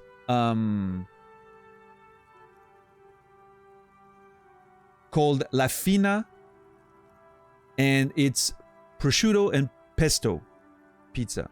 Prosciutto and pesto. and it's La Fina because it's like special, like super thin crust and whatever. That pizza, that frozen pizza, that specific one is delicious. If I'm gonna have to pick a frozen pizza, that's gonna be the one. Every time. But I don't know if you guys have Buitoni in the US. I think so. They're a pretty big brand, I would assume, but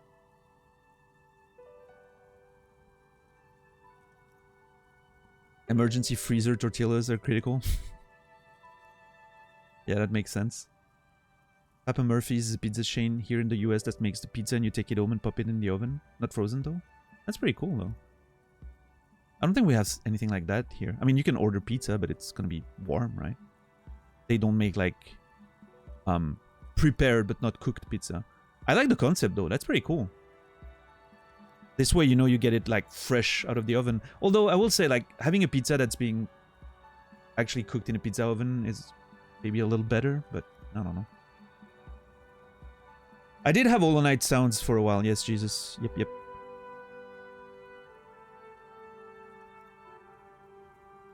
The Hyperion fight. I mean, that fight, $10 is amazing.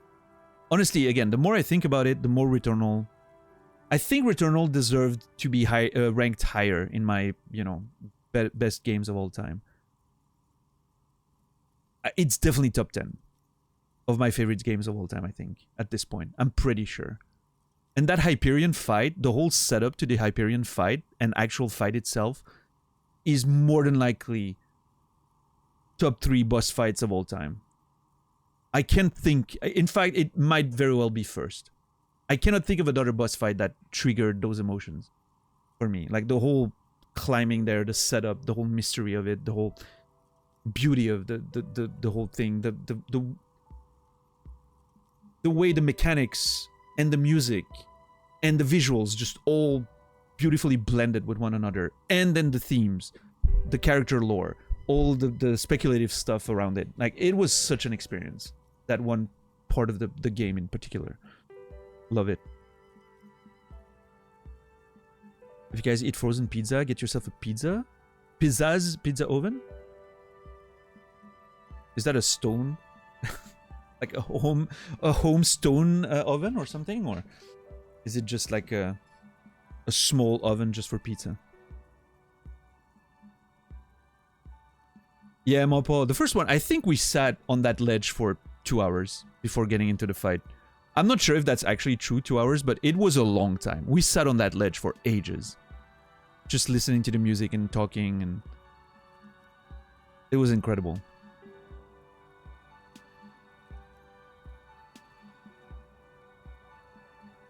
Anyway, so Glacé 5000 sold caramel sundaes for only 5 cents a piece out of regular fridges. Not solemnly, that's the market doing its job. I'm sure the bear was doing its best. Oh my god! That option is amazing. The bear was scary. Every time I saw that bear, I felt scared.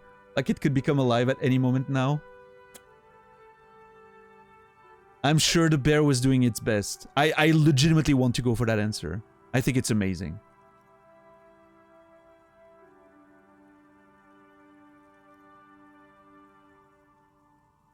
I wasn't scared of the bear. I mean, it was a bit creepy, but I wasn't scared. The market doing its thing, I think is such a... I mean, I understand. Yes, it is the market doing its thing. I don't like it, though. I'm sure... I like that answer. I think it's way too cool. I'm sure the bear was doing its best. Maybe. Because the taxidermist who made that bear definitely wasn't doing his best, I mean. Oh, yeah? Dude, I love how a throwaway... What felt to me like a throwaway line suddenly leads into some... You know, a little extra bit of mystery. How come? He said that the bear was his vision beast. He said he met his vision beast while high on desiccants. Called it Megatherion. Oh. Interesting. Okay. Drug-fueled extravaganzas. The Megatherion. What's up, Macaque? Did anyone play Returnal on PC? I haven't. But, when the game came out, I remember a few people mentioning it. I think most people... I didn't hear, like, at least first-hand poor reports or anything. But, yeah, I mean, of course, it's PC, right? your mileage will vary. It's not just may. Your mileage will vary. With PC, it's just... You never know, right? So...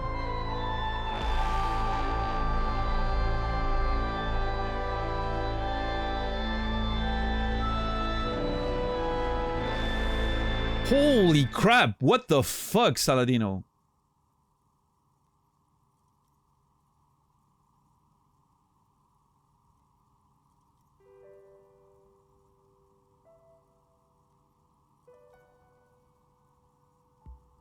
Oh.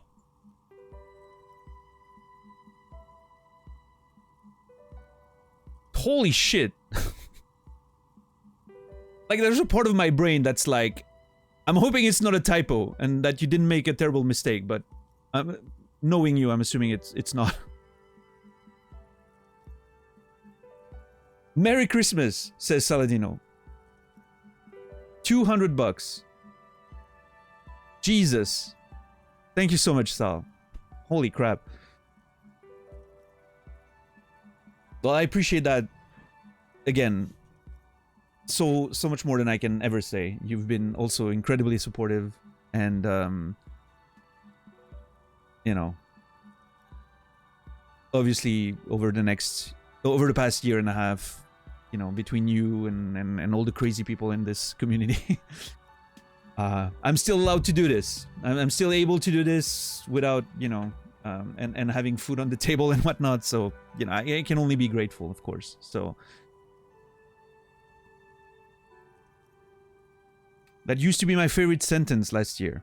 I'm gonna use it again moving forward in 2024. I sort of forgot about that a little bit in the middle of this year. I'm not gonna forget again. I don't know if I deserve all of this, but I'm gonna do my best to earn it moving forward. So thank you very much. I appreciate it more than I can say. Thank you.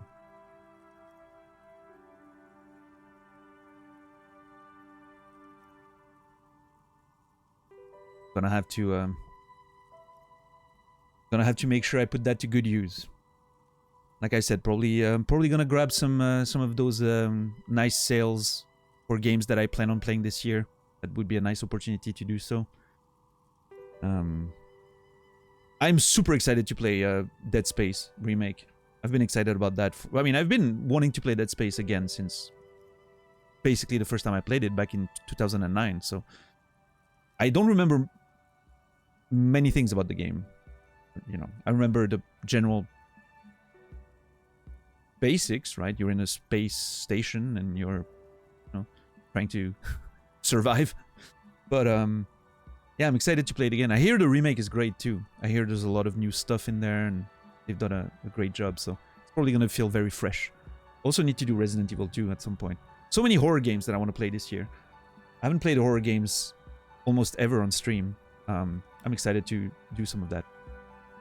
Northern Journey. I don't think so, Jesus. I don't even think I have heard about it. What is that?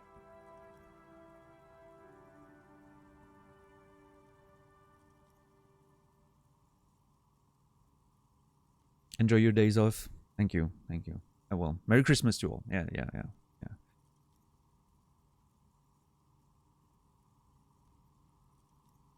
Anyway, the stream's not over, by the way. Still going strong for a bit more.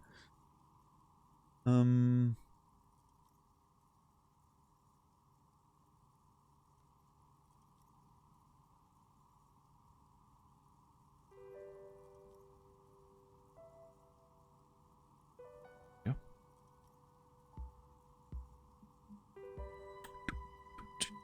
Yeah, actually, 10 bucks. People have mentioned the Invincible a couple times already.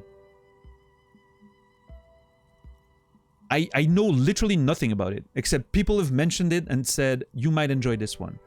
I think it's one of those games where I'm potentially gonna one day dive into it without knowing anything about it and just trust you guys' opinion, right? And then just get in there and see what happens. I just sort of need to know if it's more of a short type game or a long type game. So I'm like, is it something that's going to be more like a week or more like a month, right? sort of. What's up, Sophois? How are you doing today? Good to see you, man.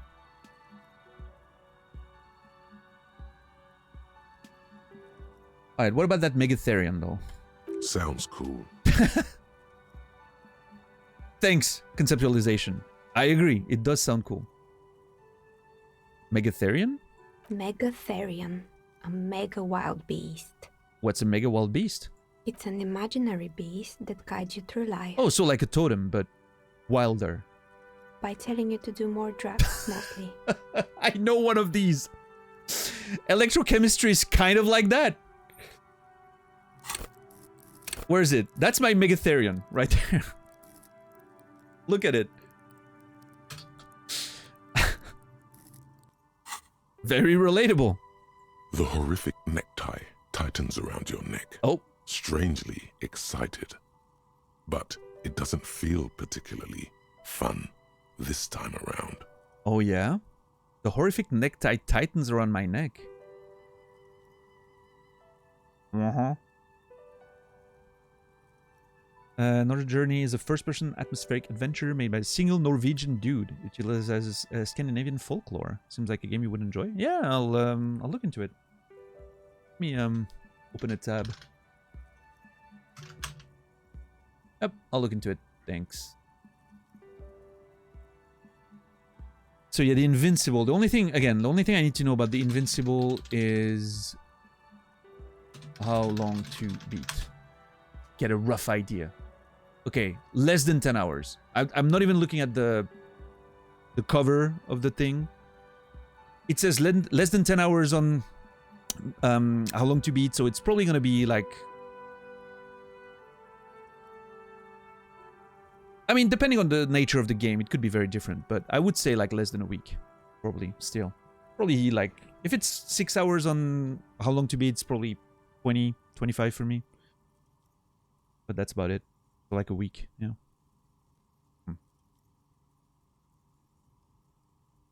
Oh, cool. I'll look into it. I don't do drugs. I wish it said anymore. I don't do drugs. I've got a vision beast myself. I do drugs, sorry. I don't have a comment on drugs. Grab your necktie and mumble. Not now, you beast. Well. It feels a little disingenuous to say I don't do drugs. Because, you know.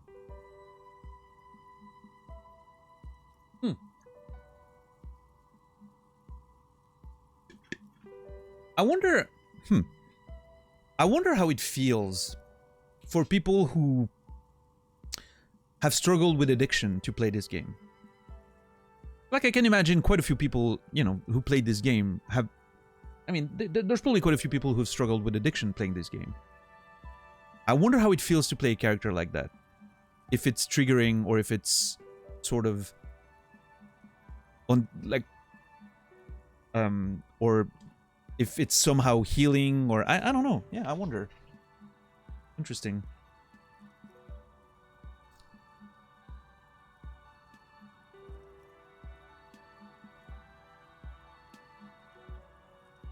I don't know which answer to really use there. Yeah, lady? Whether it's triggering or not would depend from person to person. Yeah, of course. Yeah.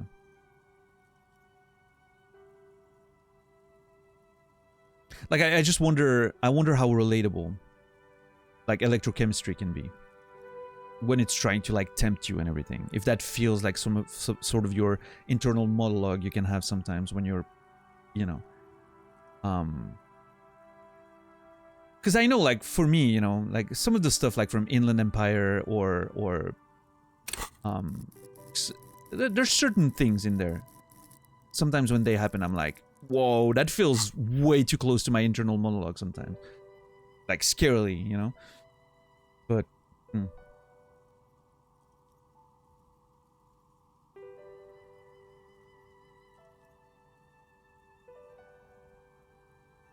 telling you to do more drugs, mostly. I don't do drugs. I don't have a comment on drugs.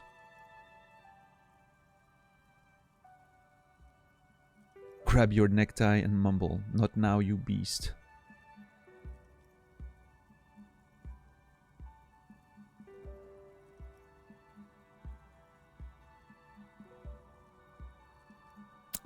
Why not? Why not? You know, like maybe it's a way to soothe myself, right? Grabbing the tie and just talking to myself. What? Do you ever feel like your vision beast is trying to blackmail the fun out of you?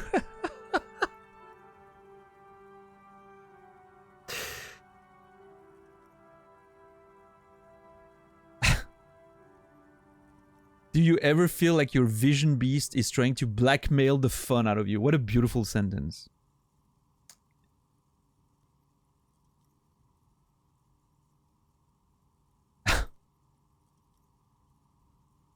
I mean, I don't have a vision beast when it comes to drugs, but when it comes to other stuff, yes, I can sort of relate to that, right? Like I'm doing just fine, and suddenly there's this voice in my head that's like, "Oh no, you think you're gonna have fun with this? Fuck you. Here's why you're not." And it doesn't relent. It doesn't let go. It's very annoying. It happens all the time.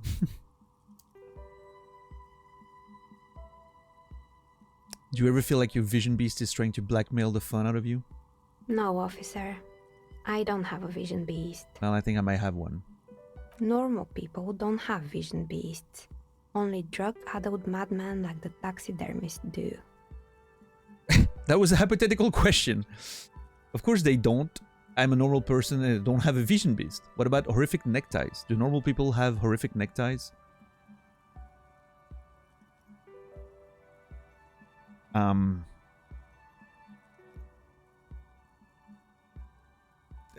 Yeah.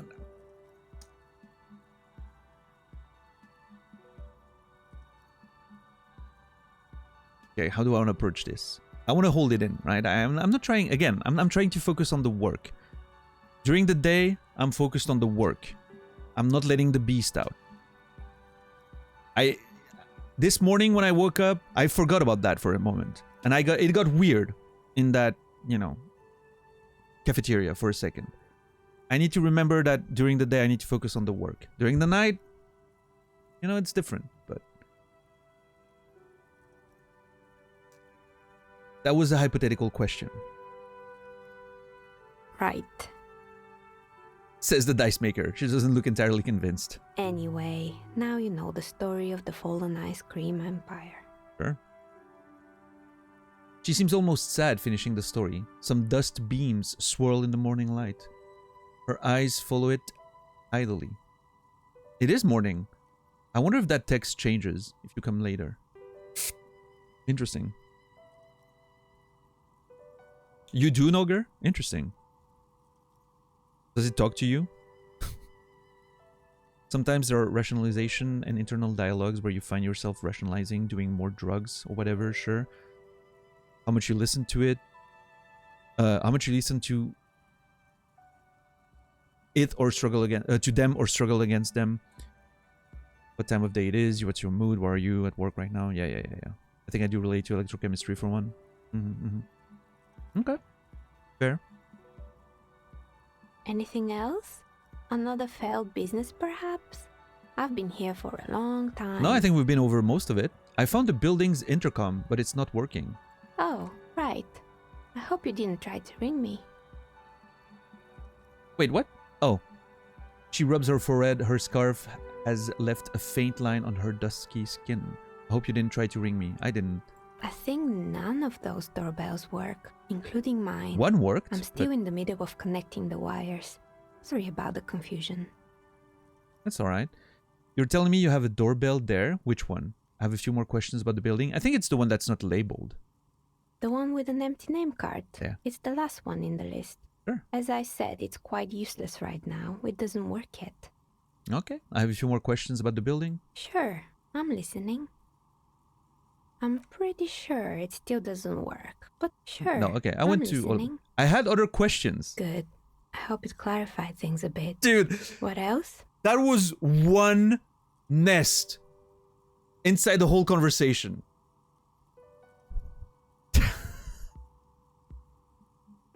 And apparently there's been people in chat saying they didn't even meet that character. Right?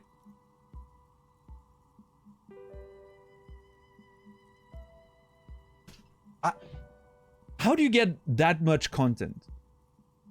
That's, you know, and we talked about that earlier. That's what I love about this game. And what I love when devs aren't afraid that their players are gonna miss a lot of stuff. It creates situations like that. It creates situations where every player's experience is gonna be different. You can still find amazing things. It makes every event in the game feel more important, more unique, more meaningful.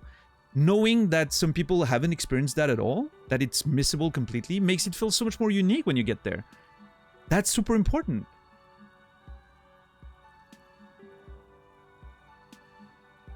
I personally, you know, I love when devs don't mind players missing a huge chunk of story like that. It's beautiful. Love it. What's up, Edsta? This game is something else. It is. It is. I haven't played the game in a while. Specific examples are hard, but electrochemistry probably captures the urge the most. What's up, Felon? You own the most horrific tie in history. Yeah. Postfos, thank you for the 100 bits. I wish I could play. I wish I could forget and play this game again. I get it. I have that with quite a few games. Hopefully, through this playthrough, you can sort of get that feeling back. I know it's not the same, but that's some of the best we can do. So makes for a fun watch. Yeah, there's always something new to see. Yeah, of course. Yeah. Yeah, the only way... Here's the thing, Shepard, right? I'm someone who loves exploration. But if there's nothing you can miss, because the game guides you too much towards everything, there is no actual feeling of exploration.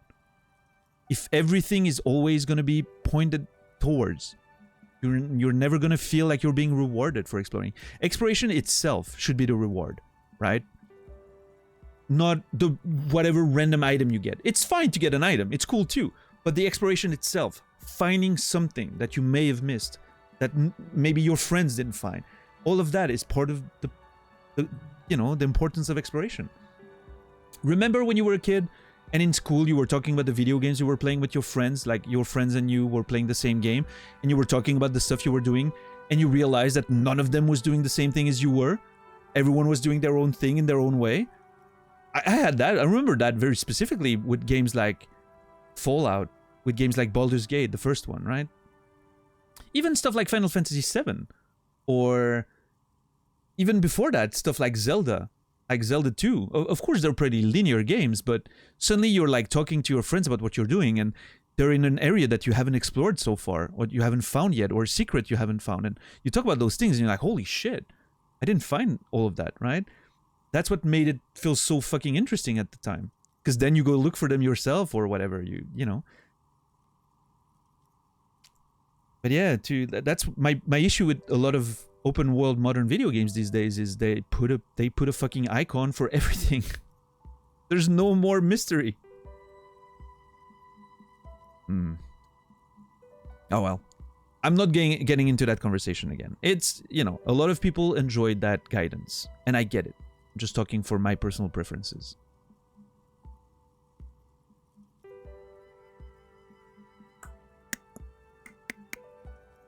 If you've heard of an OCD person looking at something that's slightly out of place and they will feel really upset and anxious or whatever until it's they move the piece, that's the feeling I would get until instead of moving the piece, I drank more booze. Right. That's a... You know what, lady? I think that's the first time someone has described addiction in that way. To me, specifically in that way. And I think it's very interesting. It's a very interesting way to look at it. It's a very good analogy. It makes sense. Yeah, Yorgo, for sure. I'm looking forward to watching playthroughs of this once I'm done playing it. I'm hoping I'll get to see people play it. Except on the item is Dim Ergo.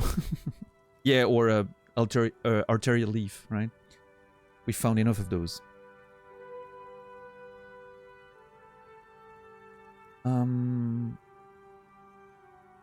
That's just the tree I'm we just... listening. Yeah, okay. That's Good. just the one we I hope it clarifies went out of. things I a don't know bit. why it was highlighted. What so else? I just wanted to make sure. How did you become a dice maker? How did I become one? It was a business decision. I was a regular jeweler at first, but that's an unfocused field with too much competition. Okay. No spoilers, but I feel like Baldur's Gate 3 has a lot of that stuff where even though I did so much, there's so much other people found.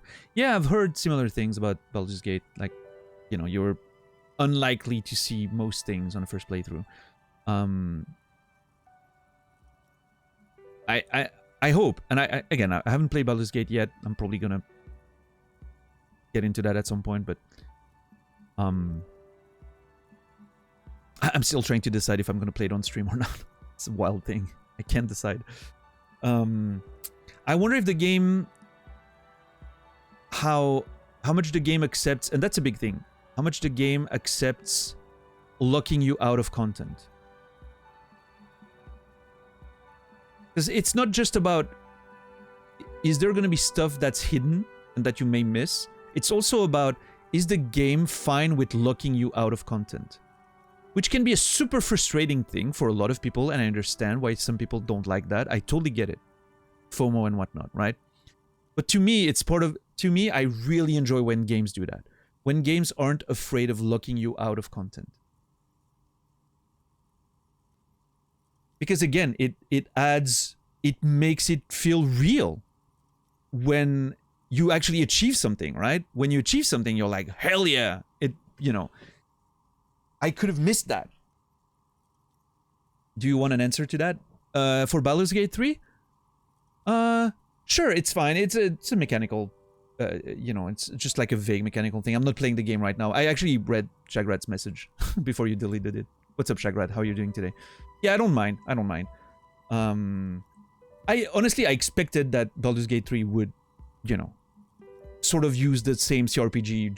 CRPGs generally do that, right? So I was expecting it to.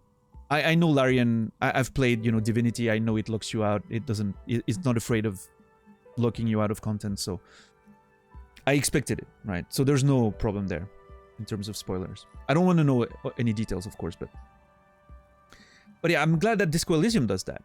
You miss a check, fuck you. You're not going to see it. You don't even see some checks. I'm sure there's a bunch of checks I've never seen because my stats are too low. Or I missed an invisible check or something, right? I love when that happens. I love the idea of that because it makes stuff that happens actually feel more unique and more important. It enhances everything. It's just, love that. Yeah, Alex, it's on sale right now on PS5, but like 10%. It's a very small sale. I'm still gonna get it probably. Yeah, thanks to the community's generosity, you know, I got Baldur's Gate covered for me the other day, but yeah, 10% is just not a lot, but yeah, I mean it knows, right? They know it's the game of the year. They're not gonna lower the price too much right now. And I mean, to be fair to the game, it's actually not that expensive compared to a lot of games out there.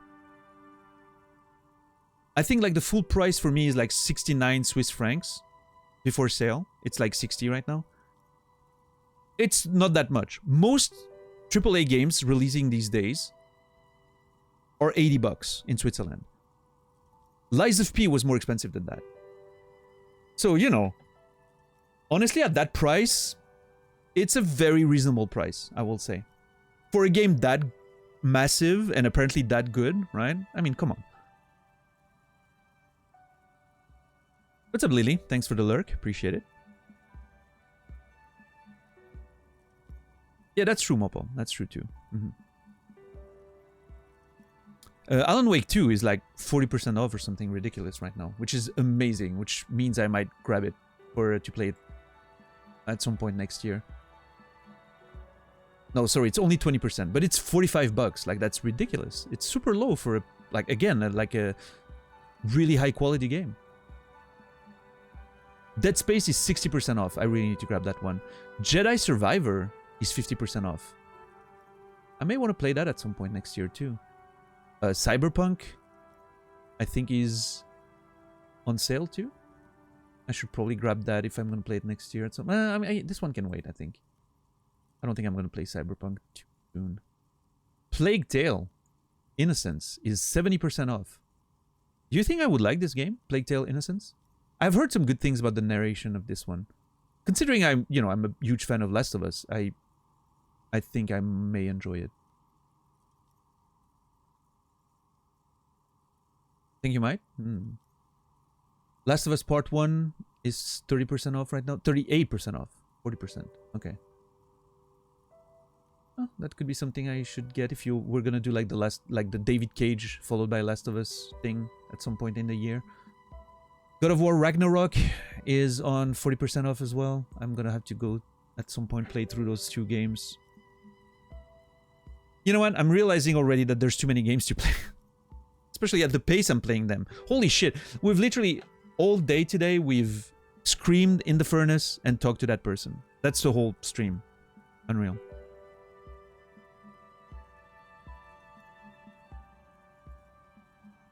I thought Plague Tale 1 was okay, like the second one a lot more. There?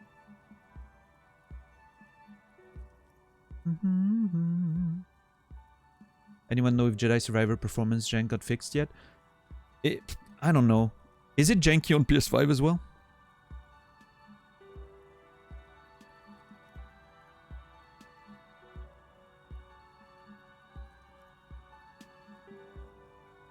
Yeah, Jesus. I have a feeling Ragnarok is I have a feeling Ragnarok will be ported to PC, maybe if they announce another sequel. I don't know. We'll see. Or maybe they'll eventually get it on there since the first one's there.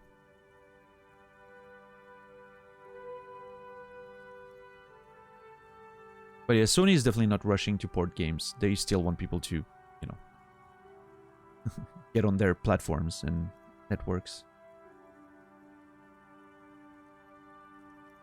They did on PS5, had issues, but nowhere near as bad as I heard the PC was. Yeah, I heard the PC version was pretty bad. Like, Naz could literally not play it, so that sucked. Some of my friends were role players. They asked me to make some polyhedral dice out of cobalt. That was my first order. I grew it from there. Okay. You like role-playing games yourself? Not especially. I like working with rare materials and a steady pay. And role players as customers? They're nice people. Aww. Way to pander to your audience, game.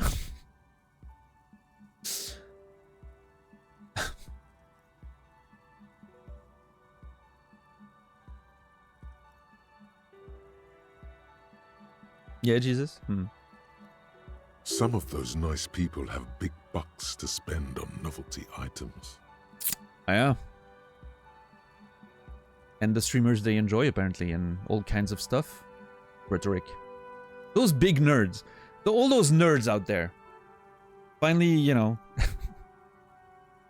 All those nerds working in tech and IT, like, finally getting their time of the day and making the big bucks.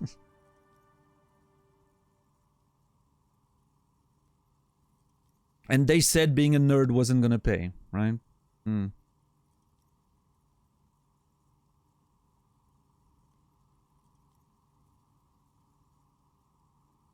I wish I got into game... I mean, obviously, getting into game dev in Switzerland made no sense back in the day, right? That wasn't even an option. Because it just didn't exist here at the time. But if I had lived somewhere where it was more accessible, I think I might have been interested in doing a career in that. It's just, I don't know, I don't think it was ever really, you know, something that was on the map for me based on my, I don't know, social environment and my parents and whatnot. Like, I would have never thought about it. I think when I was younger, I was sort of... I didn't think about how games were made. They were just appearing on my... There was just suddenly one day they were here and I could play them. Right? But hey, who knows? Maybe one day I'll write for video games. There's still a chance, you know? You never know. There's still a little tabletop game shop near where I live. I need to check out. I want to play D&D with some nerds. Yeah, or Magic the... I don't know if you play Magic the Gathering, but if like those shops usually have, you know, MTG games as well. If you want like something that's a bit lower commitment. Pretty awesome. She's thankful for the security they provide her. You know what, empathy? I get it. I appreciate that as well. Love those nerds. I'd like to order a die from you. I don't think I'm going to be able to afford it, but... Of course. Tell me what you have in mind. She nods. This is what she's here for. Oh my god, dude. Do you know the Whirl Untethered setting? I want a die for that. Do you have a cursed die? Tell me about your most extraordinary die. I'm sorry, I don't actually know what die I want. Just a normal die for me, please. Very regular. I'm looking for something to help with my work. Actually, I need more time to think about it. Tell me about your most extraordinary die. A star that fell from the firmament? Those cost more than 7 real. Are you sure?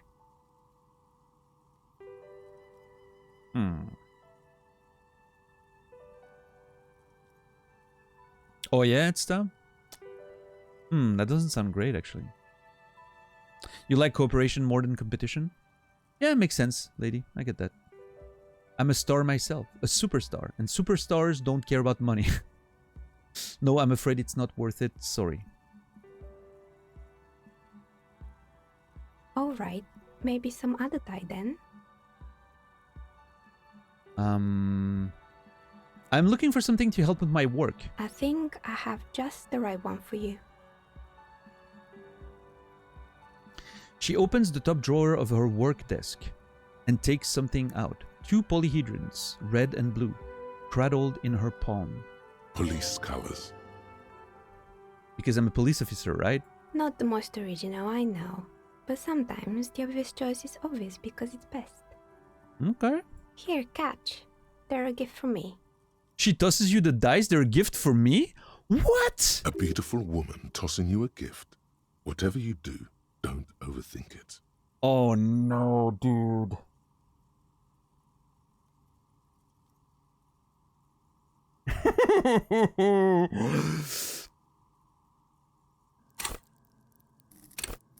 My end-eye coordination right now is at 0. Just saying.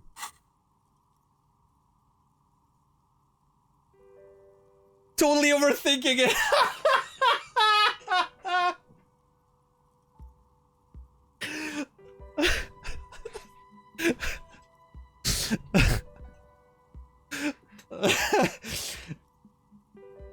How does the game know?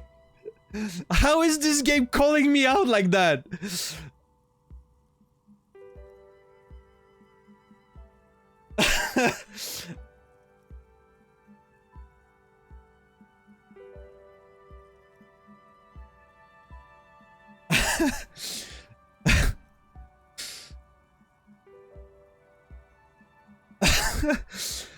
Oh god, that's one of the funniest things I've ever seen in a video game. Holy shit.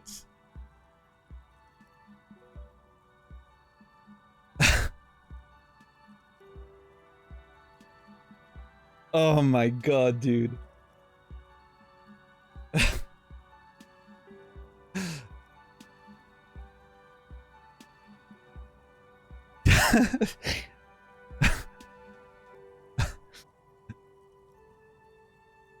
Oh my god, dude. Yeah, the joke is so subtle. It's that little line just there. Like, they didn't have to do anything else.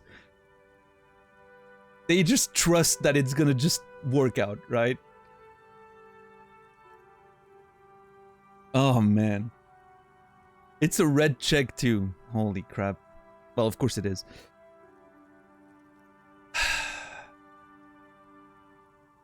Or let them fall on the ground. Oh my god, dude. I have a feeling that if I miss, they're gonna fall down the furnace or something. And I'm gonna lose them. If I let them fall, maybe they'll just fall in front of me and I can pick them up, right?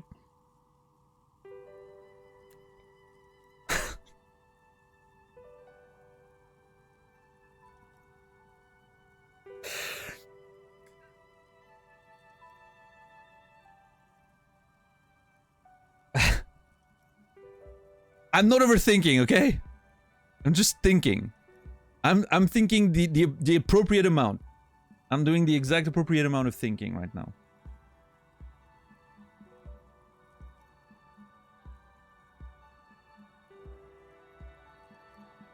Unreal. Unbelievable.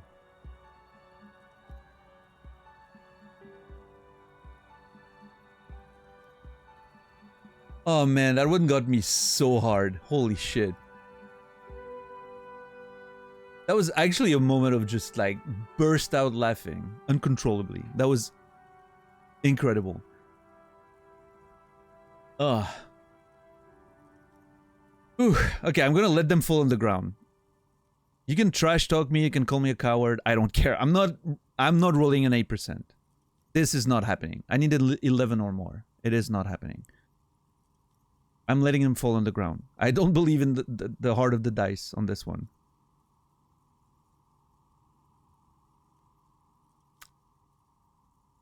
Although...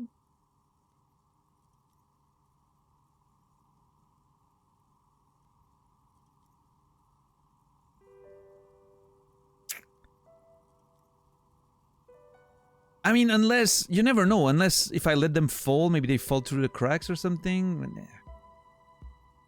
Maybe that's the same result as a failure. I'm totally overthinking it. Whatever you do, don't overthink it. I'm trying logic. I'm really trying. I love that it's success in logic and I still get screwed. It's so cool. If anything, I wonder if not getting the success here on logic would not give me the -1. That would be fucking funny if that's the case. And I think that's how it works, right? But that, oh my god, it's so funny.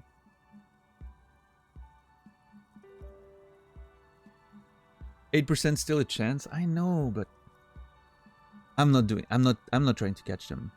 I mean, okay. There's an 8% chance this is one of the most epic rolls of all time, and I just catch them miraculously and it's beautiful. But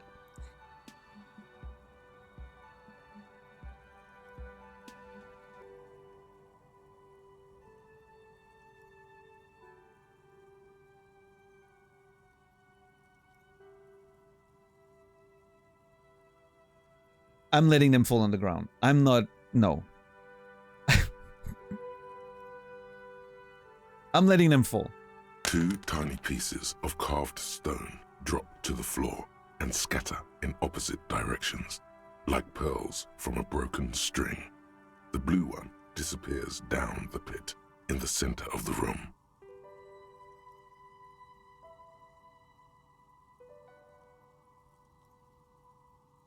Ah, down the drain, like your career. Oh! I apologize, officer. That comment was unnecessary.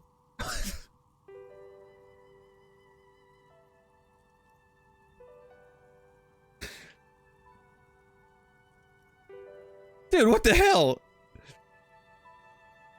I didn't deserve that. Pick up the red dice. That one is made of bloodstone with a lapis lazuli inlay. The other one was the inverse. They were a set, you see, but now the set is broken. It's a shame. They might have brought you luck. And you definitely need luck in Martinez. He closes her desk drawer. Is she pitying you? Good God, she's pitying you. I think she is, yes. Now, was there anything else? What do you know about the man who was lynched behind the whirling in rags? No, first of all, well, no, okay. Nothing really. I didn't know him. Mm-hmm. The lieutenant looks at his notebook, then the woman under the large window. Your window looks directly onto the courtyard. You're saying you didn't see or hear anything unusual last Sunday evening? I'm sorry, detective, but as you know, I usually have my headphones on when I'm working. It shuts out most of the daily ruckus behind my window.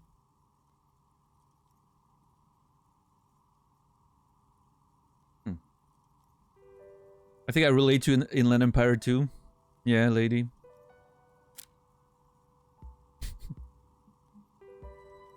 Inland Empire can be pretty brutal.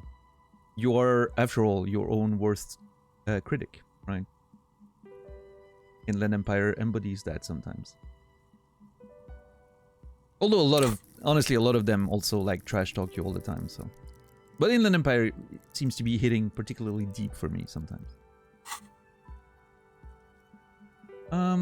What do you mean by the daily ruckus? And you never took off your eyes off the work to look out the window. You often work Sunday nights. I see. Thank you for your answers.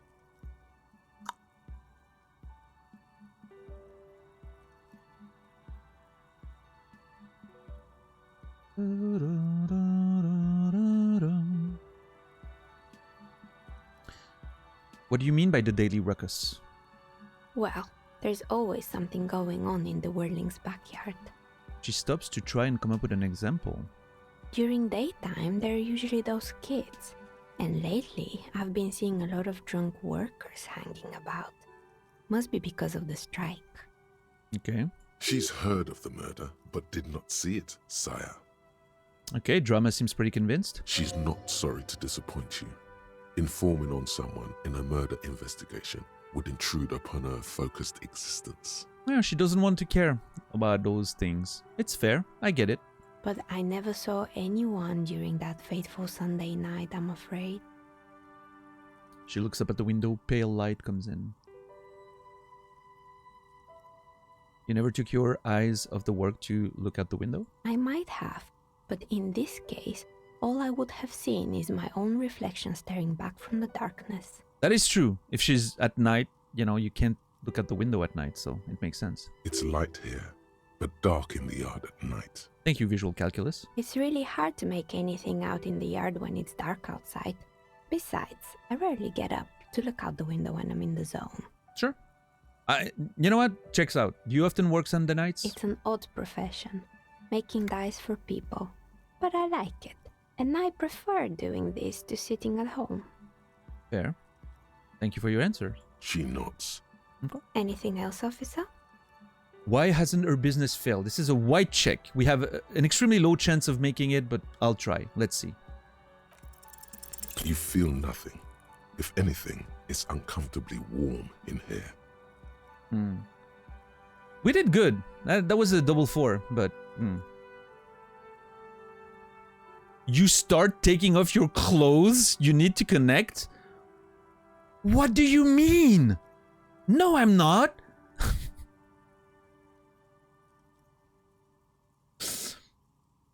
Let's leave it at that.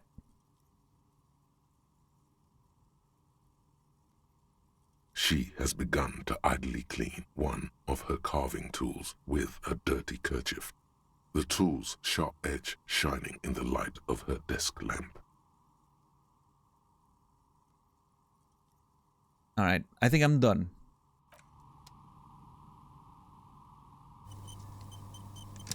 Oh, it's you again. Are you looking for a die?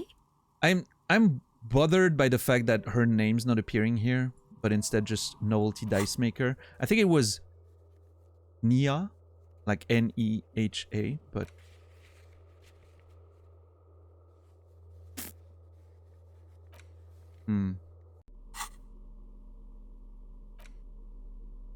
Hey, look at that. That's a D20, right? Yep. Oh, 20-sided die is made of bloodstone and inlaid with lapis lazuli. Its colors resembling police sirens. Its blue partner is missing. And it looks like the fire department arriving on the scene. Got fucked, shin fingers. Wait, what? Note, look at the map in the tab journal to see which white checks have opened. Eh?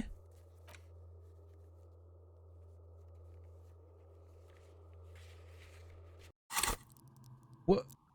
Why is it telling me that? I don't know. Anyway, okay, cool. Well, that was an interesting conversation. Holy crap. Oh. Nope. Nope. got fucked shit fingers, yeah. Okay, let's... there's a couple things I need to quickly check. One of which is, I want to try that computer again.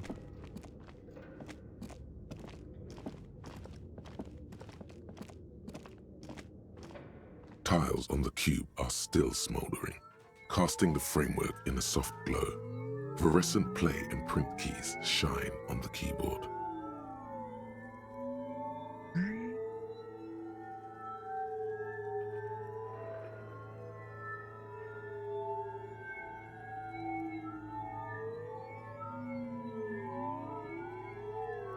Insert the production schedule. Like a smooth draw, the filament slides into place.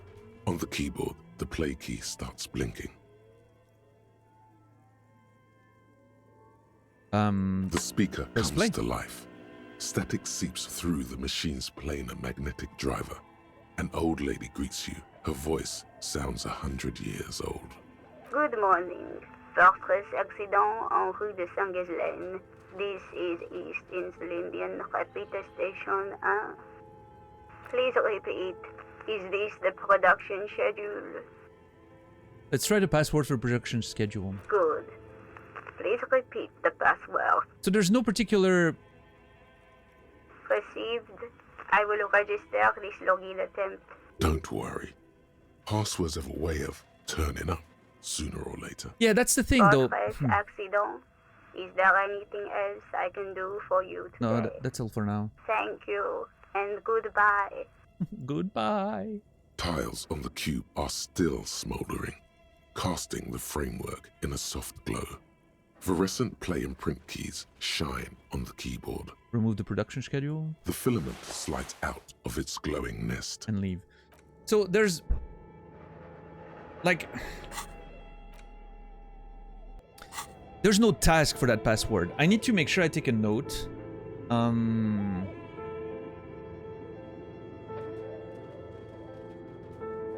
Find a password for Fortress Accident radio computer. Yeah, I'm gonna have to make sure I, you know, don't forget about that.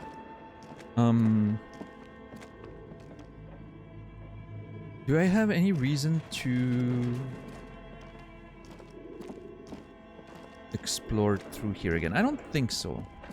I want to go... we need to go talk to bookstore lady now, Plaisance, to make a report on, you know, our findings. This old fireplace is covered in lines drawn in blue and red marker. The mesh spreading over the stone like blood vessels on alabaster skin. It looks ghostly and strangely ancient.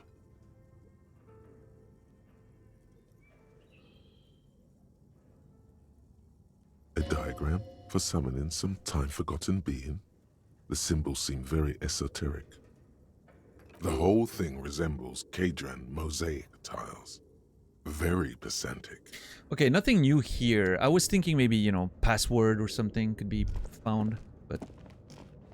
Your flashlight slides over an old green chalkboard covered in scribbles, sketches, and schemes, like some ancient cave muse. Some of the writing has faded with age, but you can still make out sections here and there. Photos and drawings have been pinned to the board.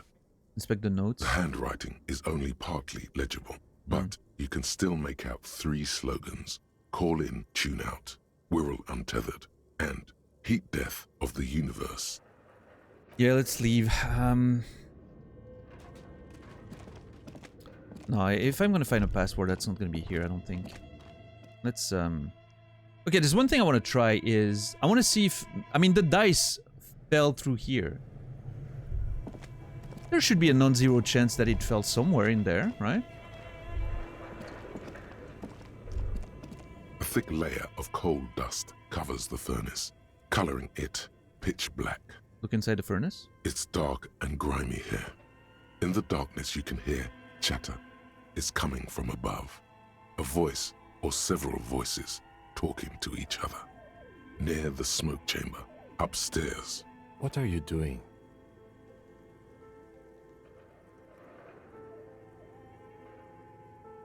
I mean, Wait, really? we've been over Maybe this. it's coming from behind those safety curtains we saw upstairs. No. God damn it. I was hoping maybe the dice would have fell and I could, you know, pick it up, the other one, but I'm unfortunately not so lucky. The bear's eyes are still glowing red. Yeah.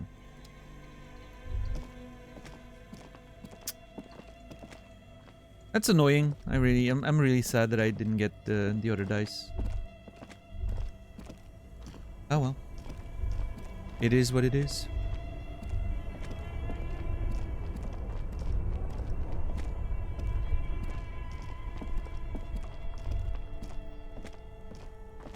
Well, that one single dice will forever be a reminder of, you know, my failures, I guess.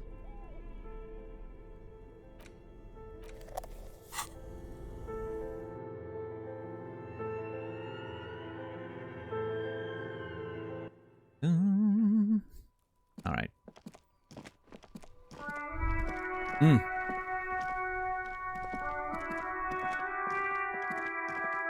An old call box with a matrix of push buttons lists all the companies in the East Delta Commerce Center.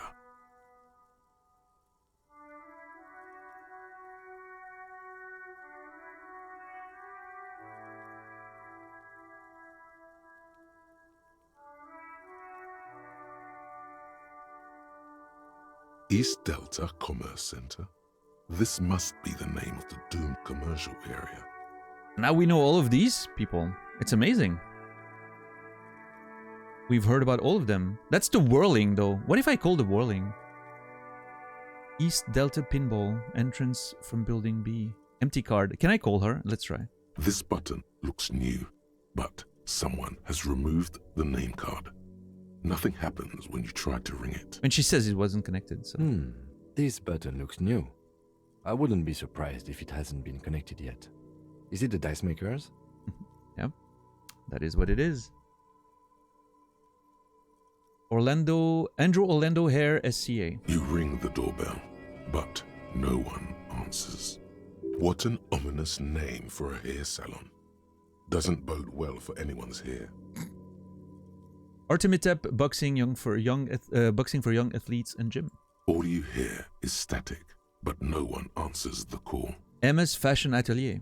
You wait for a minute or two, but all you get from the call box is silence. No one answers the call. Fabron's Taxi. The rest has been burned off. Looks like someone has melted half the plastic off with a lighter. The doorbell doesn't work anymore. Slipstream SCA. You hear static from the intercom speaker. It sounds as if someone has picked up the receiver, but isn't saying anything. Hello? Is anyone there? Yes, hello. This is Tricentennial Electric.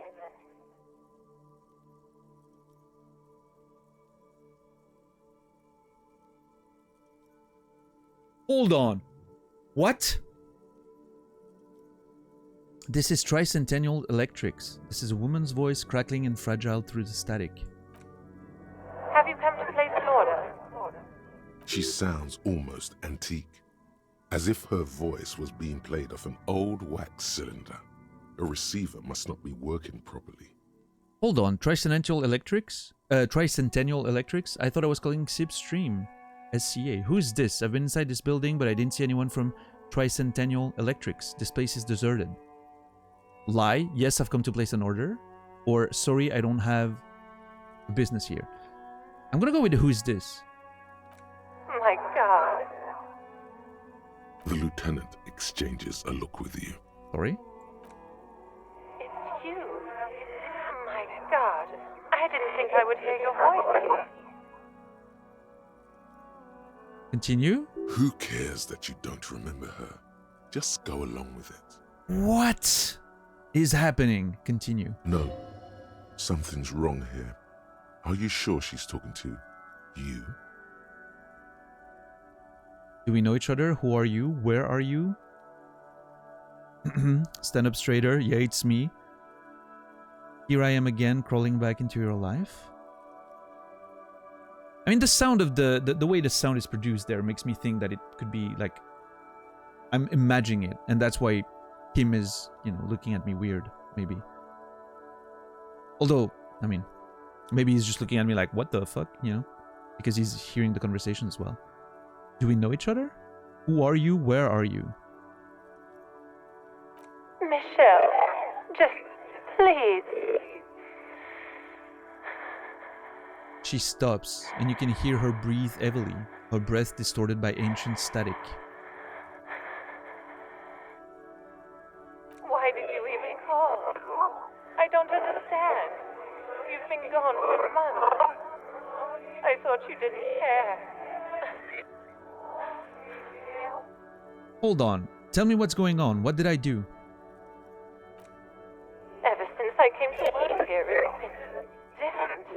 As if my mind's been wiped clean. A spot of static overrides her words. When she speaks again, it sounds like she's submerged. It's so nice. What the fuck? It's so nice to be able to finally forget. Forget about what? She sounds like she's about to cry. Hello? Oh god, please don't cry. Hang up the call. Hello? She doesn't answer. You said it was nice. What's so nice about forgetting? Silence. The only thing you can hear now is static and waves washing ashore on the bay. What just happened? I get it. You don't want to talk to me. No one ever wants to talk to me. Fuck. Hang up the call. Alright, it's goodbye then.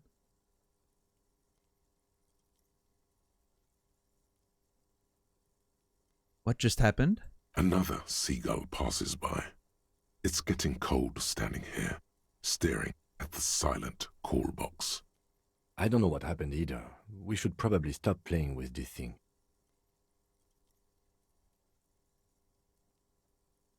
Alright, it's a goodbye then. You press the number sign on the keypad that terminates the call. 12 name cards on the call box read. What the hell is going on? Okay, this was weird. I love it.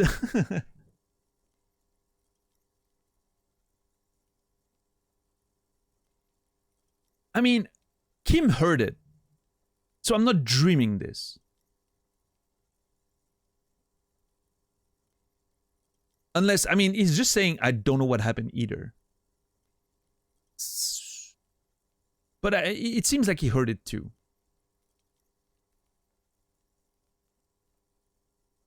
Because at first I was like, am I imagining this? Is this like an imaginary conversation I'm having with my ex-wife or something? Again, like I'm you know. But no, she called me Michelle.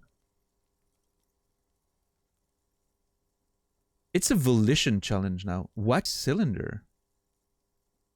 Wait, what? +1 wax cylinder. Huh? Is that an item I have?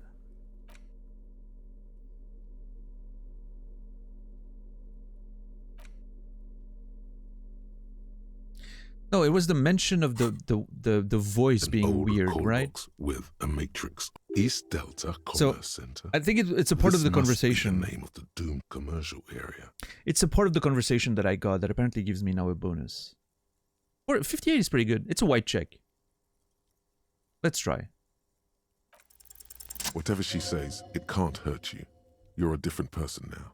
Stronger, healthier, and... Alright, maybe not healthier, but it's a bonus that you've drunk so hard you can't remember any of your past relationships. Oblivion's the ace in your corner. That's kind of what she was saying, right? It's nice to forget. Whatever she says, it can't hurt you. You're a different person now. Is that someone I'm supposed to know? But she called me Michelle. That's not my name, as far as I know. Unless I'm wrong thinking that my character is named Harry. Because that's what I've been called in the game. But for all I know, it could be wrong. But anyway, call her again. There's a light buzz as you press the doorbell, waiting for her to answer the call. It's cold outside, and you can hear the wind blowing into the speaker.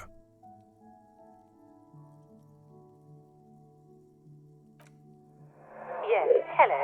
This is Tricentennial Electric. Have you come to place an order? Do I need... I wonder if I'm gonna pretend... Hi, it's me again. I wanted to talk to you. My God. Here come the bad vibes again. Relax. Distance yourself from it. Relax, distance yourself from it. Please don't hang up. I just want to explain myself. It's you. Maybe that was not the right option. My God. I didn't think I would hear your voice again. Wait, why are you repeating your words? Didn't you already say that the last time we talked? Michelle, just please. Even her breathing, the way her voice drops when she finishes the sentence, sounds exactly the same. Why did you even call? I don't understand. You've been gone for months. I thought you didn't care. Continue. Is this some kind of joke?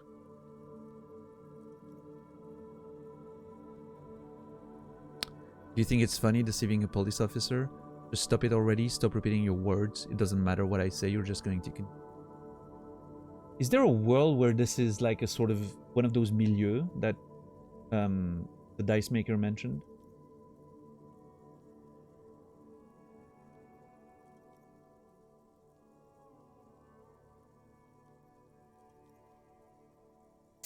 Or maybe one of those like radio games or something of some kind?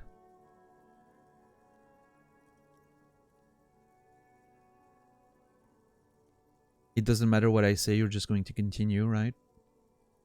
The voice from the intercom doesn't answer, but you can hear her breathing. Wind blows into your microphone again, crackling and echoing in the box. Is it over? Can we talk now? Ever since I came to work here, it's been different. Continue. As if my mind's been wiped clean. Say nothing. It's so nice. It's so nice to be able to finally forget about you. And then it hits you. You're recording. It hit me a little bit faster than the character, that it potentially was like a recording, but... She tries again not to cry, and still doesn't succeed completely. Her quiet sobs sound old and distant, as if her voice is being played off a wax cylinder.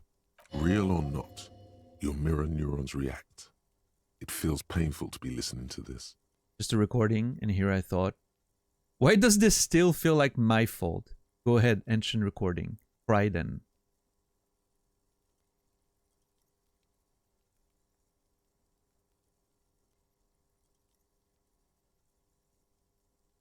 I like this one. Go ahead, ancient recording. You need more volition in your life talking to me. You know what? I think I'm with you. That'd be nice. I don't know if I reacted to your message earlier. I may have thought about it and I don't know if I voiced it or not, but yes. Volition sometimes could be nice. Just a recording, and here I thought. Or go ahead, ancient recording. Cry then. Her sound melts into the static from a long-distance phone call. From time to time, you can hear people talking in the distance, but can't make out any words. Okay. This is where you hung up the call the last time, but the recording is still going. Keep listening.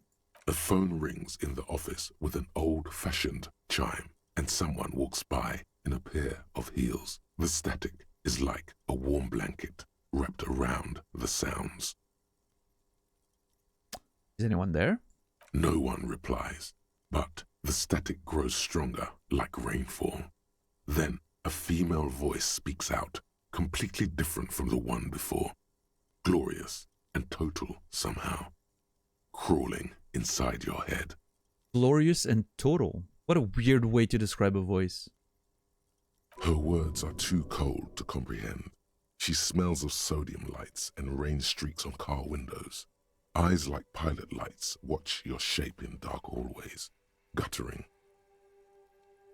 Her words are too cold to comprehend. She smells of sodium light and rain streaks on a car window. Eyes like pilot light watch your shape in dark hallways, guttering. So, Strange alien thought pattern ends. The lieutenant cuts in, inspecting the intercom. it was a recording trapped in the circuitry from some ancient tenant. This sometimes happens. Shall we conclude here? We have other mysteries to solve. Wait, recording trapped in the circuitry? Something weird just happened to me.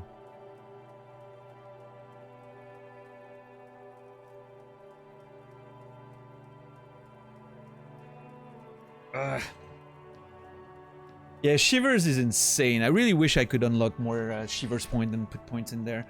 It's one of those that I really regretted not getting with the physical stats being so low. And so if I can compensate by unlocking more, you know, like being able to put more points in it, like I can do with endurance and whatnot, I'm gonna max as much as I can probably. Well, I mean, at least bring it up to like 5 or whatever. Yeah. I really like when Shivers happens.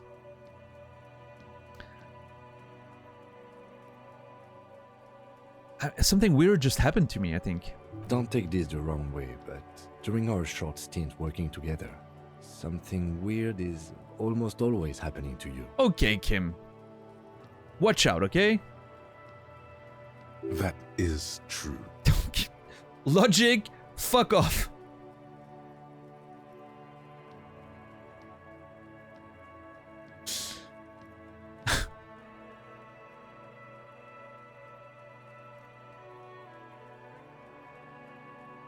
I think that option disappeared completely. The option completely disappeared.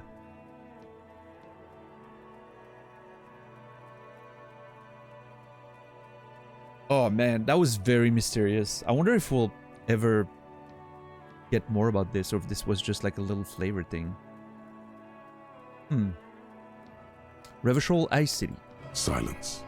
No one answers the doorbell. Okay. East Delta Pinball, entrance from Building B. Silence. No one answers your call. And the Whirling in Rags. Let's go. Nothing happens after you ring the doorbell. They don't want to talk to you. Gart, what the fuck are you doing over there?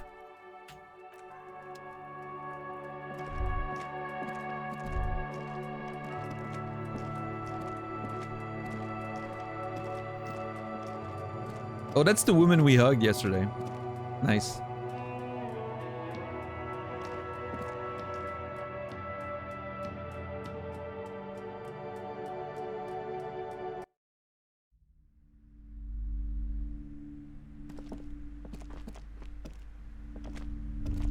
Yep, Annette still reading. Do I have more checks in this that have been unlocked? No, I have Tommy that I need to talk to outside. I need to remember that. No, the books... Yep, still locked. Man, there's a whole bunch of stuff I need to try. Oh, the policeman cloak. Man, this game is so overwhelming. There's so much stuff. Like, I'm gonna spend weeks in this game. I'm literally gonna spend weeks in this game. At this rate, I mean, we're gonna be here like all of January at this rate, I think. Which I'm not complaining about. It's a great game. I'm just saying, you know, it's...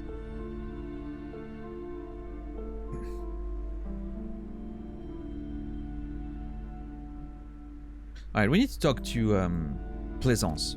Tell her about... I'm fine with that, yeah, so am I. I'm going a little longer tonight. I'm not gonna go too much longer, but going a little longer since I'm gonna be off for 2 days after that. You know, it's gonna give some VOD content for people who wanna, you know, watch some stuff that I haven't been able to watch today. I wanna watch some stuff in the next couple days. I'm gonna at least do the Plaisance conversation. Let's see. You're alive and well. Don't keep me waiting now. What's in there? In that dark sarcophagus? The dark sarcophagus. Pause dramatically. Yes, yes. How was it? Oh, we got a breakthrough imminent. With the bow collector. Oh my god. I'm excited for that one.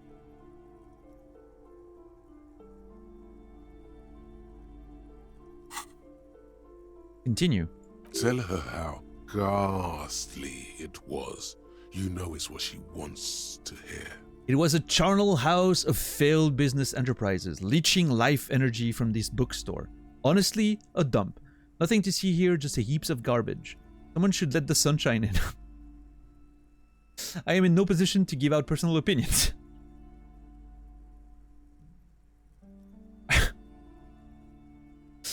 Like I'm kind of hoping, like, here's the deal. I would love to be able to go that route, and then she's like, "Oh, really?" And then go just no. It was trash. That'd be so funny.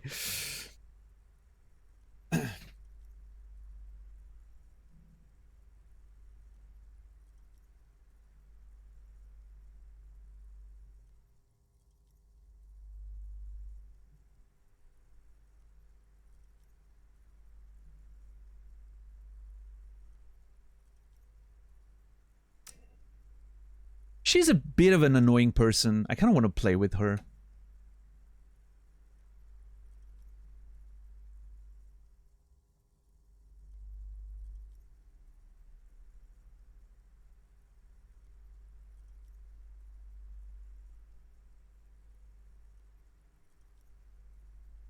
It was a charnel house of failed business enterprises, leeching life energy from this bookstore. I'm going for it. I knew it. Oh, such horrors that have been thrust upon us. She shakes her head. But what else did you find? Did anything survive? No, of course not. Have you located the entity? I talked to the entity you told me about. Her name is Nia, and she's a novelty dice maker.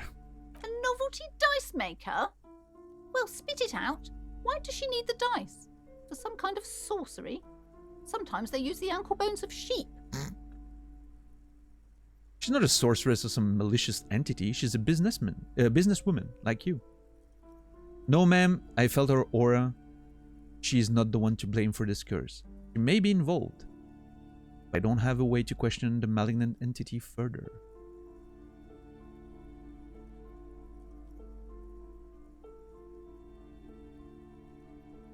I have a feeling she's not going to believe me if I go that route. If I go that route, she may. And leave her alone. I don't know.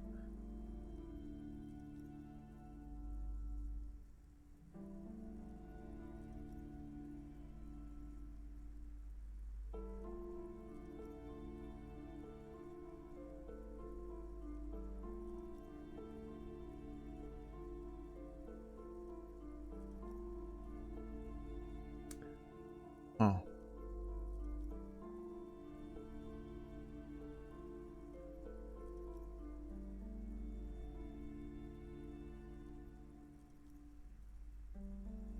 Should I be truthful?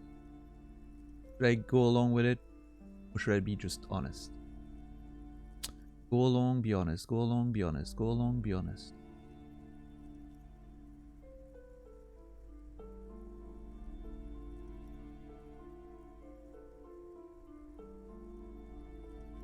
I think...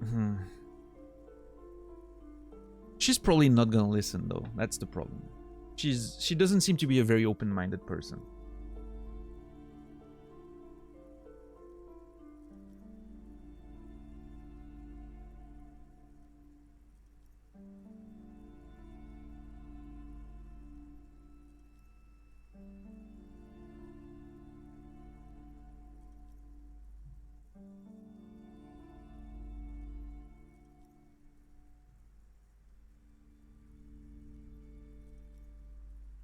I mean, we've pretended to be that person with Plaisance. I think we need to keep it up, right? We've pretended to be that investigator. If there's a way we make sure she doesn't, cause trouble for Nia, is by keeping, like making it feel like, she's just a normal person. But like in words that Plaisance will hear. No, ma'am, I have felt her aura. She's not the one to blame for this curse. I don't understand. If it's not her, then where is the source of the doom? How did she explain the curse? That's a good question. The narrative she's built herself. it does need tearing down. I agree, Logic. Just don't say you don't have any answer yet. The uncertainty is killing her. Okay. To hell with it. Perchance you ought to just lie, sire. I mean, I could. But everyone has an opinion right now. You've come this far. You know how to end it. There is an entity behind the entity. She says there is no curse because there are too many inconsistencies. The source is in the taxidermist's shop. He became involved in arts darker than taxidermy and brought the void spirit down upon this place. Honestly, I don't have an answer yet. There are still leads to be followed, like that strange radio computer thing. Dude, it's insane that the game knows. I understand it's just checks, like it's little, you know, scripted switches, right? But it's script switches. I get it. It's simple. But it's still a whole bunch of text to have, like, you need to think about all those options and make the text for it. It's incredible how much flexibility this game has. It remembers everything, it seems like. It creates that illusion very well, at least. There's another entity more malignant, pulling the strings in Martinez. Perhaps in my travels, I will cross paths with it. Yeah, just check. Seemingly millions of them, exactly. Like, it's such an incredible amount of switches. Like, you know, to script all of this. She says there is no curse because there's too many inconsistencies. Or I could put it on the taxidermist. That dude's gone. Might as well put it on someone who's not here, right? I mean, she wants to believe in those curses. I don't think, if I say there's no curse, she's just gonna dismiss me and say that I'm a fraud. The only way I can protect Nia and make sure, you know, is by playing along, I think. I'm with drama here. And I don't care lying to her. She's an annoying person. She, you know, exploited her kid and whatnot. I don't care to be... I don't care about being truthful to her. The source is in the taxidermist's shop. He became involved in arts darker than taxidermy and brought the void spirits down upon this place. Oh, how horrid! I knew something wasn't right about that place. Yeah, you should move and put your kid back to school or something. Tell me, did you find a way to break the curse? Yes, I performed the ancient Seminese dispelling rites. This commercial area is doomed no more. Yes, I called upon the spirit of Guillaume le Million to banish the curse in a flash of disco brilliance. Yeah, I dispooked it. The curse is definitely gone. I'm afraid that I can only identify the source, but you have to call some other experts to lift the curse. Nah. Let's just go all the way. I performed the... You're gonna be fine, lady, okay? Everything's fine. I performed the ancient Seminese dispelling rites. The commercial area is doomed no more. Of course. I trust my Seminese wards and charms kept you safe while you perform the ancient rites. She looks at you with some sudden admiration. All that matters is that the energies are retreating. I can already feel the curse lifting. Of course you can. It will be a long time until we're fully free of it, of course. But still. Yeah. Thank you, officer. Truly, you've brought a better psycho-emanation to this humble bookstore, and that's no small achievement. I am very glad. I hope your daughter will benefit from it a lot. She so badly wants this to be over. She would have believed anything. It will only last a day or two, a week tops. Then her mood will sour and she will feel the curse again. Shut up, suggestion. All right then. All's well that ends well. Should we return to our ordinary lives? Okay, Kim, first of all, I'm looking for a book about cockatoos. A book about cockatoos? There should be one upstairs, right next to the shelf of biographies. Farewell for now, book peddler. The Bow Collector. It's early in the morning. The world is dark blue. The sparks light her face, a delicate composition of triangles. The streets seem to grow longer, like in a dolly zoom. And there's something in the air as you stand there and wave back at the shapes growing smaller and smaller. Something that has always been there. A great see-through world. The tenderness you feel. The ghost of Revachol between you, carrying your signals. The holy messenger. Sparks light her face. Delicate composition of triangle. Streets seem to grow longer. A dolly zoom. Something in the air as you stand there and wave back at the shape growing smaller and smaller. And leaving, right? She's leaving in a tram or a bus or something.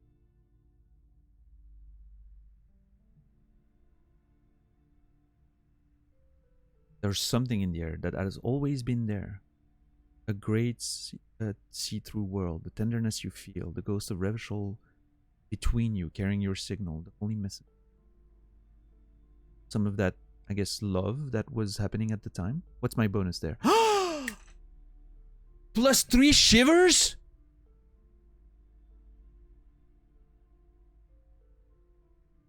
The third presence. The soul of the city, yeah. Oh my god. We have 5 shivers now. Oh, I am so excited about this. Oh, this is so good. I am very happy now. Shivers is awesome.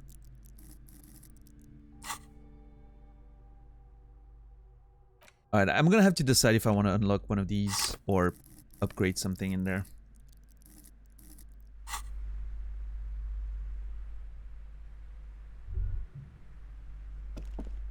Man, now I wish... Oh man, now I wish I could... I mean, we got the shiver check, right? Or did we fail it? I don't remember. No, we got the shiver check, I think, during the conversation. Yeah. Yeah, Quasi. Yeah. I mean, that was really it, right? I remember during the creation, I was like, oh my god, Shivers sounds so amazing. I mean, there's other that look cool, like Half-Light. Honestly, all skills look amazing.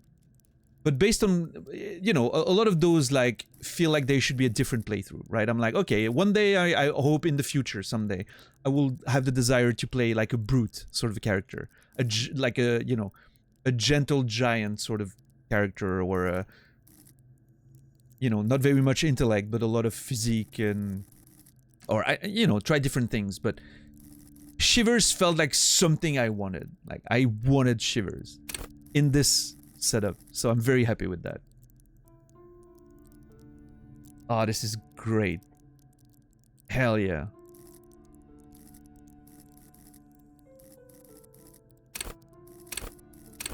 We're gonna have so much fun with that. Okay, so this is the book about the cockatoos, I think. Yeah, Credo, I feel that. A sulfur-crested cockatoo sits on the cover, its beak slightly open. It looks as if the bird is calling out the book title. From A to Zurich, a guide to a well-behaved cockatoo. Flip through the pages. Turns out that there are so many different cockatoo species, and they all have behavioral problems. Oh yeah? Jeez. What about this guide to cockatoos, storekeeper? It's a must-have if you own a cockatoo. I've heard they're quite capricious. It's $3.99. I don't have the $20 for tonight. I might come back later and get it, but not now. I'm not gonna steal it though. Angry storekeeper stare down? What the fuck? I just helped her. She should be fine. She should be happy. Oh, maybe because I browsed. She doesn't like people browsing. That actually makes sense. Yeah, maybe I'll... Like, I need to make sure I have my money for tonight. I don't want to sleep in the streets or whatever. Oh shit, I wanted to maybe talk to Annette. She has something else to say.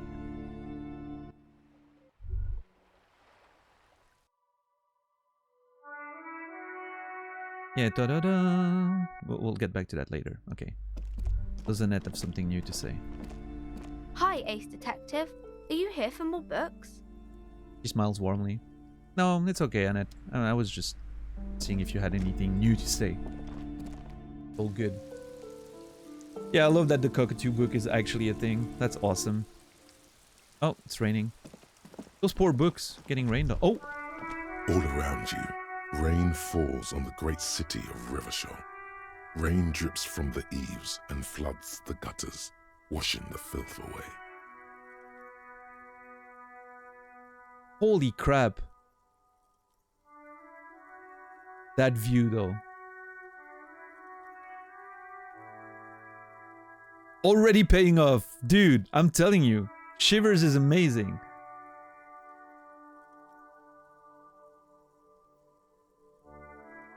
Rain drips from the eaves and floods the gutters, washing the filth away.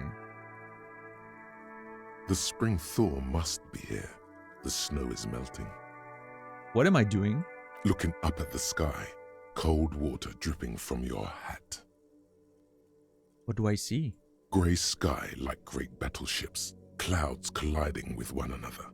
Rain falls down on the world. How does it feel? Your shirt sticks to your chest. The shoulders of your disco blazer grow heavy. The cold finds its way in under your skin. You shiver, and the city shivers with you. Motherfucker. Finished thought. What's in the west? Sheets of rain over the water. A flight of stairs leading into the ocean. Mm-hmm. Wave after wave washing the coast of Martinaise, with its motorboats and gently swaying reeds. The ruins of a half-sunken sea fort crumble on an inlet beyond the Bay of Revachol. Ghosts rise into the sky. You know what I found with this game? It's impossible to, like, I was like, okay, I'm done with that conversation. I'm just gonna go in front of the where we started the day, and I'm gonna call it here. No, Shivers suddenly shows up, and now we have a whole fucking nesting conversation again. This game is very hard to, you know, it's so dense. There's always something happening. That's what I mean, right? It feels free and free-flowing and open. You can go anywhere and you can talk to people and explore and whatnot. But it's also so dense. There's always something. Like, the entirety of the past, what, 2 streams? Roughly?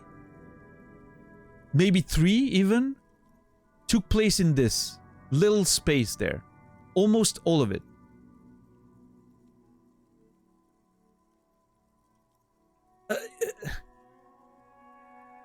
It's unreal.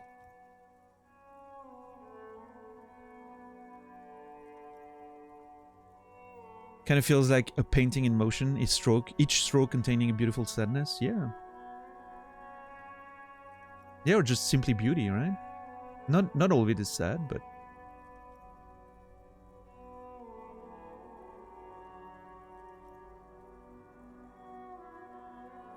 or an interactive book, right? That just sort of, there's never a pause in a book. There's never, you know, like, it never stops being a book and providing more and more words and just keeps going, right? What a game. Ghosts rise in the sky near the half-sunken sea fort. Who are you, ghosts? What is down the shore? Run your fingers through her dampened hair. And who are you, ghosts? The skyscrapers of La Delta, the financial district.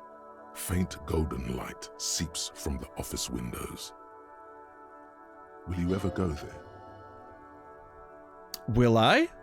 No, you are just one of the hundreds of thousands who watch them rise across the bay from Martinaise every day. Aww. I was kind of hoping we'd go there.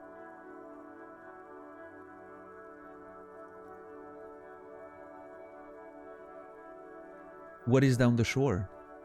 Urban coastline, rain dripping off Eternite-covered roofs, cinder blocks left over from half-finished construction, a defunct research and development building, once seized by revolutionaries.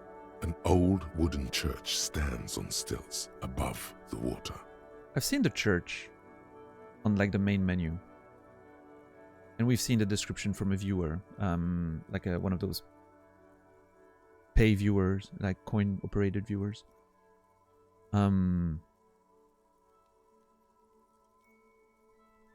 It's so interesting because, like, if I had started with Shivers, I would probably have had that whole description and everything right as I started the game, right? Which would have sort of put some context in the, like, general city and Martinez and all that. The fact that you're able to just, like, completely ignore that and suddenly you find it again is so great. I love it. Oh, Jolly, it's been a journey. There's been a lot of, like, conversation stemming from, like, the stuff that was happening in the game. We've made barely any progress in the game. Like literally almost no progress. If you want to quickly catch up, you'll be able to skip a whole lot of conversation that didn't really have to do with the game. If you like those conversations, you're gonna have plenty of them too. Yeah, you'll see. I'm not gonna be streaming in the next couple days. I'm coming back on the 26th. So hopefully you I think I'm coming back on the 26th. I'm taking 2 days off, I think. So you'll have time to catch up for sure.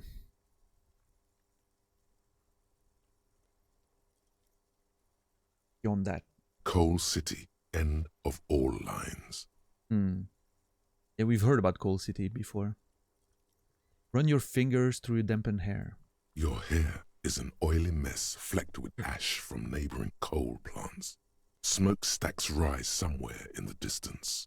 Well, that doesn't sound great. What's in the east? The great gates of the industrial harbor are locked. A chill runs down your back. You shudder like an animal trying to shake water from its hide. Clench your teeth to stop shuddering or shake your shoulders again. Yeah, I'm gonna try to stop shuddering. Behind the gates, heaps of supply crates, red and blue metal shipping containers, slick with rain. The Greater Revachol Industrial Harbor is an artificial mountain range. Immense wealth resides within, and immeasurable poverty in its shadow. That's a great description of the whole harbor set. Red and blue metal shipping containers, artificial like building an artificial mountain. I can see it, right? Like just tall like that. And the poverty in its shadow that we're witnessing firsthand here. And beyond that, La Drusienne, King Dries passenger harbor. Cruise ships flanked by dock arms, cranes watching over the mouth of the river distributary. what is across the distributary? Couronne, the lower middle class. Distributary after distributary cuts the city blocks in half. 7-story buildings trail off into the rain. What's beyond Le Courant? A silvery curtain of rain over the houses. The class divide.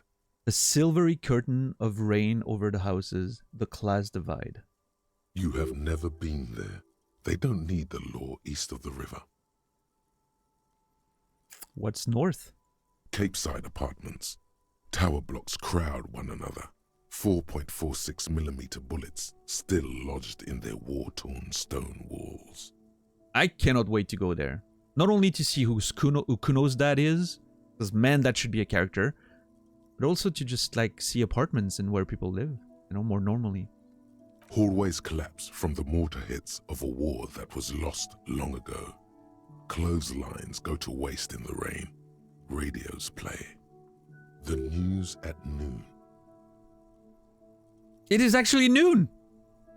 What the hell, game? How did you know?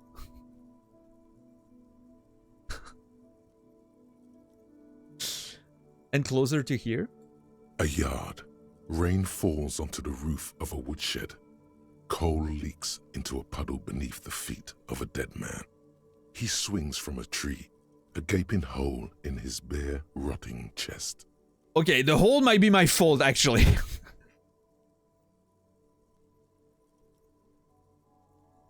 I don't know, like, okay. I don't know if that's a metaphorical hole, right? A gaping hole in his bare rotting chest, or if it's just a mention because I shot him. If it's because I shot him and it's actually taken into account, that's so impressive. That is like legit impressive.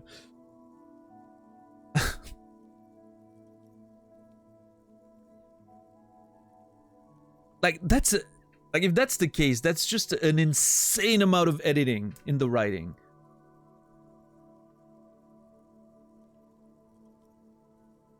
As someone who wrote several novels, just writing one novel and making sure, you know, like the editing and everything makes sense, right? For in the context of one book is such an insane amount of work. And if you change something, having to fix the rest of the novel to make sure it's like coherent and whatnot is such an insane amount of work. Imagining doing that for a game like this that has so much text in it for every possible like little checks and little like variations, and it actually blows my mind.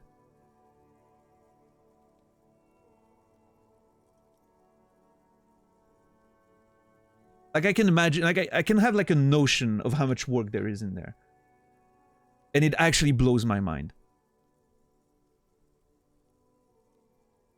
It's like having to keep every version of your book with the little stuff things you change, but every version needs to be perfect. And so you need to, you know, keep all those things coherent at all times. And, like, just the thought of it is just...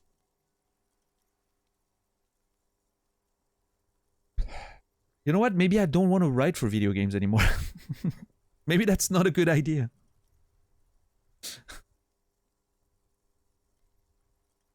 Okay, I just want to write a linear game. No, I think the challenge would be fucking amazing. Sounds like an incredible challenge to take on.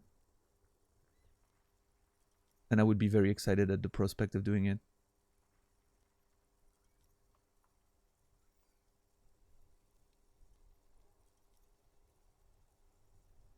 Yeah. Oh yeah, for sure. It's an insane amount of editing work, right? Like cataloging everything, making sure you keep references to where like events or characters or elements are mentioned, and it's a whole lot of metadata, which you can, you know, easily, not easily, but you can keep track with like softwares, like the software I used to write, which is Scapel. There's a whole bunch of metadata stuff you can actually activate, and like a character, and you can then, every scene you have, like everything is separated in scenes, and you can like click the characters that are involved or the locations that are involved, so you can keep track of everything. If you change something, you know everything where you need to look at, right? But there's like 100 writers worked on this, not something you can do alone probably. Yeah, but still, like you need, like, it's not something where you can just let 100 writers work on and let them have free reign, right? You need someone who's going to be like the lead writer or lead writing director, narrative director, and he's going to have to check over most of these things. There's some, you know, obviously some delegating you can do, but you still need to have someone that checks over the whole thing and has most things in mind to make sure because if the people work like independently from one another, you know, it's going to be there's a risk of there being a bit of a mess, right? I don't know how they did the work. Maybe they had a perfect workflow that, you know, made it possible not to have someone who oversees the whole process. But I'm assuming that there had to be like a narrative director who had to be very hands-on and, you know, make sure that everything was just that everything just sort of like, you know, fit in together, right? But yeah, there are special tools. Yeah, anxious. Especially for narrative, video game narrative, there's like a lot of software, like standard software that people can use. I don't remember their names exactly, but I've read about them. And yeah, it allows you to keep track of, again, all the characters and their mentions and sort of like locations and all of that in a sort of like vertical way, right? That allows you to see everything. But yeah, anyway, I mean, it's still like a fucking impressive achievement. Even if this isn't a clear reference to me shooting it, and I still believe it is, but even if it's not, I've seen, you know, evidence in this game of so many little details that the game takes into account in the way people talk and the way people remember or know things, and it's very impressive. Anyway, what's in the south? A traffic jam. Rain thrumming on the roofs of motor vehicles. Inside, drivers watch water streaming down their windshields. The statue of a king shudders. He too is cold. The canal bridge has been raised. Statue of a king shudders. Is that the king we just read about earlier? King Driss?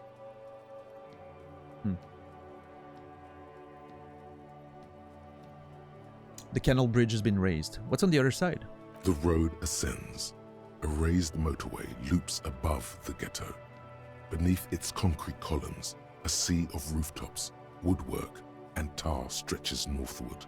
4-story buildings as far as the rain can fall. The snows melt in Jamrock.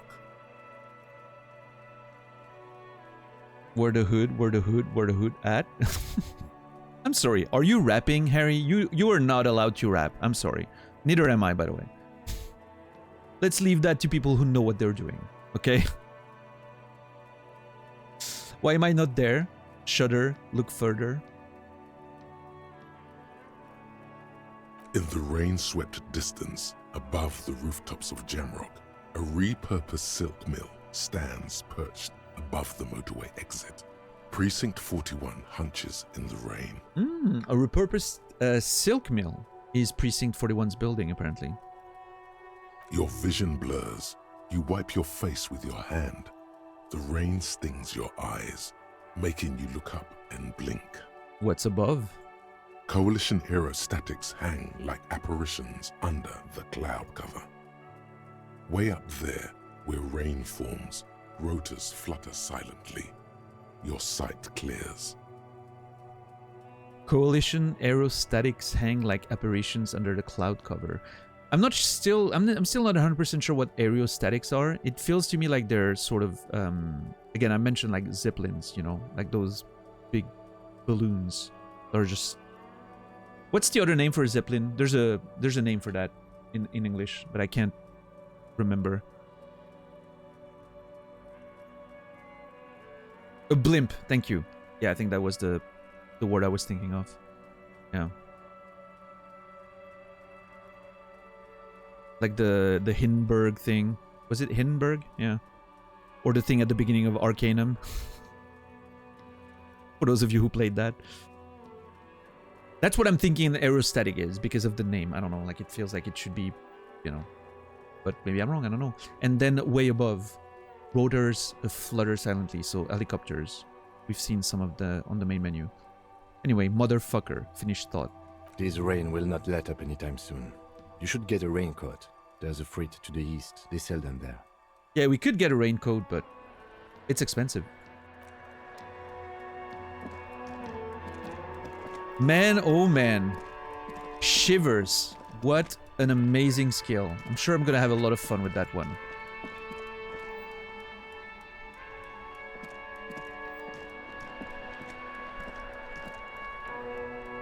And there we go.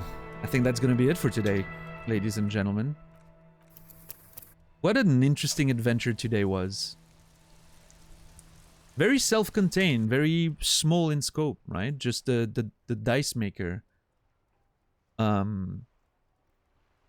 situation, but that was fun. I really loved that. Anyway, everyone, thank you so much for watching tonight. Thank you for the follows. If you haven't followed, make sure to follow if you're interested in seeing more of this playthrough. You're no around here. But yeah, thank you everyone for watching. Thank you for the tremendous amount of support tonight. Thank you for the subs, the gift subs. Thank you for the donations. Thank you for the bits. Thank you really for everything. So far, like today, of course, and so far in this playthrough, it's been wonderful. I am really, really grateful, and I am really enjoying, you know, going through this adventure with you guys. Hopefully a lot more.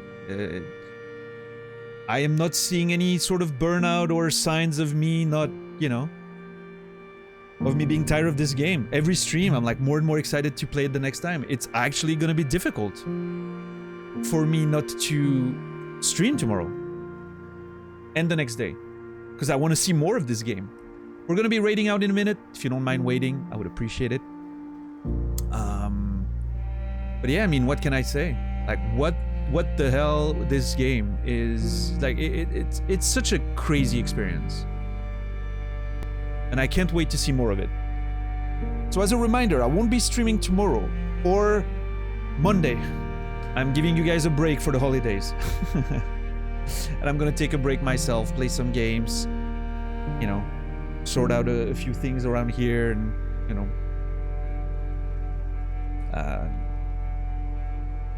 resource myself a little bit, and then we'll have a, you know, probably a long run until the new year.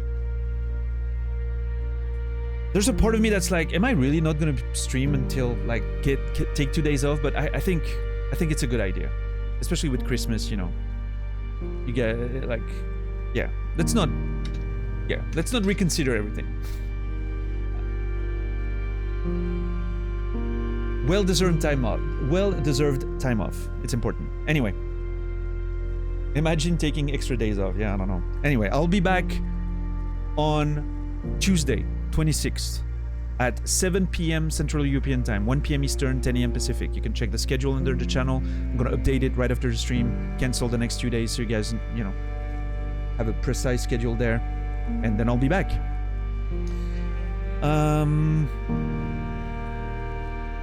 I don't know what else to say. Yeah, we're gonna raid Elisa Prey. She's currently doing Elden Ring, Randomizer, Deathless.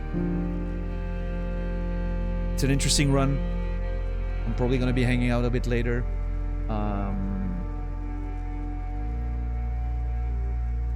Some good music, some good Elden Ring gameplay. It's fun to watch. I'm gonna be hanging out there. But anyway, yeah, I don't know. It's one of those days. I'm very grateful. It means the world. I can't wait to be back on Tuesday and play more Disco Elysium. I wish you a beautiful rest of your day, evening, or night. I wish you all a wonderful, wonderful Christmas time with your families or whatever. And if you don't celebrate, I'll have a beautiful next 2 days. I'll see you guys in the next one. And until then, remember me, and I'll remember you.